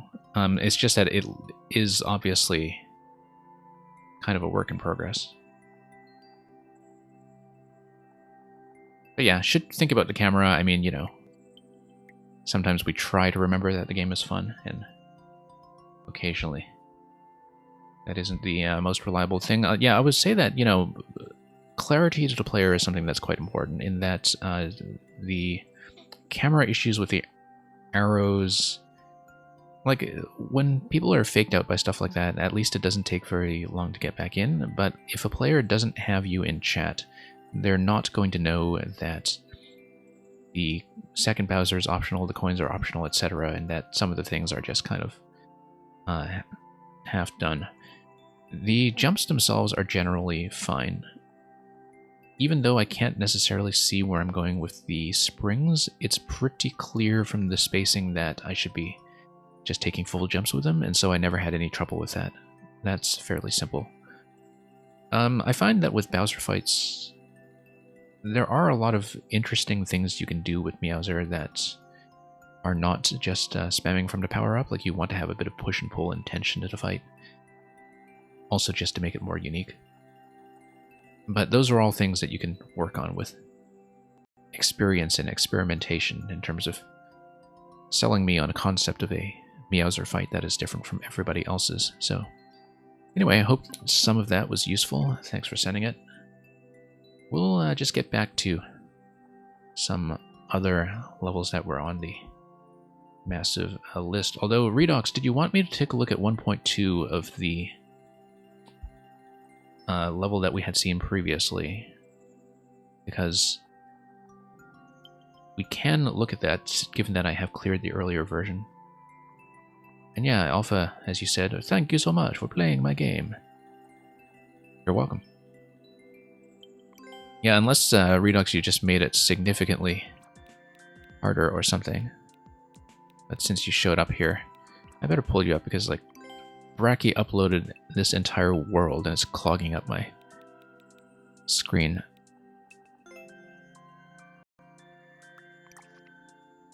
I mean, I know we saw the early version, but we can, against my better judgment, take a look quickly. I don't know what you changed, but we'll give this a test and then I'll get back to the list that I was running after the fact. Okay. Yeah, just a bit high on that one, obviously. I could have twirled to adjust my position. I'm a little out of practice with this stuff.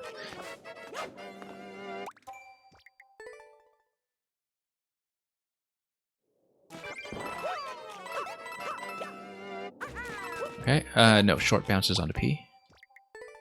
More or less the same. Okay, I'm not going to spend too long on it if I'm running into trouble then, unless there's something specific I should be revealing through playtesting. So. Okay. Oh, right, the double drop thing. Now I remember that. Because I remember having trouble reading it the first time, but I understand it now. Except I missed.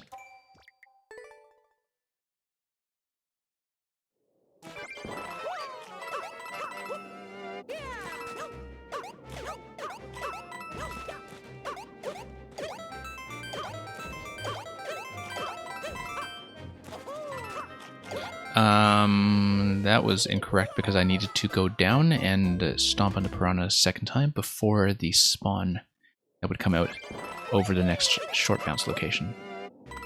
I remember some of this. Small adjustments and a better description, I see. Yeah.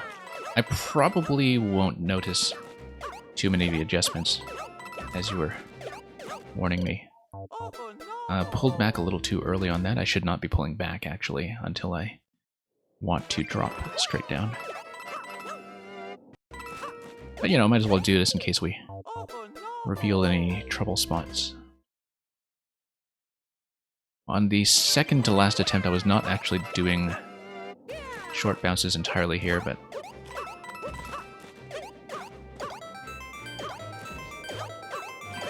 yeah.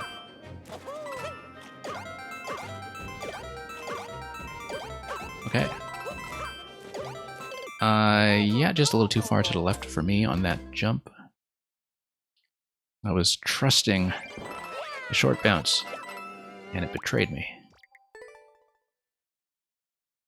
Decent amount of progress now that I understand the double bounce with the down arrow right out of the box, of course. Really do need a full jump out of that for timing purposes, though. Okay. Yeah, sometimes I am pulling back a little bit too early, as you can see there. And even just minor adjustments in whether or not I'm properly centered do make a big difference. So we'll just see how this goes.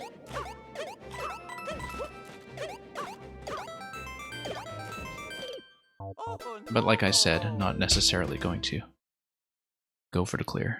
Although, I don't think it took me too long the last time either, though. I just needed to understand the double bounce to get the whole thing put together.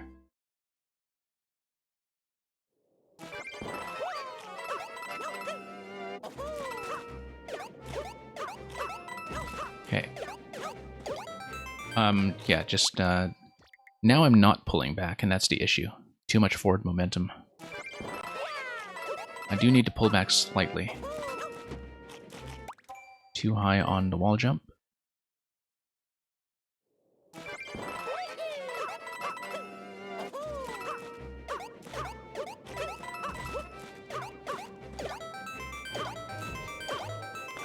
Okay.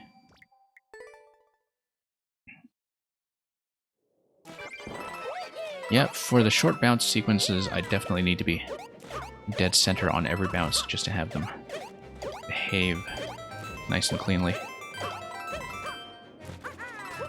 I do like the spawn timing on that.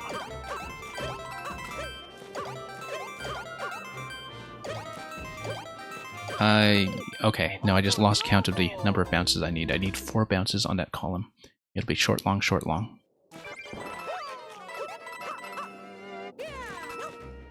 And the timing does matter because it's what controls the ability to get on the hype spawn immediately after that. Nope. Once again, not reading that signal.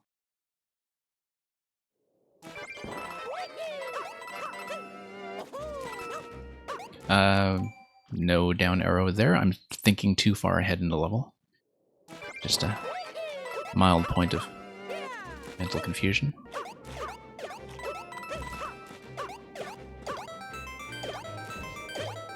Okay. Short, long.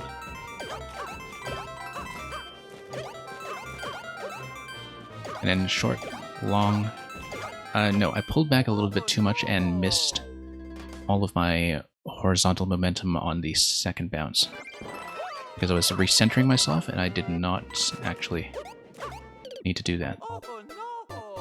So. Yeah, just slight adjustments to make it all over the place. Whoops.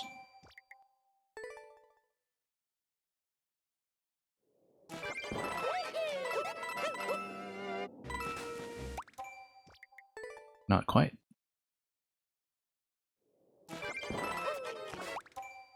Not quite there either. So. Am I good at time attack? No, not really, Luigi. But that's because I'm not a terribly precise player. I can do it sometimes, but not something that's super, super precise. Usually with 30-second levels like this one, they have enough of a safety margin that I can, in fact, make a few tiny slip-ups here and there as long as I navigate the obstacles precisely, but I'm not one of those players who takes really tight corners or anything when doing fast levels.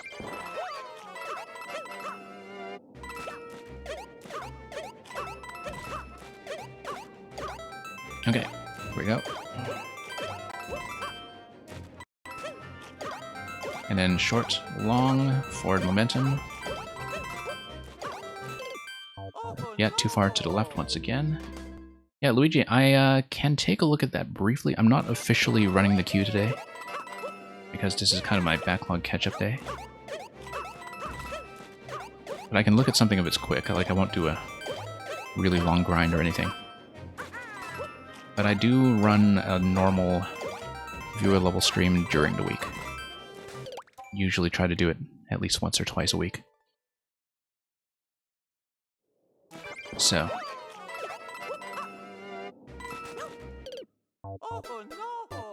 Hopefully I can take a look at it after this one. If you're still around. If you want to catch me on an actual viewer level day instead, that would also work.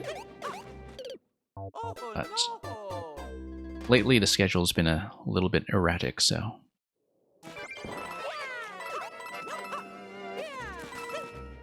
we'll see how it goes. Certainly hope I can keep playing more content in Mario Maker in the months ahead, but there is a bit of natural attrition in terms of the activity of various makers, and of course, I think since the middle of summer, the streaming scene in Maker 2 has noticeably quieted down from just a continuous onslaught of distractions and alternatives. You know, between Fall Guys, Among Us, 3D, All-Stars, and Mario 35, there's been no shortage of stuff that has been catching the attention of a lot of Mario streamers. I've mostly stayed on this game, but with a bit of 35 on the side.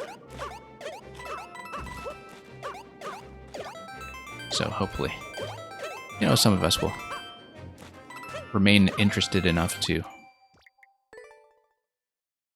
be providing some playtesting services, as we've been doing all along.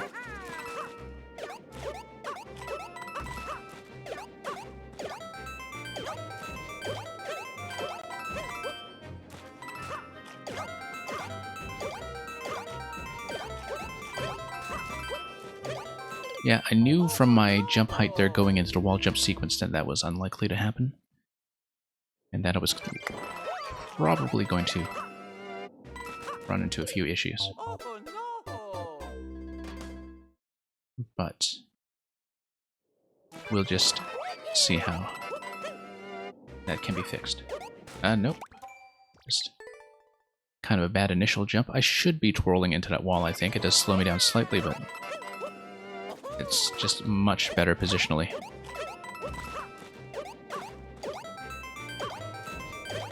It's not marked, but it works well.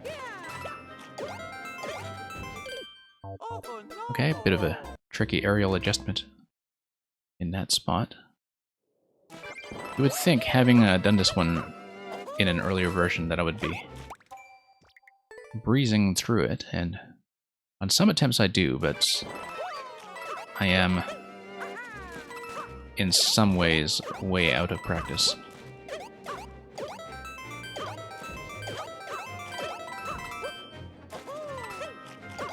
Okay, forward.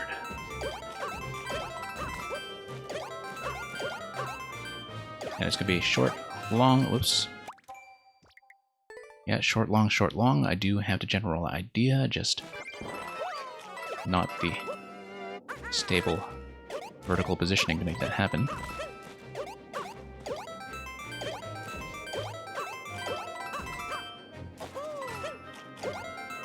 Okay.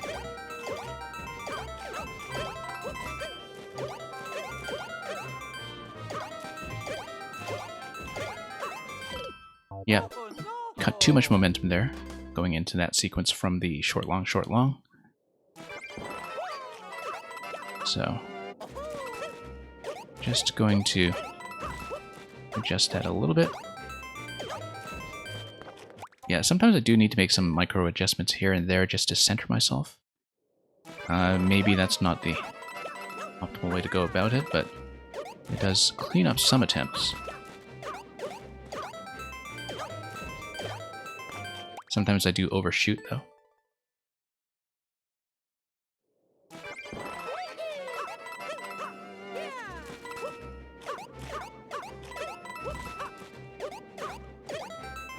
I don't know if it was on this level or on a different one where there was a particular corner on top that was bumping against that you said you were going to adjust. I don't even remember where that would have been, so maybe that's a good sign that it is just the faintest shadow in the back of my mind. Yet once again, I knew I overcorrected and pulled back a bit too much. I can usually tell, and just from my jump arc being a little bit off, I usually know it's going to happen before it happens. Whoops.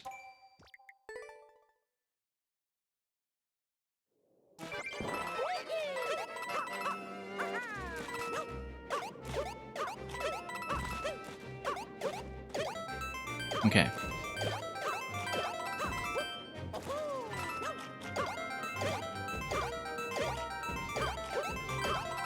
And forward. Short, long. Yeah, that was a little bit of a bad fall there in terms of just taking too much of a curve. That was throwing off my timing a bit in terms of getting the jump heights down correctly. Oh yeah, that was the other one. Right, right. Something involving pipes, probably. I don't know. Well, always good to just take some of these back to the lab if you think it's necessary.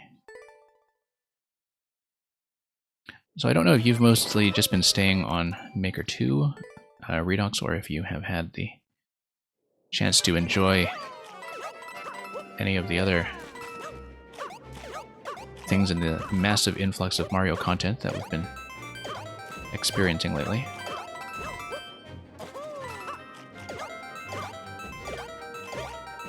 Whoops.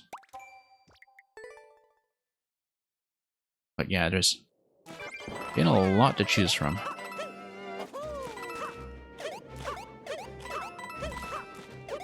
I don't know why I pulled back there. Mario 35, yeah. I've been really enjoying 35. You might have heard me say that on a previous stream. I will probably stream some more of it. I only streamed my first few sessions of it when I was still learning the early game, because I did have a bit of an interruption on Thursday when I was streaming that, and couldn't quite stick with it the whole way, but I've been playing it off-stream since then, and getting a decent win rate. It usually either goes as a win for me or as mindlessly walking into a pit for no reason. It's usually one of the two. It's almost never because I'm properly dueling somebody and losing due to, you know, just being out-resourced and outplayed.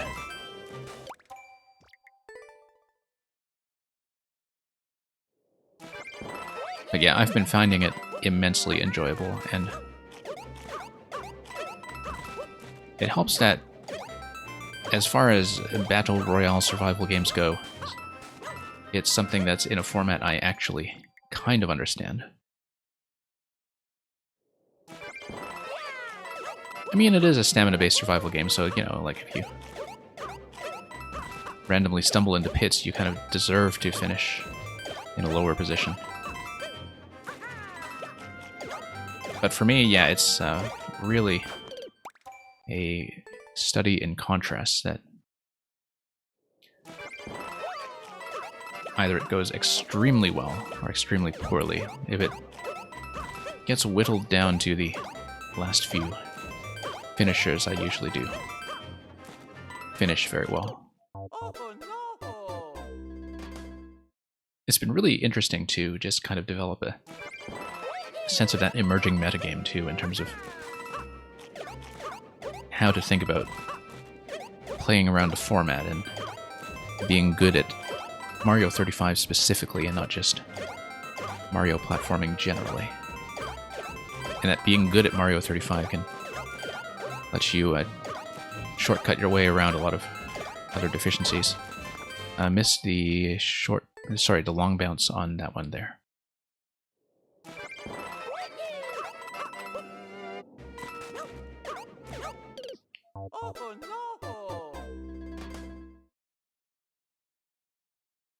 But yeah, just probably going to bring in a little more 35 later this week in terms of streaming, if I can. The schedule is, as I said, kind of up in the air right now, just due to some other instabilities, and also just I've been having some technical issues with the stream as well.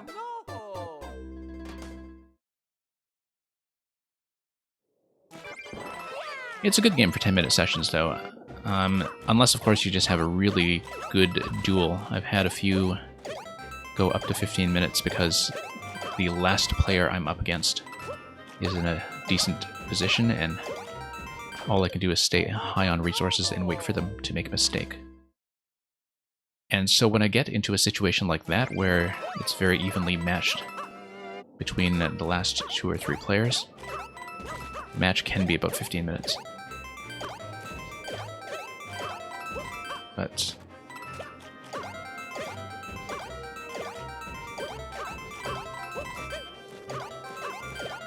okay.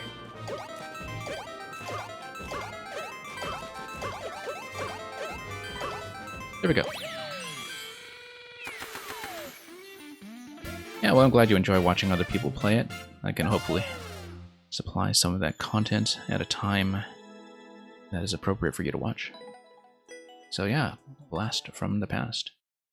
Thanks for the GGs. Luigi, since you're still here, I'll quickly look at yours. Like I said, it's not really a viewer level day today, but I don't mind plugging in a few levels on a very informal basis.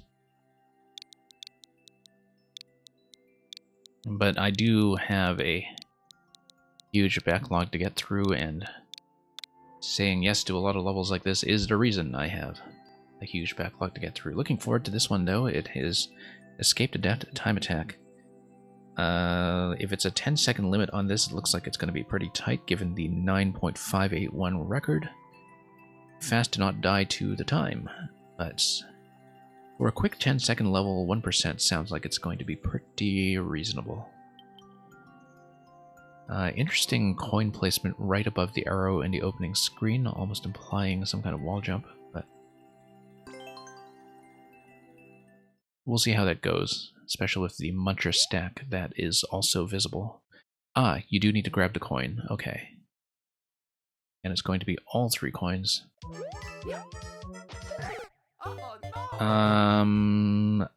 Maybe spin jump is not the right idea there. I'll think about... Yeah, probably full jump, bump my head against the ceiling in both locations. That'll require a whoops, bit of precision. But I feel like I definitely want to get the wall jump. Here, let's just figure out how the remaining jumps will go. Okay. Yeah, I feel like wall jump is going to be absolutely necessary. It's just that I haven't determined how to do this yet. A wall jump actually crashes me against the right side wall if I do it all the way, so maybe it'll be spins. Your other level has 400 tries, no clears? Yeah, that might be something rather punishing. Given the precision check here on the munchers, I'm actually kind of surprised that this is as high as 1%. Because I feel like it's something that I would have a lot of trouble doing reliably. But if I am low on time, I can, whoops, just, maybe practice that spot if I can. Yeah. What's happening there with my occasional initial run to the left side is that I am going for the jump before the level actually lets me play. Maybe I shouldn't be doing a spin here. Maybe I do need to crouch jump, in fact. Crouch jump might be the answer. It looks like crouch jump is the answer with a different horizontal positioning. I feel like that should get me through, but maybe not. Or maybe a twirl, actually. Given that this is NSMB, a twirl might be... Yeah. Jump and twirl, yeah. Ah, you just said it in chat. Okay, yeah. Of course, that's actually getting me a little too far for the second jump, so I'll just have to change my timing for that a little bit. But I'll see if I can put that together.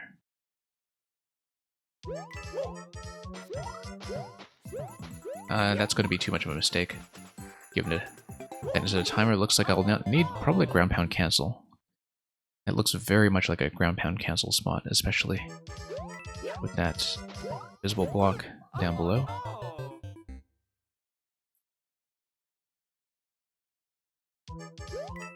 Okay. You're recommending that I don't crouch into it? Yeah, I think maybe you are right about that.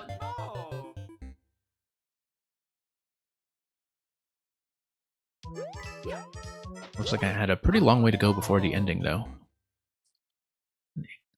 But that's because I wasn't doing the ground pound through the vertical drop, and so...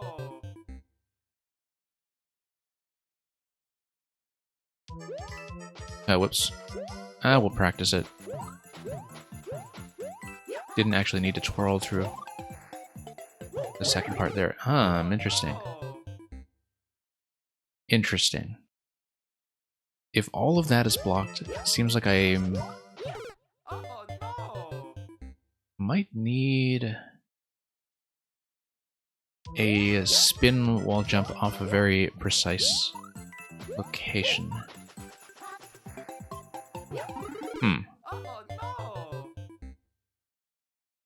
Yeah, spin jump maybe slightly higher than that location there.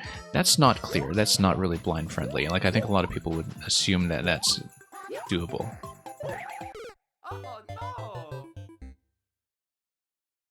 So, not too fond of the invisible blocks there, but that's just because it's a little bit of a fake out. But we'll see.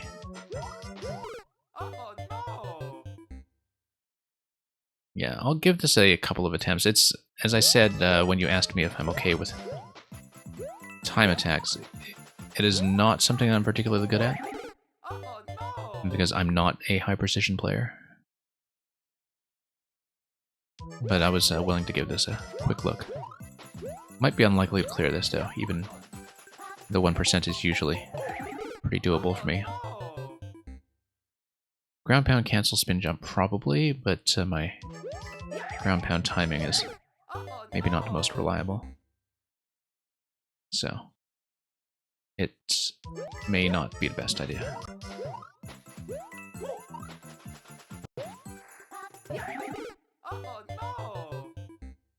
Let me see how much is left.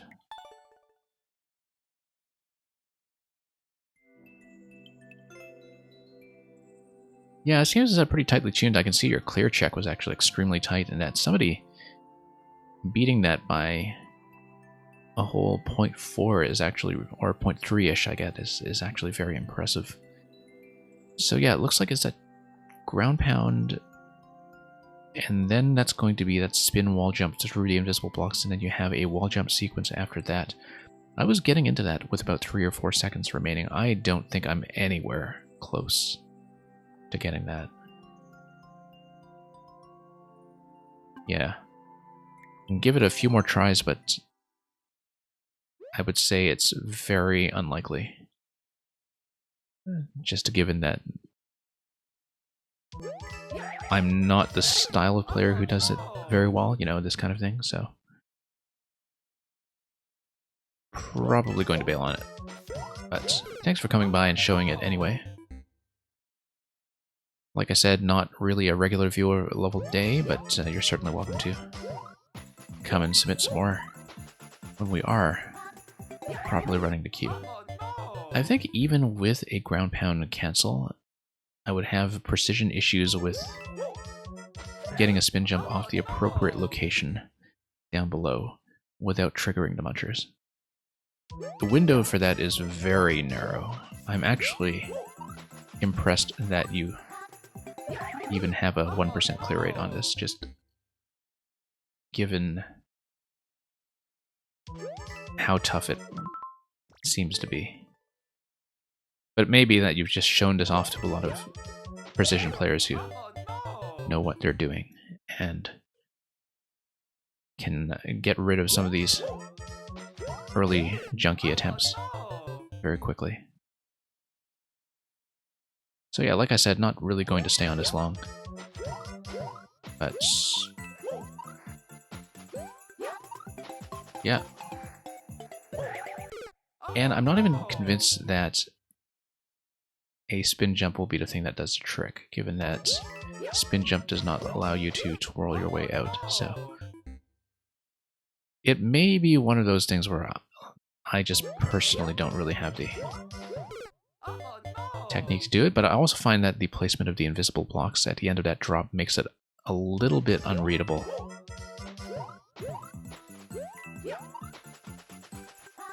Yeah, attempting the ground pound cancel and just missing the ground pound. I am trying to do the ground pound there, I'm just missing the input. And doing some kind of diagonal, I think. Doing the early segment a little bit better, at least.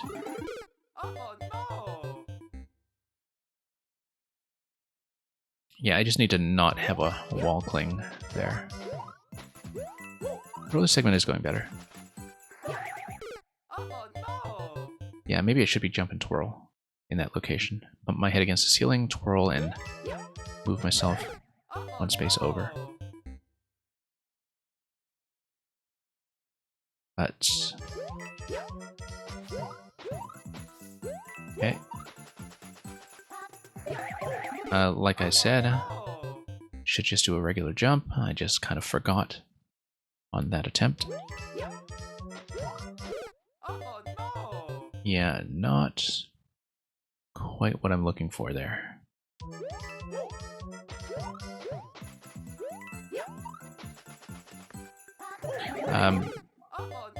Oh wow, yeah, the whole thing is just a grid of invisible blocks, so just need to find that exact location that makes that work. Honestly, I think this is a more interesting level without the invisible blocks there. I think the timer would actually still be pretty challenging. But I'm generally not too much of a fan of enforcing something like that that the player would not be able to expect.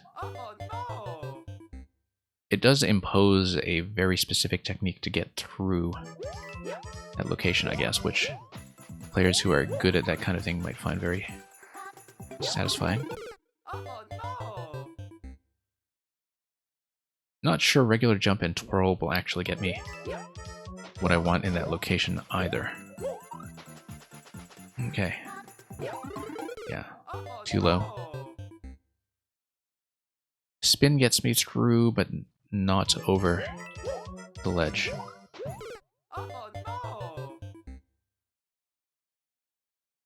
I mean, I suppose it just takes one really skilled player who does this quickly to elevate the clear rate all the way to, whoops, 1%. But how many clears do you have on this thing? It's 40 clears? I'm kind of impressed.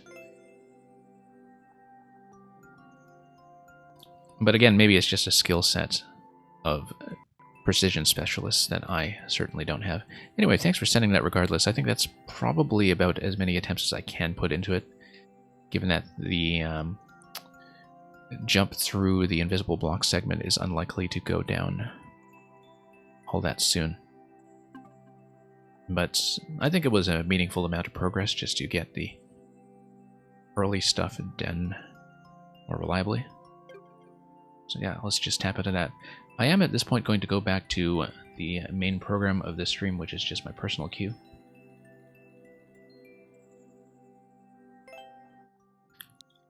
There's one level that I've had sitting around as a code forever and ever.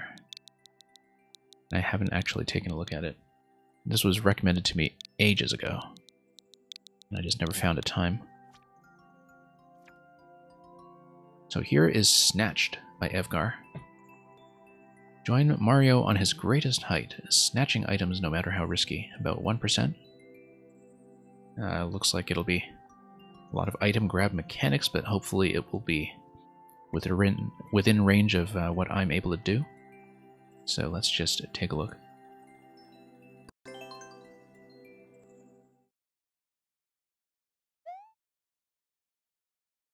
Hey, Merlin. Welcome. And Merlin, since you're here, if I get this done quickly, I could look at one or two of yours for sure.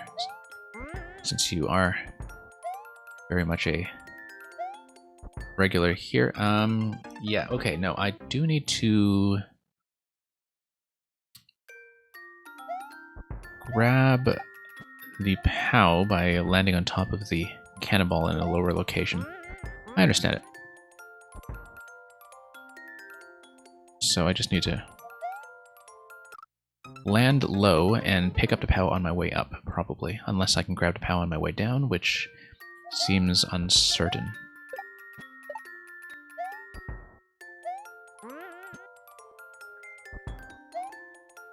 Nope. That's okay, we can do that again. Actually, maybe I should just sit on top of the POW and then wait for the cannonball. Let's just wait for the next round. You're working on 6-4, right, because that has been your Sky World so far. That's true. Aha, okay, that's how you do it. Once again, yeah. I think I just need to snatch and release right away. There we go. That was pretty easily understandable. P-switch is going to do what for me? I want to eventually make my way over to spring. No, I need to take the P back to the left side, hit the P, and take the next cannonball over. That's actually very clear. Don't know why I made that mistake. That was actually very readable. Whoops. Nope. I was trying to jump on top of the POW to get into position early. That was not quite what I had in mind.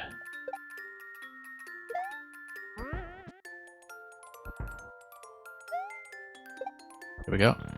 Nope. Okay, fine. Keeping the POW is not that bad an idea.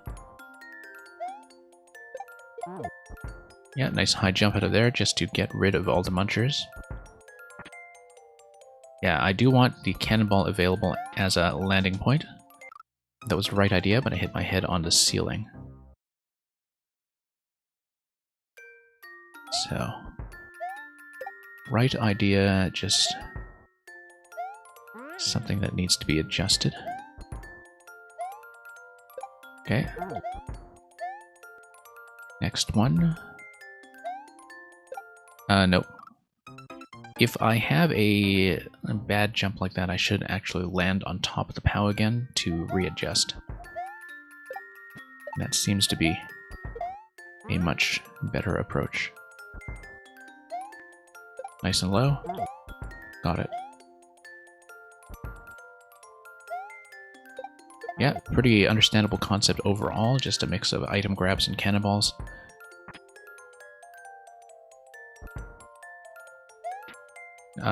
Nope. Sometimes I don't plan for the drop velocities from the claws all that well.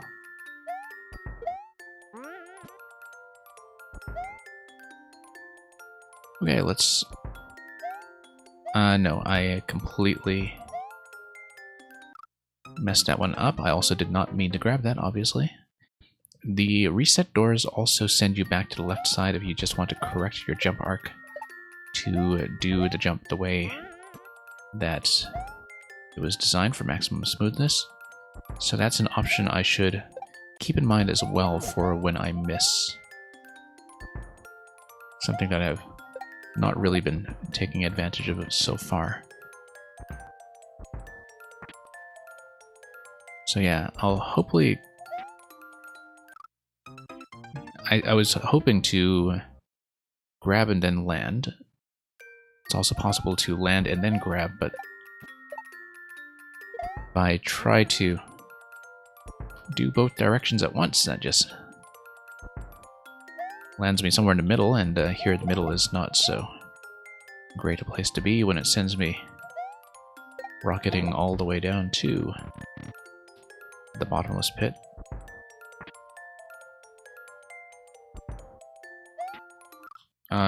Yeah. Not quite sure about that so far, simply because I do have to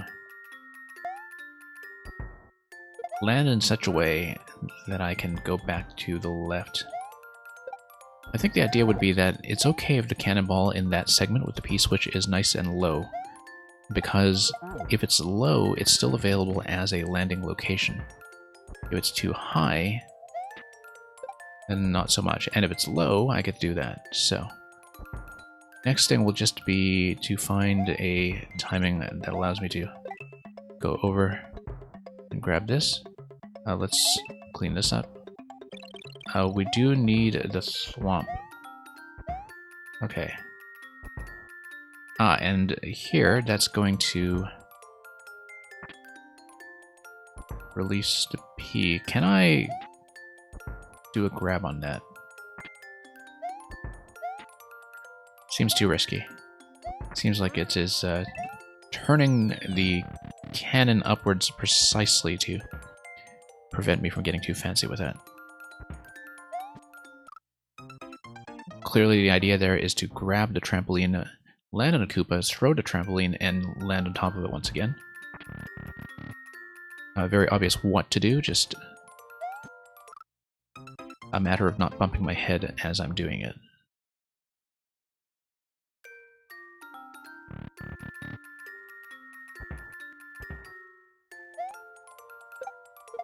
I'm only entitled to one jump, of course. This is not one of those setups that has a mole or something underneath to give me something secondary. So, just like that, that will do. Yeah, pretty straightforward. Definitely fitting to have this in the 1% range. I don't know what the arrows are telling me just... Well, I mean, obviously that's where to go once I have the trampoline down, but it looks like the initial jump here will be to throw this to the right side. So let me just get back on top here. Okay. Not the best timing. Obviously, I do need 2 landings there, I think. One to grab the P, one to get back upstairs, but that may be wrong. I'll see. Throw first and then land on the Koopa. That should be fairly clear. Particularly given that I have done it once before. Nope. Wrong idea.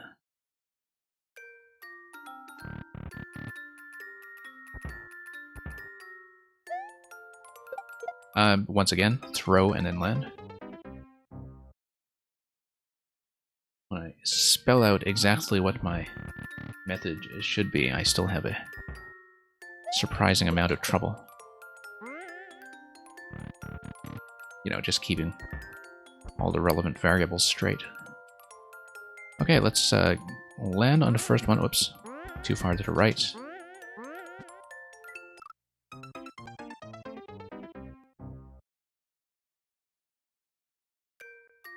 That's okay. Yeah, just bump my head once again on that one tile that's protruding specifically to dunk the player. No, just hesitated because I was forgetting my intended order for a moment. Harboring a bit of last-minute self-doubt. Yeah, really too bad about that one tile. I mean, that is, of course, the challenge in this room. Pretty much the entirety of the challenge is not to bump your head. Okay, that's correct.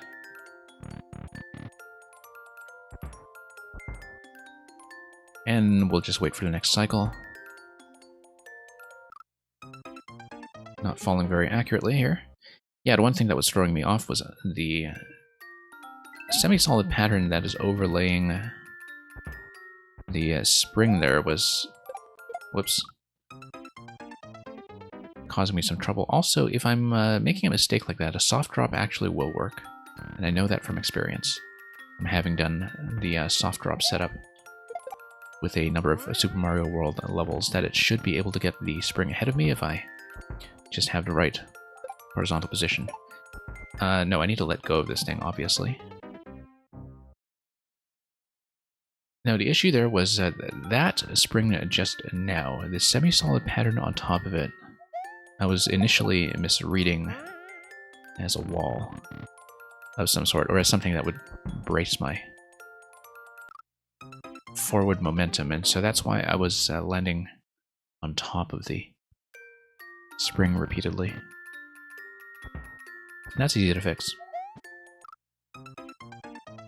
Should not be too challenging to repair.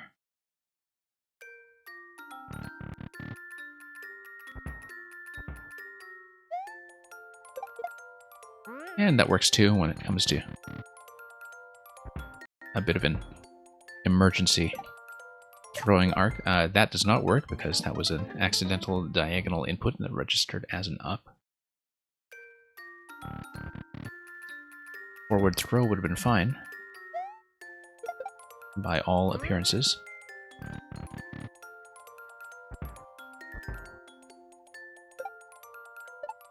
I needed to throw it after the first bounce, actually. And just for maximum safety.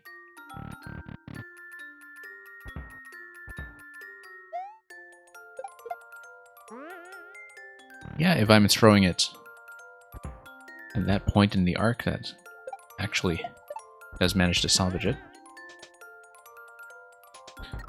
Once again, bad timing coming down to the P. And yeah, I just need one bounce to get back up. I see how the semi-solid pattern there now is being set up. Okay, just a bit of a surprising arc there, given that I was trying not to bump my head on the ceiling once again. Whoops.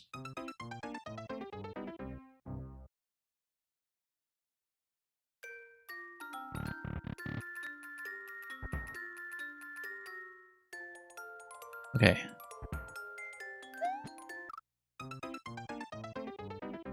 Yeah.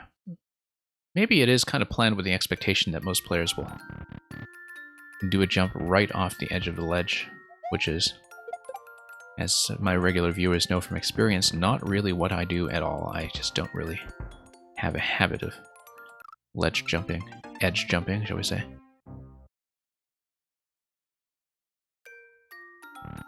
And I wonder if it was tested around an expectation, but then again, you know, this ceiling tile here is, as I said, pretty much the entirety of this challenge.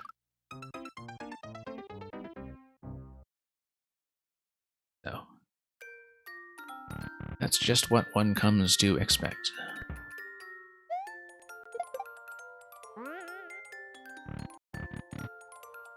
But we're a little further in. Once again, grabbing to P will be enough to let me get out.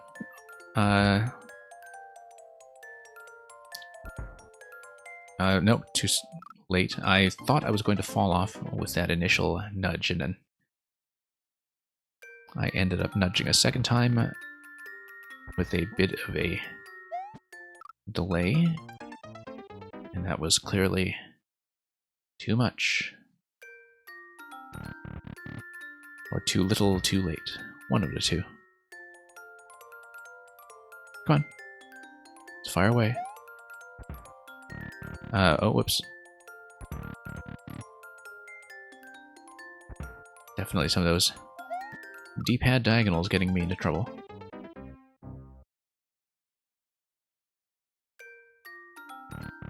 Yeah, you really do kind of have to go right off the edge here. Or at least just have a much more controlled jump arc. That isn't going to max out vertically.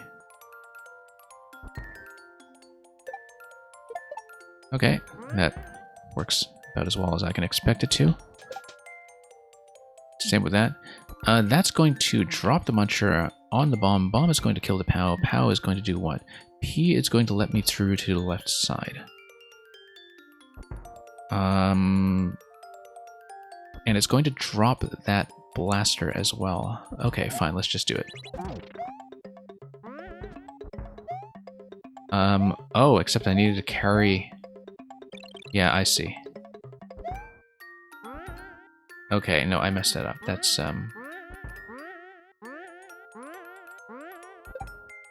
But this is, I think, somewhat salvageable. Yeah, I did need to remember my original objective, which is to carry the spring over to the left side. No, wrong way.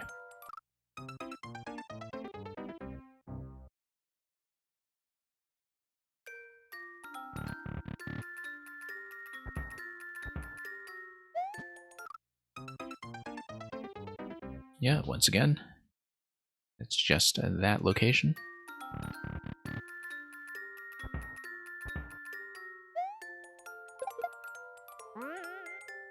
Okay, got that sorted out, at least for now. No, should have done a throw earlier, obviously.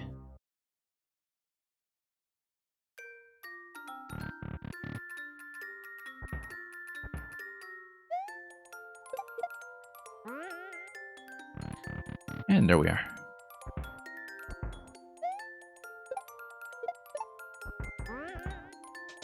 Okay. Now, P is once again going to give me what? I do need still the opportunity to pick up the spring on my way back. No, that's not how it's going to work. The point of the POW block, of course, is to drop the coin column. That's the thing that it's doing. That's also the thing ensuring that that whole setup should still work after the P-switch expires, although obviously the 2 yellow blocks on the bottom left would no longer be available at that point. So that's the only thing. I lose that safety platform on the left side. I don't know if it's actually necessary, but the POW block eradicates all these walls on a permanent basis, and so it's kind of neat. Nintenor with a party of 5. Let me just hold this for a moment and give you a bit of a shout out. Yeah, Nintenor, welcome to the stream. Hope yours went well. I don't know if you were doing Maker 2 as well or something else, but it is good to see you here. And hello, Raiders. Yeah, you've all come in fairly late into the stream, but I'm quite happy to have you all here. Just running some of my personal queue on a weekend stream. We usually do viewer levels through the week. But here, this is going to take me up to the top half of the implicit scroll stop. Take me down here to checkpoint 2. Okay, so Cannonball here is going to get me over to the on-off switch. POW block is something that I feel like I'm supposed to save by removing it from this location such that it is still available after the on-off has been activated. Maybe. And yeah, you were getting world records in viewer levels. Oh, very nice. Yeah, Nintendo, I've definitely seen your name on some of the world records on levels that people send me, so that's probably a good sign for you. No, I needed to up throw into that location very clearly. I was just thinking I need to up throw, but I need to get out of there before the POW drops back down. No, that was supposed to be an up throw.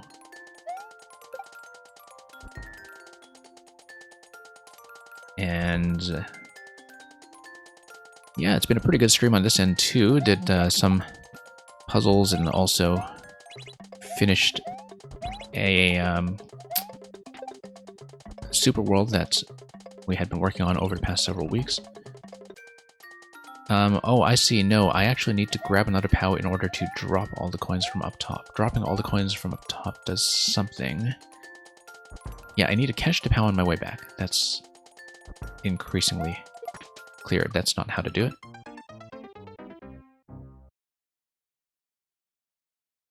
So yeah, welcome all the raiders. Sorry I'm not taking levels at the moment, just given that I am beginning to wind down what has been a lengthier stream, but hopefully some of you are able to stick around and catch me on one of the viewer level days, and I'd be very happy to see what kind of records Nintendo has been setting, which I might not be close to breaking at all.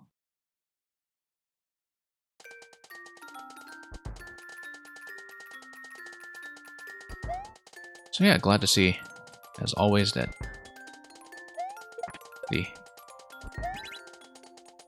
Mario Maker streaming scene is remaining well and alive in its own way. Oh, whoops. Don't want to go that high. I did have the right idea by hitting the POW, I think, in terms of dropping all the coins out of there. Not sure what that does for me afterwards, although it would change the cannon positioning, I think, and that would do something. Okay. I think I do have the right idea. Next cannonball. Once again, too high. I see. It's because the claw is grabbing me. So rather than going straight up to the claw to hit the POW, I think I do need to follow the main mechanic of this level and, whoops, let the POW drop and catch it. Nope, wrong. Once again.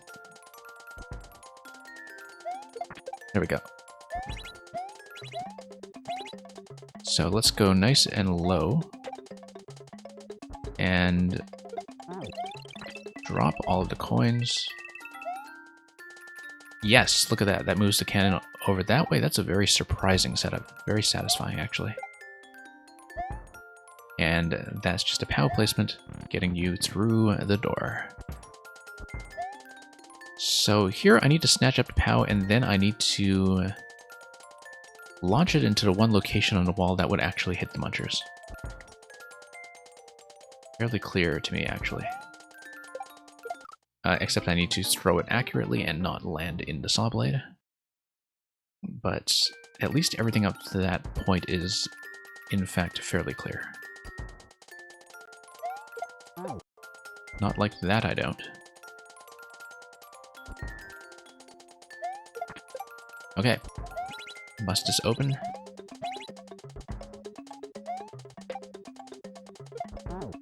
And going to shift cannonball all the way over with the POW placement under the door to round things out in this section.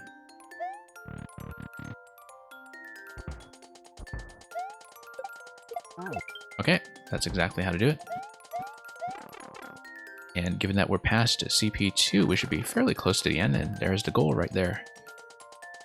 So yeah, it looks like it'll be a mid-air catch, followed by a throw into the muncher stack.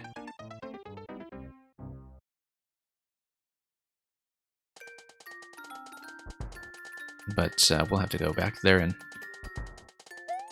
maybe sort out some accuracy issues.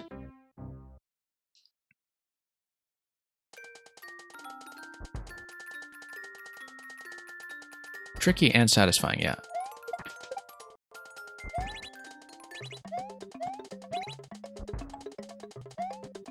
Okay, there we go.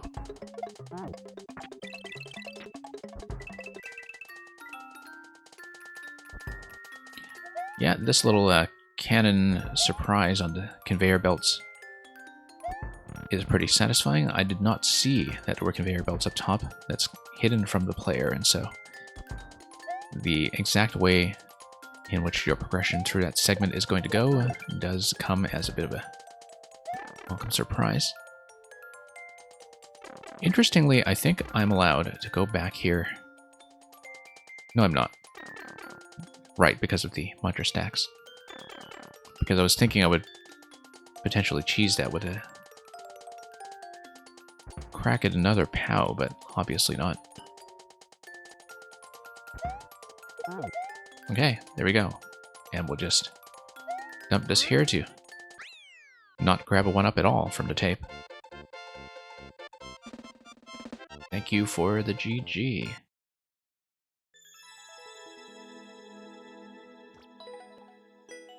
So yeah, Merlin, as I was saying earlier, since you did come by, I can take a look at another one of yours quickly. I will be winding down fairly soon, but I could do one or two more. And I still have a huge list of things I did not end up getting to today, so yeah, Nintendo, get some rest. Certainly seems like it might be time to do so, especially if you're in West Coast NA or something like that. So yeah, glad you had a great stream. I'll definitely drop by yours as well at some point and maybe give you some records to crack. Let's see, Merlin, you've got to be somewhere down this list. There we go. Probably the easiest way to find you on short notice. Yeah, we've been doing a lot of these recent ones. You said you were working on 6.4. Let's take a look at 6.2. Parkour across these floating islands.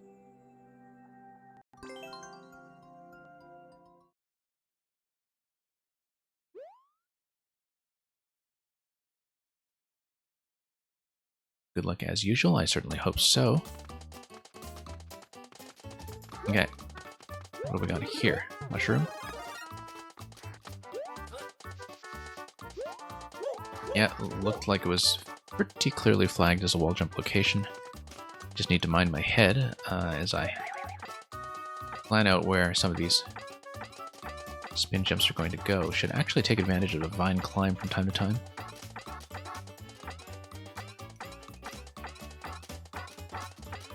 Yeah. I mean, it is a later world, so not surprised that the spacing is maybe a bit tighter than I'm used to from one of the Merlin levels. Oh, okay. I can keep going down. Couldn't quite see from the camera scroll that down was still an option, but it does become clear just given the lack of alternative options. So, what do we got here? I need to probably get up here and do a spin jump across, maybe. Looks like I might hit my head on that. Not sure if I like that. Let me just think about this for a moment. Yeah, it looks like I am supposed to head over, whoops, just in that location there. There we go. A little bit on the precise side, but... Oh, and is there more of that?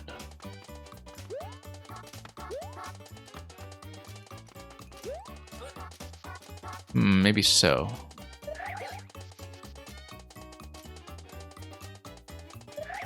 Okay. Not too punishing, thankfully, because this is the style of play that I'm really not very good at. But it's not super tight. It's still manageable even by somebody who is not a precision specialist. This looks a little bit tough. Whoops. That's much better. That's a way to do it. Let's check the top location anyway. I could have just jumped across? Really? Okay. I don't think I actually saw that, but...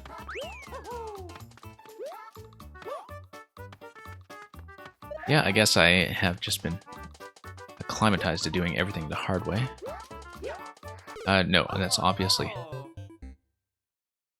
a series of wall jumps there, but one where my positioning was just a bit off the whole way through. What do we got here? Wow. Whoops. Yeah, some of the headroom here across this level is definitely on the tighter side, but as you were saying, maybe I am just missing the obvious.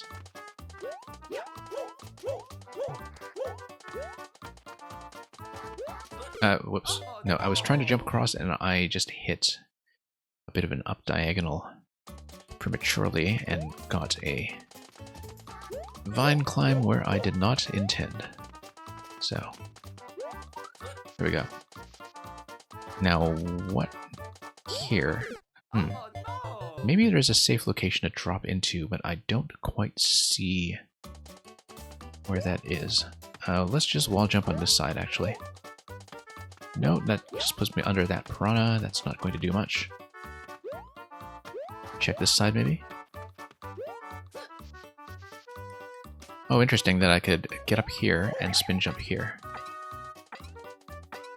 Seems like a much better way to get here, actually.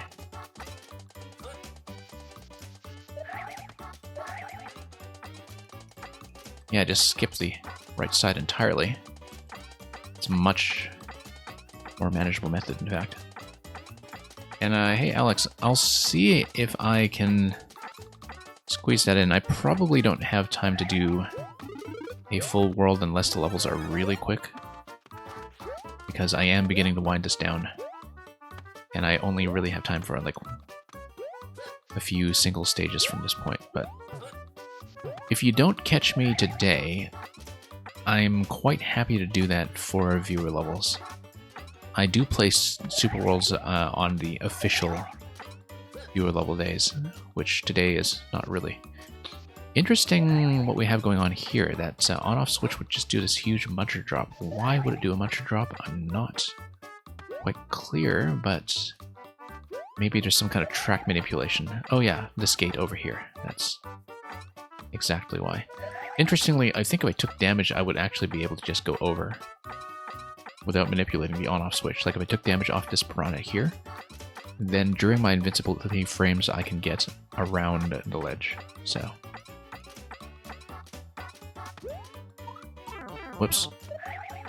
Not anymore, obviously, but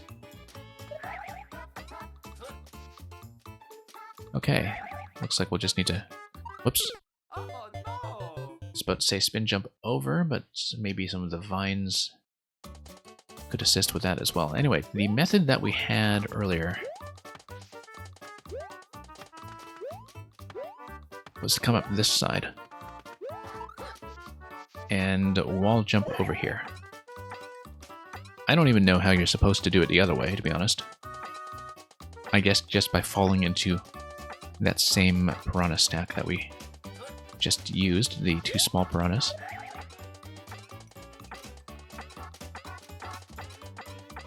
Okay, let's just continue this way.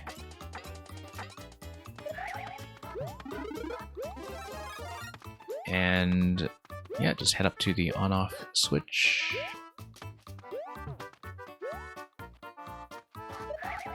I only have to use divines once in this level. Okay, so they're mostly there as something optional, but also decorative. Interesting.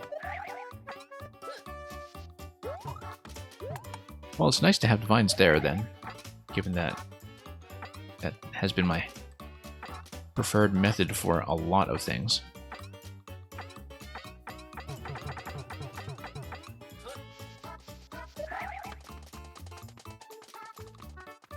Okay, so what do we got here?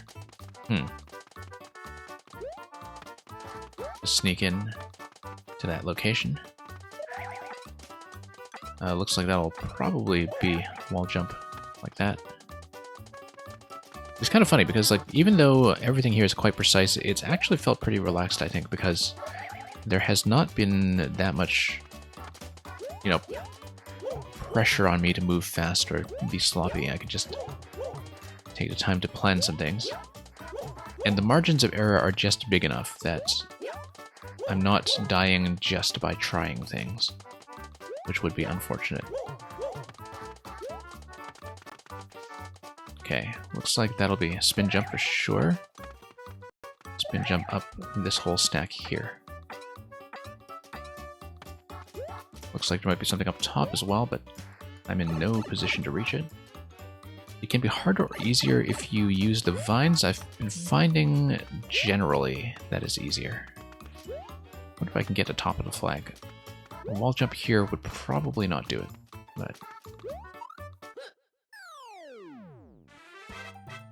Oh yeah, Mario time! And yeah, Alex, we'll take a look briefly. I'm not really taking viewer levels today, but you're saying it's going to be very quick. We can take a brief stop there just to see how it goes. It won't really be, like I said, a viewer level experience, and so I might just take a quick look at it rather than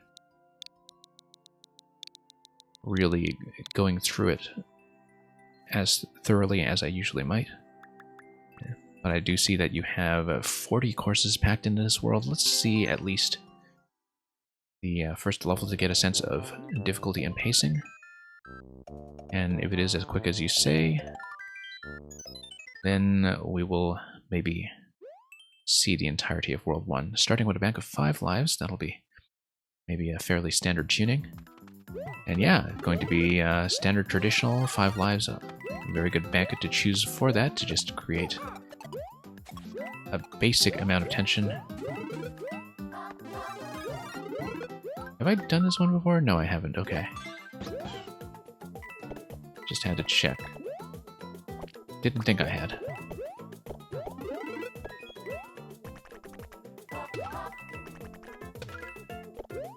And... okay. Whoops. Fine, we'll just use this guy. More fire. That's fine. Of course, being a super world with a 5 life start, it does mean that we do have a fair bit of an incentive to poke around some optional content just for the bragging rights of eventually clearing the whole 8 world extravaganza without any excessive use of continues, or any continues at all, really. Or at least one hopes.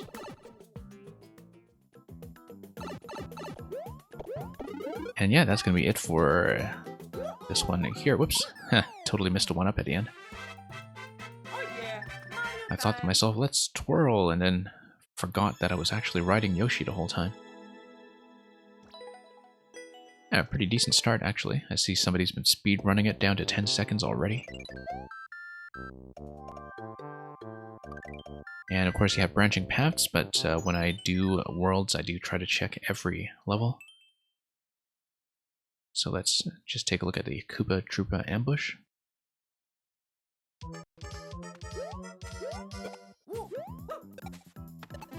And we'll get through this way. Oh, and we need to actually defeat them, right. So yeah, you've got 20 seconds on this. This is because, yeah, it is kind of like a Hammer Brother fight that is just on the map, but kind of interesting in its own way. You just have a bit of a gentle time constraint, and it's very much the kind of map battle that is designed specifically for the Super World, obviously, just to act like one of the classic hammer battles on the map would, just without any hammers. Might as well bank up some lives since we are still early on in this experience.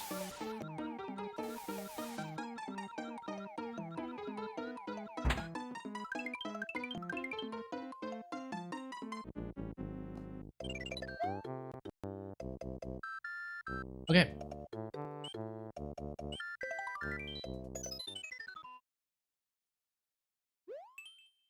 The Grassland's Dangerous Tower. How dangerous? We're about to find out.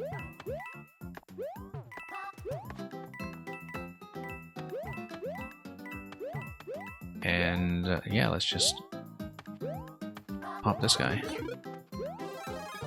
Just to grab a mushroom and get that out of the way. More lives, of course, are always going to be useful here. Now, being World 1, we can, of course, expect everything to be fairly gentle, and it has been so far. Obviously, you're entitled to your own kind of style when it comes to traditional layouts. I will say that relative to Nintendo's actual traditional levels, that you definitely provide a lot more coins than average. That might just be because of the difficulty tuning that you're going for, and the amount of guidance you want to give people, but it definitely can be a little bit busy in coins, I think. One of the things that Super Mario 35 has really reminded me of, and which I notice every time I go back to SMB 1, is that coins are used much more sparsely than people tend to remember in nearly all of the mainline games, other than, of course, SMB 2, which was all about spamming tons of coins and collecting massive hordes of coins. But if you go back to Classic Mario, there are actually surprisingly few coins, especially in SMB1, that we're so accustomed to the idea of them being used as either a form of reward or a form of directional guidance, that it can be easy to forget that. This door is not matched to the 30 coin, is it? Yes, it is. Okay. Don't know how I didn't see that animation, although I think I'm just confusing it with the animation of a key door unlocking. Oh yeah, Mario time. So yeah, just going to stack some lives up to 17, and we'll go on. And thank you for the GGs, by the way.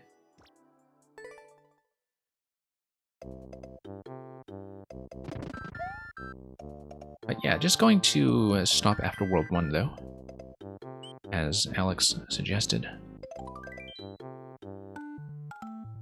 And maybe in a later week we'll be able to do more of this, or indeed, if you submit viewer levels and we get to you, we'll take this in a chunk of a few levels at a time.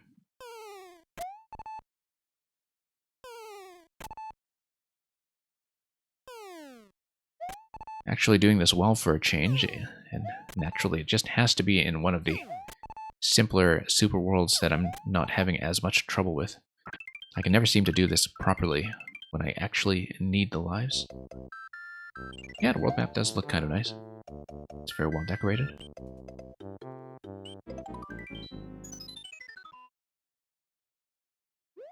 So here's Grassland Grove. Yeah, I could tell there were a lot of plays on this profile, so it obviously kind of medium to easy difficulty content like this is always nice to have for players who, you know, don't see enough good content in that tier. I think it's definitely a skill set to design things at this difficulty level that nevertheless stay interesting to play and also look good, and so far it's been a pretty polished experience. I mean, very, very standard in some ways, but you can tell that the levels do commit to a certain degree of visual identity, like with all the clouds and mushroom platforms in this one. And here's midpoint right here. Oh, lost a squirrel. That's fine, we'll take the flower and we'll also just do the classic Koopa Troopa back and forth.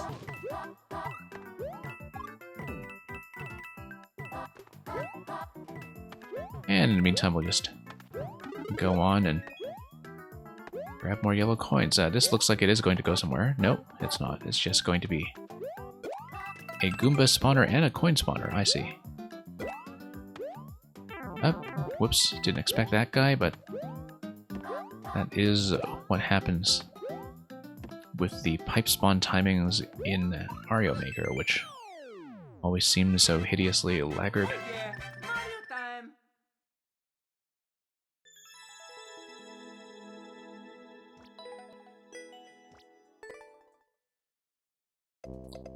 Yeah, pretty competent stuff so far, for sure.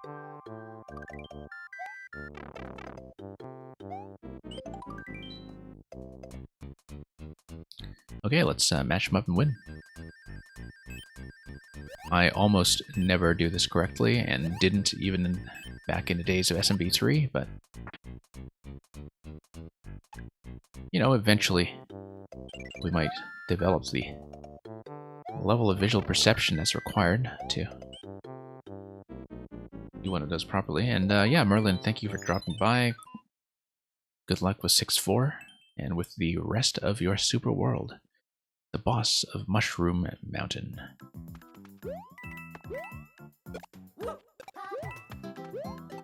Okay. Once again, lots of coins on the overworld. It is World 1, and you are being fairly generous, of course. And here's the boss of Mushroom Mountain. It is going to be a bit of foreshadowing that, you know, Boom Boom is just having a bit of a fit in that room, throwing a bit of a tantrum, and we'll have to eventually get in there and calm him down. The only way we know how, which is to damage him 3 times, and knock them off the map.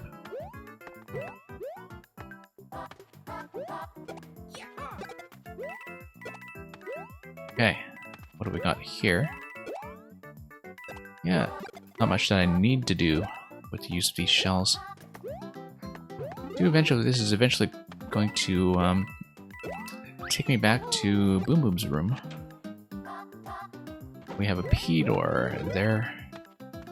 Not sure at this time what's going to activate it, but obviously we need an on-off activation along the way. Ah, I see. Right, because the P is over to key door. And yeah, these are just power-up refreshes for people who need them, but was there actually a way back down here if we face off against Boom Boom in his chamber? I did not think so. And it would have actually saved me a hit if I just decided to respawn a Koopa, perhaps, and use a Koopa shell against him, but in lieu of that, we'll just pop him. And needlessly grab a flower refresh that was not actually necessary for me just yet. Yeah, Boom Boom's just going to be Boom Boom. I mean, it's a pretty standard fight over there. This, however, is going to take me through. And, yeah, good use of the on-off wall just to enforce where that's going to go. Look at these Goombas riding their Koopa Troopa buddies. I never checked this pipe. That was only accessible after finishing everything else. Not too fond of how I was sniped by a Goomba right away at that location, but seemed like a bit of an accident of just having a red pipe respawn them. Or maybe not, maybe it was just placed there to begin with. Oh, I see, I'm going backwards through this. Ah, yeah, because the arrows are telling me to come here first, lest I be sniped by another Goomba out of nowhere, falling down on my face. Yeah, sometimes I think when there are so many arrows like this, they actually make the situation muddier rather than clearer. Like, you don't actually need that many arrows because, you know, people start getting confused about what kind of order to use for processing them. So that's the only point of feedback so far, I think. It's just that sometimes the coins and arrows can be a little bit excessive in terms of guidance. When they are excessive, they actually make the pathway less visible in a bit of a counterintuitive manner. But for the most part, I think that's a pretty functional traditional layout so far. I'd be happy to continue with this world another time. Now, like I said, I am going to be closing out pretty soon, but I'll just be wrapping things up with 1 or 2 additional singleton levels, I think. And thank you once again, Alex.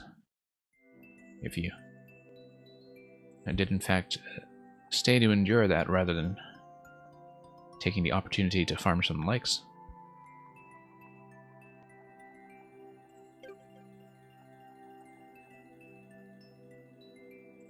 So yeah, I'll be pulling out probably one of the platforming levels I had in mind.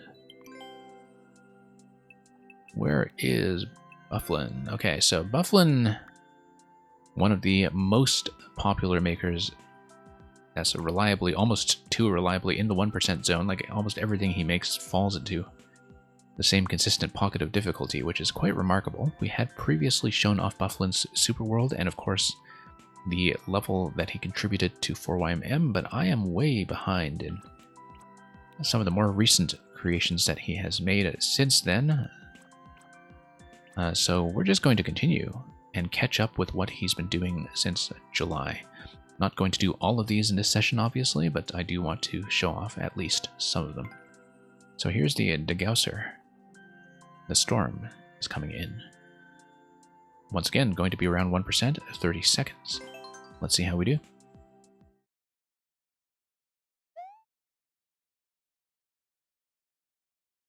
Yeah, I'd been seeing Bufflin's levels amass since July, and basically thinking that I would get to them every week, and of course I always get buried in puzzles and super worlds and so much else that it doesn't wind up happening. Now, it looks like the early segments are in fact tuned for me to go fast.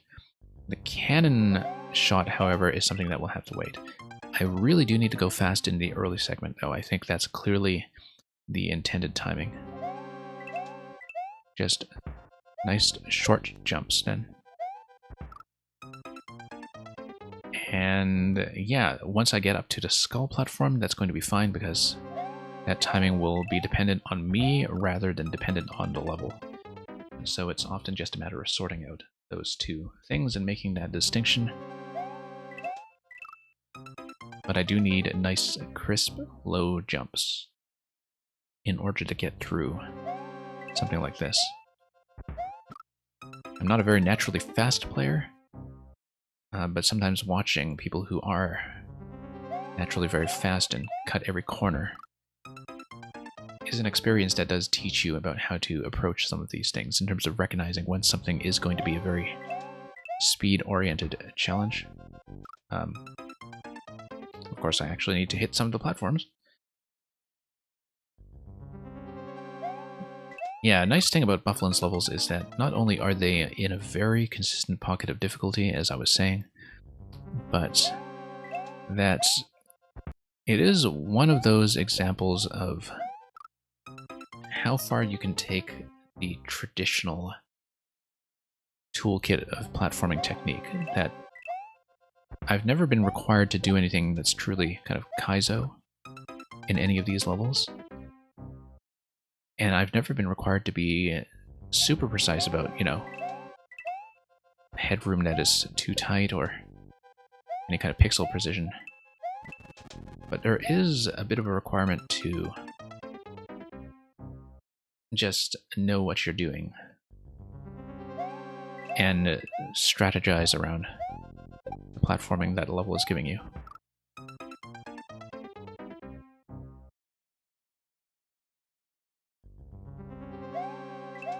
Okay, so let's just continue here. That's going to be pretty clear, except I need to go left back towards the sinking blaster. I found that pretty readable, just my reaction time was a bit off, perhaps. Yeah, need to get up here right away. I was a little bit late.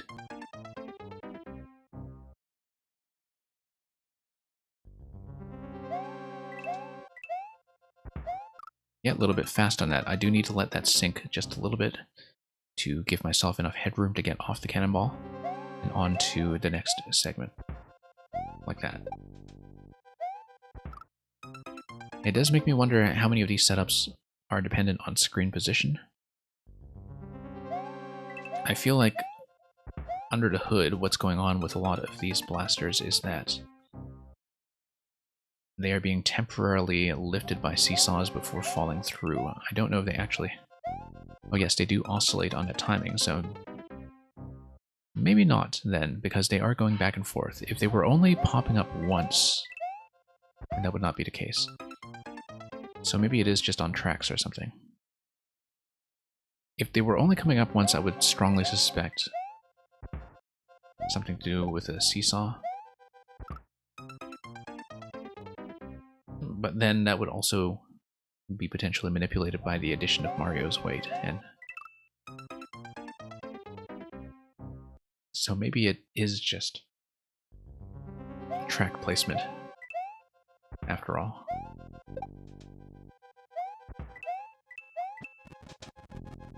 But I'm usually thinking about these things just to think about how the objects are being loaded in, because the way that they are loaded in does affect the consistency. So far, it does seem 100% consistent. Redox, thank you once again for dropping by, and you have a good day as well on your end.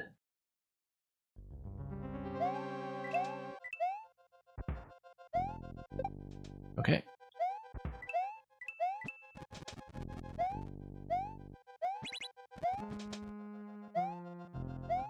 Yeah, a little bit late there. I did need to get back on that skull platform, but it seems like the next and final jump is going to be out of its sinking arc when the platform is already on its way down towards the lava. So that's something to keep in mind, that I will be using it all the way to the end of its lifespan.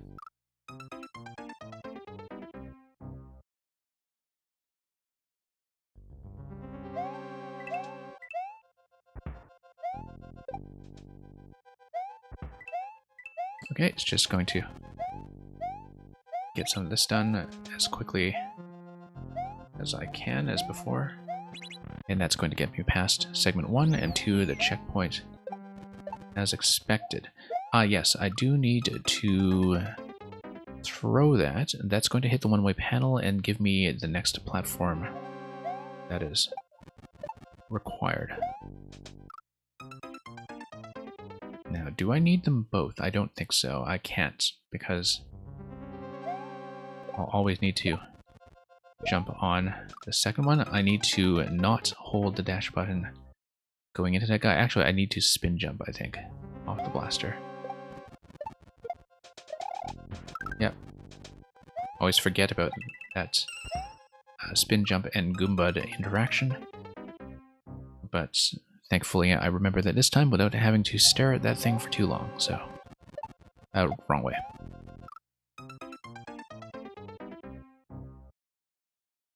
Yeah, very easy edge case interaction to forget in the heat of the moment, given that it is one of those things that Standard Mario never teaches you and is a very maker-specific interaction. But we've got it. Yeah, just a bit of a quirk of timing there. It was possible to land safely and then head towards the on-off switch, just with a minor adjustment in timing.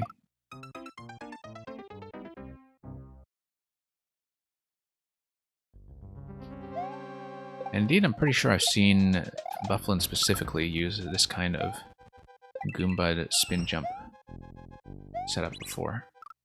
Okay, just didn't expect the sinking at the very end there, so that's just one of those first-time surprises that we'll have to learn how to play around as we get back to that location.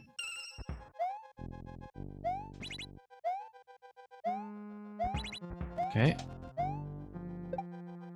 Yeah, a little bit late on that, and I kind of expected that I would be late on that, just given a few of the interactions leading up to that failure point.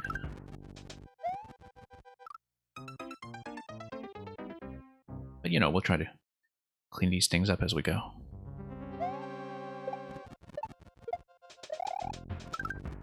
And yeah, nice thing about these levels is that when you do understand how things are supposed to work, they do begin to feel very snappy and reliable. That's always a good sign, I think. You know, people have this thing against repetition sometimes when it comes to platforming levels, and if your design is good, repetition should not be too much of a hassle. And it should often even be fun, because you can feel yourself getting better and better. And it's something that you're retreading. And that's why I'm generally fine with longer levels, is that if the platforming is good, then the mastery that comes with doing something repeatedly and consistently is something that feels very satisfying in the hands. And that's true of some of the segments here. You can see already with just the Goombud no longer really giving me too much trouble. That was a very poorly judged adjustment. That was supposed to be a spin jump, obviously. Thinking a little too far ahead sometimes.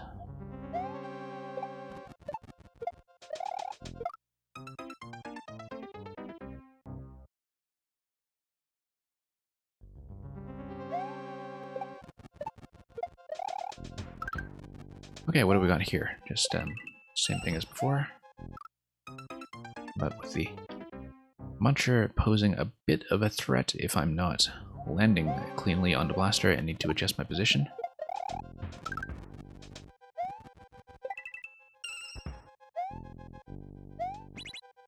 Yeah, once again, I'm hitting that a bit late. If I'm hitting it earlier, I have a bit more time to leave the blaster before it is too low on its sinking animation. So that's the adjustment I need to make there. Need to go for the on-off switch right away. Build some momentum. Get forward.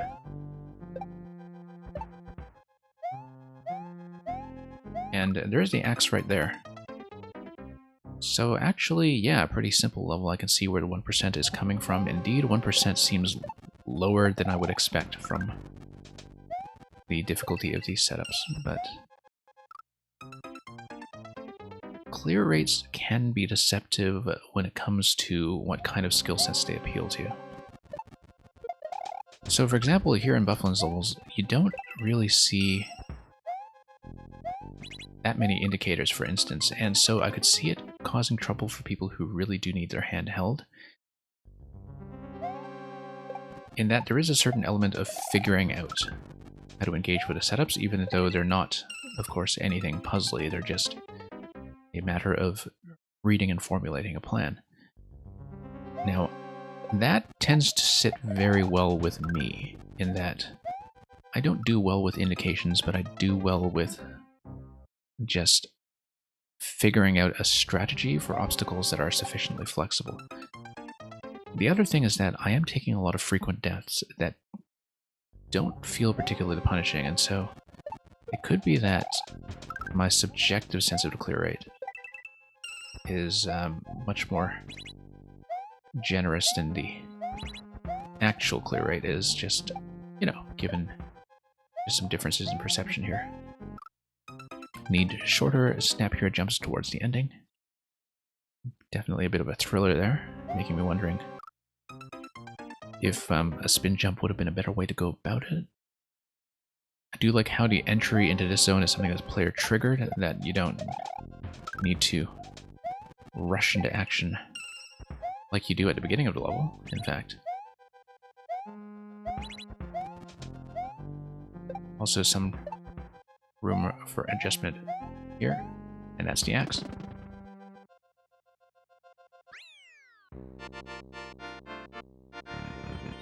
But yeah, for levels that are in the 1% range, some makers often feel much harder than advertised. I would actually argue that a lot of Bufflin's levels feel easier than advertised, and it may just be because the checkpoint placement is always very gentle. And it may just be that the kind of skill set it tests is a good match for how I engage with these things, so let's do one more. Dillinger Escape Plan, also 1%. World record by Pipanga. Not really surprising.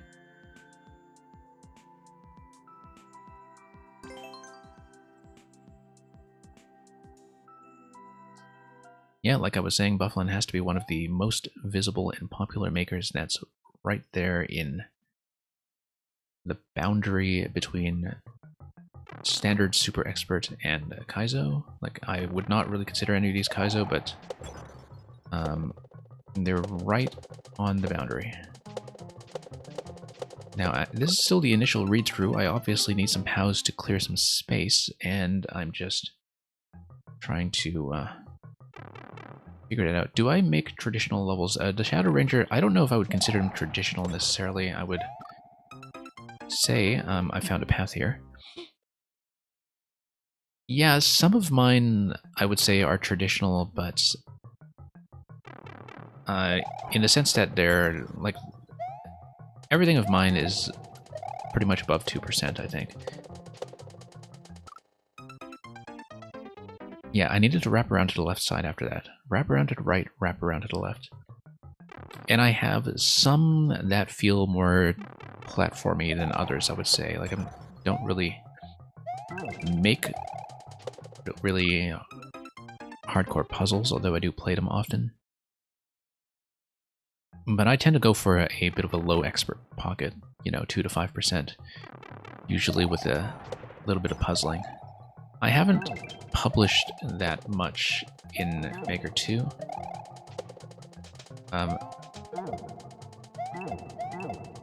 But yeah, I was too slow on that segment just from the first reading. I do have my maker ID if you want to take a look at any of the things that I have. Like I was saying, some of them are traditional, sort of low expert. Nothing really tricky. I find that when I get my things playtested, people have more trouble with the occasional puzzle interactions. Oh yeah, this is obviously supposed to be... Get that, followed by a spin jump. Just needs to be much faster. Because I am following the speed of a single piranha all the way down. And I do need to activate all 11 POWs, and that's just kind of an anti-cheese mechanism, I think, to prevent any skips. Not that I found anything especially skippable, but I think if you have POWs in certain locations that can be picked up and which make contact with specific munchers, maybe that causes a bit of a vulnerability. Or perhaps Bufflin was just being extra careful when it comes to tuning. Just missed a spin jump there because of the falling platform.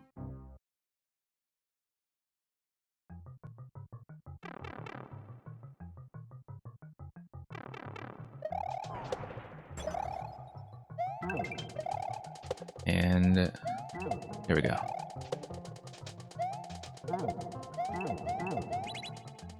And yeah, the Shadow Ranger, I think you left me a code earlier, right, that I didn't actually look at.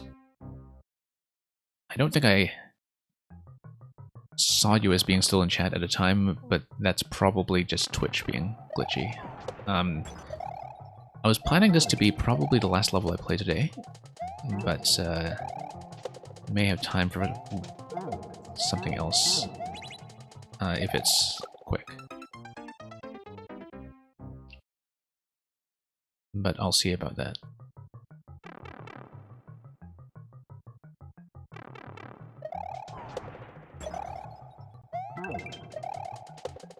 But yeah, I'm probably going to finish up with this one today.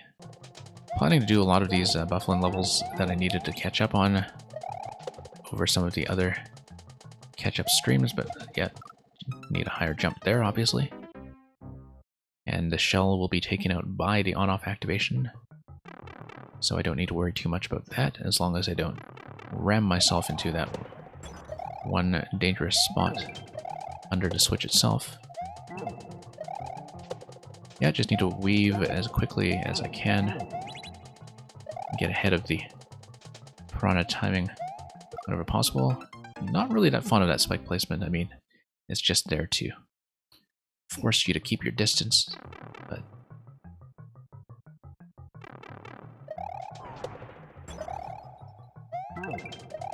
yeah, not really crazy about a lot of one-tile spikes in general. This level's fine though, because it's mostly using that to continue to impose the challenge in places where the saw blades would not suffice. That's the right idea, just a little slow on that turnaround once more.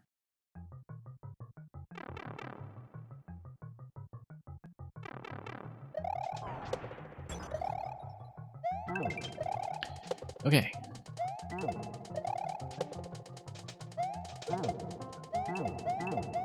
Let's go this way. Yeah, once again, too much momentum going into that one-way panel. And I'm trying to cut momentum there when I released a shell, but I suppose part of what it's doing is just forcing you to get that minimum one-tile distance, but I don't see why you need a spike block and a one-way panel to do that. I think it's mostly there to just create this additional tension point.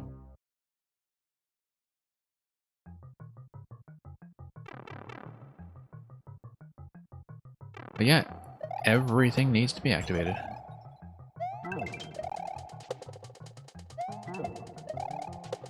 And the faster I do it, the better.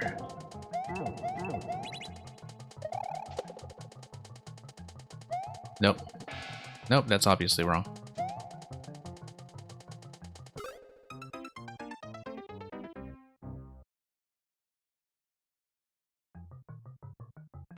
Well, did need to let that trap me for quick death. then we'll get out of there and onward in no time. Yeah, these levels have a really nice flow to them once you do understand them. Now I'm hesitating a bit too much because of that spike. It is throwing me off quite a lot. Yeah, Alex, I did. If you want to scroll back to this video, you'll be able to find it. I also always keep each of my Mario Maker streams as permanent videos, like I convert them to permanent VODs after the stream, specifically because makers do want to go back and see them. But I did do all of World 1. I had a lot of verbal comments during the stream. Yeah, pretty enjoyable traditional layout so far. Mostly I was just commenting on sometimes the coins and arrow indicators being a little bit dense, but okay, I do need to run and throw as I was doing before. The issue is that I'm backing out of that a bit now to avoid hitting this spike. But yeah, Alex, I did do that world, and I'd be happy to continue it if you want to continue submitting it on my actual viewer level days, of course. I do run Super Worlds in a few chunks at a time, even during normal viewer level sessions during the week. So hopefully you get some entertainment out of the video of your levels being played, so...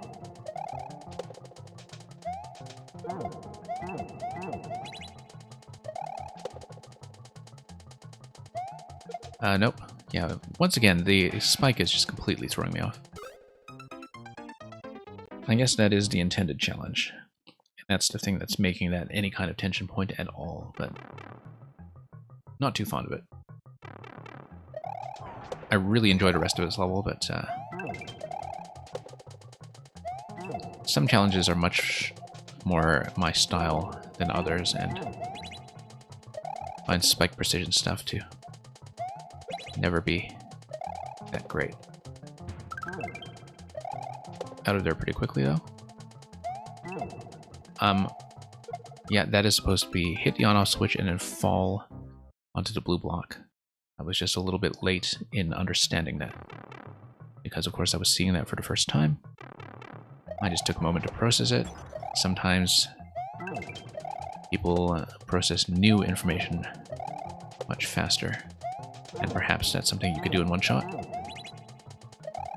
If you're just a really natural Mario sight reader. Yeah, I was trying to rush into that because I was feeling like I had fallen behind in pace.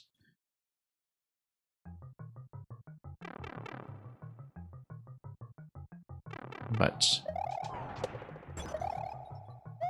we'll get back to it.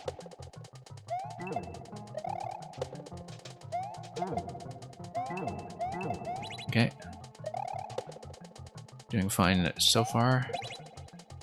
Even got that down for once. Oh. Actually got in there a bit too high, which had never previously been the case.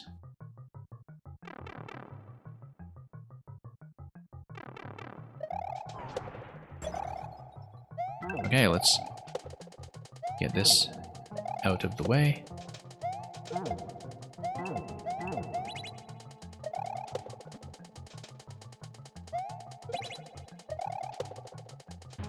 Yeah, always nice to have some accurate landings. Not so nice to have inaccurate landings. The timing of the next segment after that, of course, will just be dependent on my execution of the up throw with the buzzy shell. So it's kind of nice to know that I will be a little bit ahead of schedule when it comes to the piranha itself.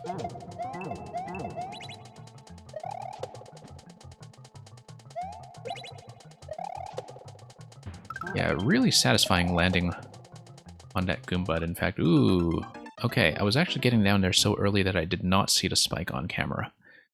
So I was in fact going a little too fast to see what the danger zone would be.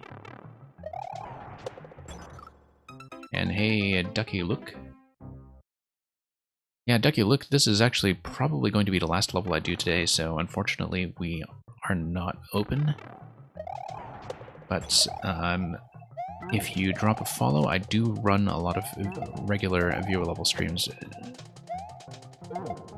Just not on the weekends when I do my big catch-up, so hope you can drop by. Thank you for the follow, and hopefully you will catch me with your submission then. Yeah, I usually do viewer levels some weekdays,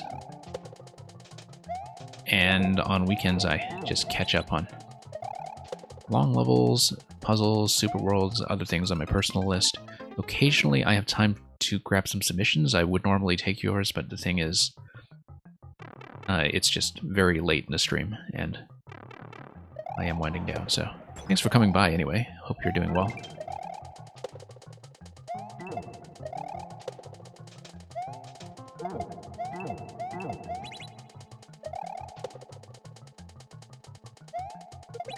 Okay. Yeah, I really love that Goomrat landing. It's just marvelously precise, actually. Just totally missing the easy spin jump, of course. It'll be a spin jump sequence over to Piranha, over to the Goomrats on the right side. The whole setup that was creeping into the bottom right as we were just beginning to see on that attempt.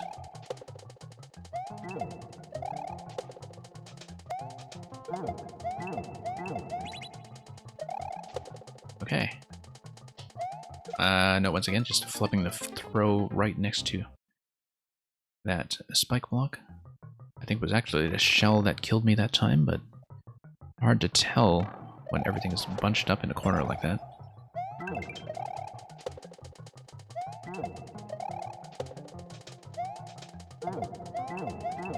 Okay.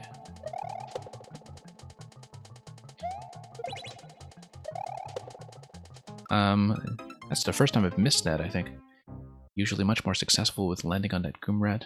I was just commenting on how satisfying it was to just hit that precisely every time. But that overshot was clearly on me.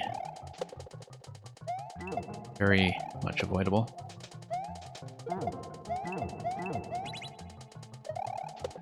And okay. Yeah, once again, that spike has been giving me all kinds of trouble.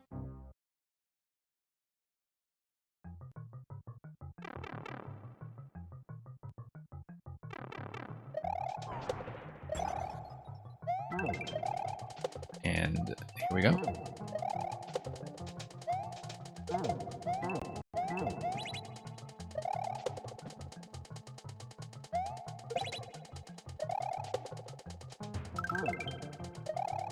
And down we go. A little bit ahead of schedule here, but oh, I see. I'm not compensating for the fact that it is blue, I think. I'm expecting it to go slower. That's the point. Bit of time pressure from the icicles at the beginning, of course. Not that that flexibility will matter. Hey, Shields, welcome back, by the way. Sorry I couldn't take yours the last time, but unfortunately I am winding down. Like, this is the last thing I'm doing before I log off. And so I really hope I can catch yours. And thanks for dropping by again, though.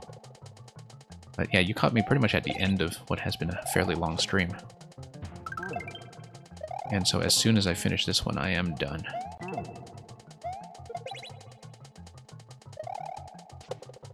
Okay. What is going on with these munchers here? Why did I only hit one POW? Or rather, why did they not die to that POW? I should look at that again, because maybe it's a timing issue with them being on screen. Maybe it was a second POW that I just completely missed. Probably there was a second POW I completely missed, but I don't think I got a very close look at that location.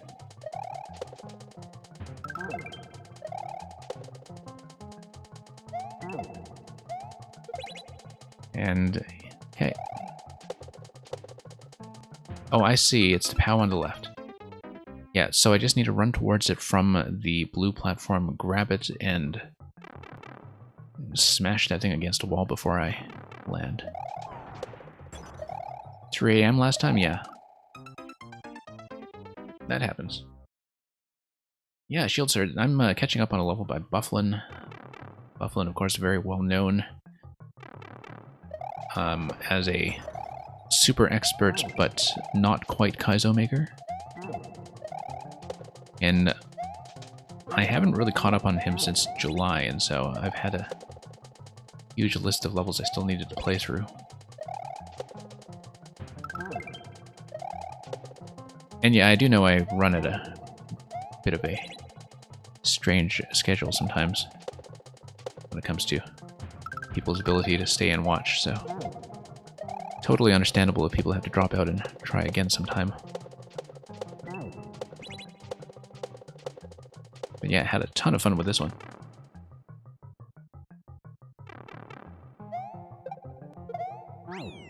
Nice, great finish. Definitely a bit of tension there from the spikes at the bottom, but as soon as you come in through the pipe, there is just enough time to see what is going on and react. Would have been a real shame to accidentally miss the goal, though. But given the height that you're jumping from, I don't think that's very easily missed. Really interesting ending. Anyway, thank you for the GG, and thank you for dropping by, even if it was at the very, very end. And yeah, Shield Sir, I hope I'm able to actually catch you next time. I'm hoping to run a few more viewer level streams over the week. I usually do at least 1 or 2, but the schedule has been a bit erratic lately, so I've just been updating people on the Discord. But yeah, usually it's, you know, viewer levels during the week and the big catch-up sessions over the weekends. And we're trying to make that work. Along with some other content we've been covering, like Mario 35, for instance. But that'll definitely be all for today, because I have been here for quite some time. So, as usual, I will be looking for somebody to grant with a modest raid. Usually I find somebody who's doing viewer levels in case some of you have codes that you wish to pass on. Sometimes there are some other surprises, particularly with some of the streaming numbers in Mario Maker thinning out for some of the other Mario content in recent weeks, but I'll try to find somebody appropriately interesting. And in the meantime, MFK is actually a good suggestion. Yeah, I'll keep that in mind, actually, as an option. I didn't see that he was on, but I will scan around briefly. I will definitely take that into consideration because I do like MFK's stream. In the meantime, that will be all from me. Thank you so much for watching. Hope you enjoyed some of the content today, and I hope to see some of you around going forward. So stick around. I'll search for your next destination. In the meantime, good morning, afternoon, evening, or night, and fare thee well.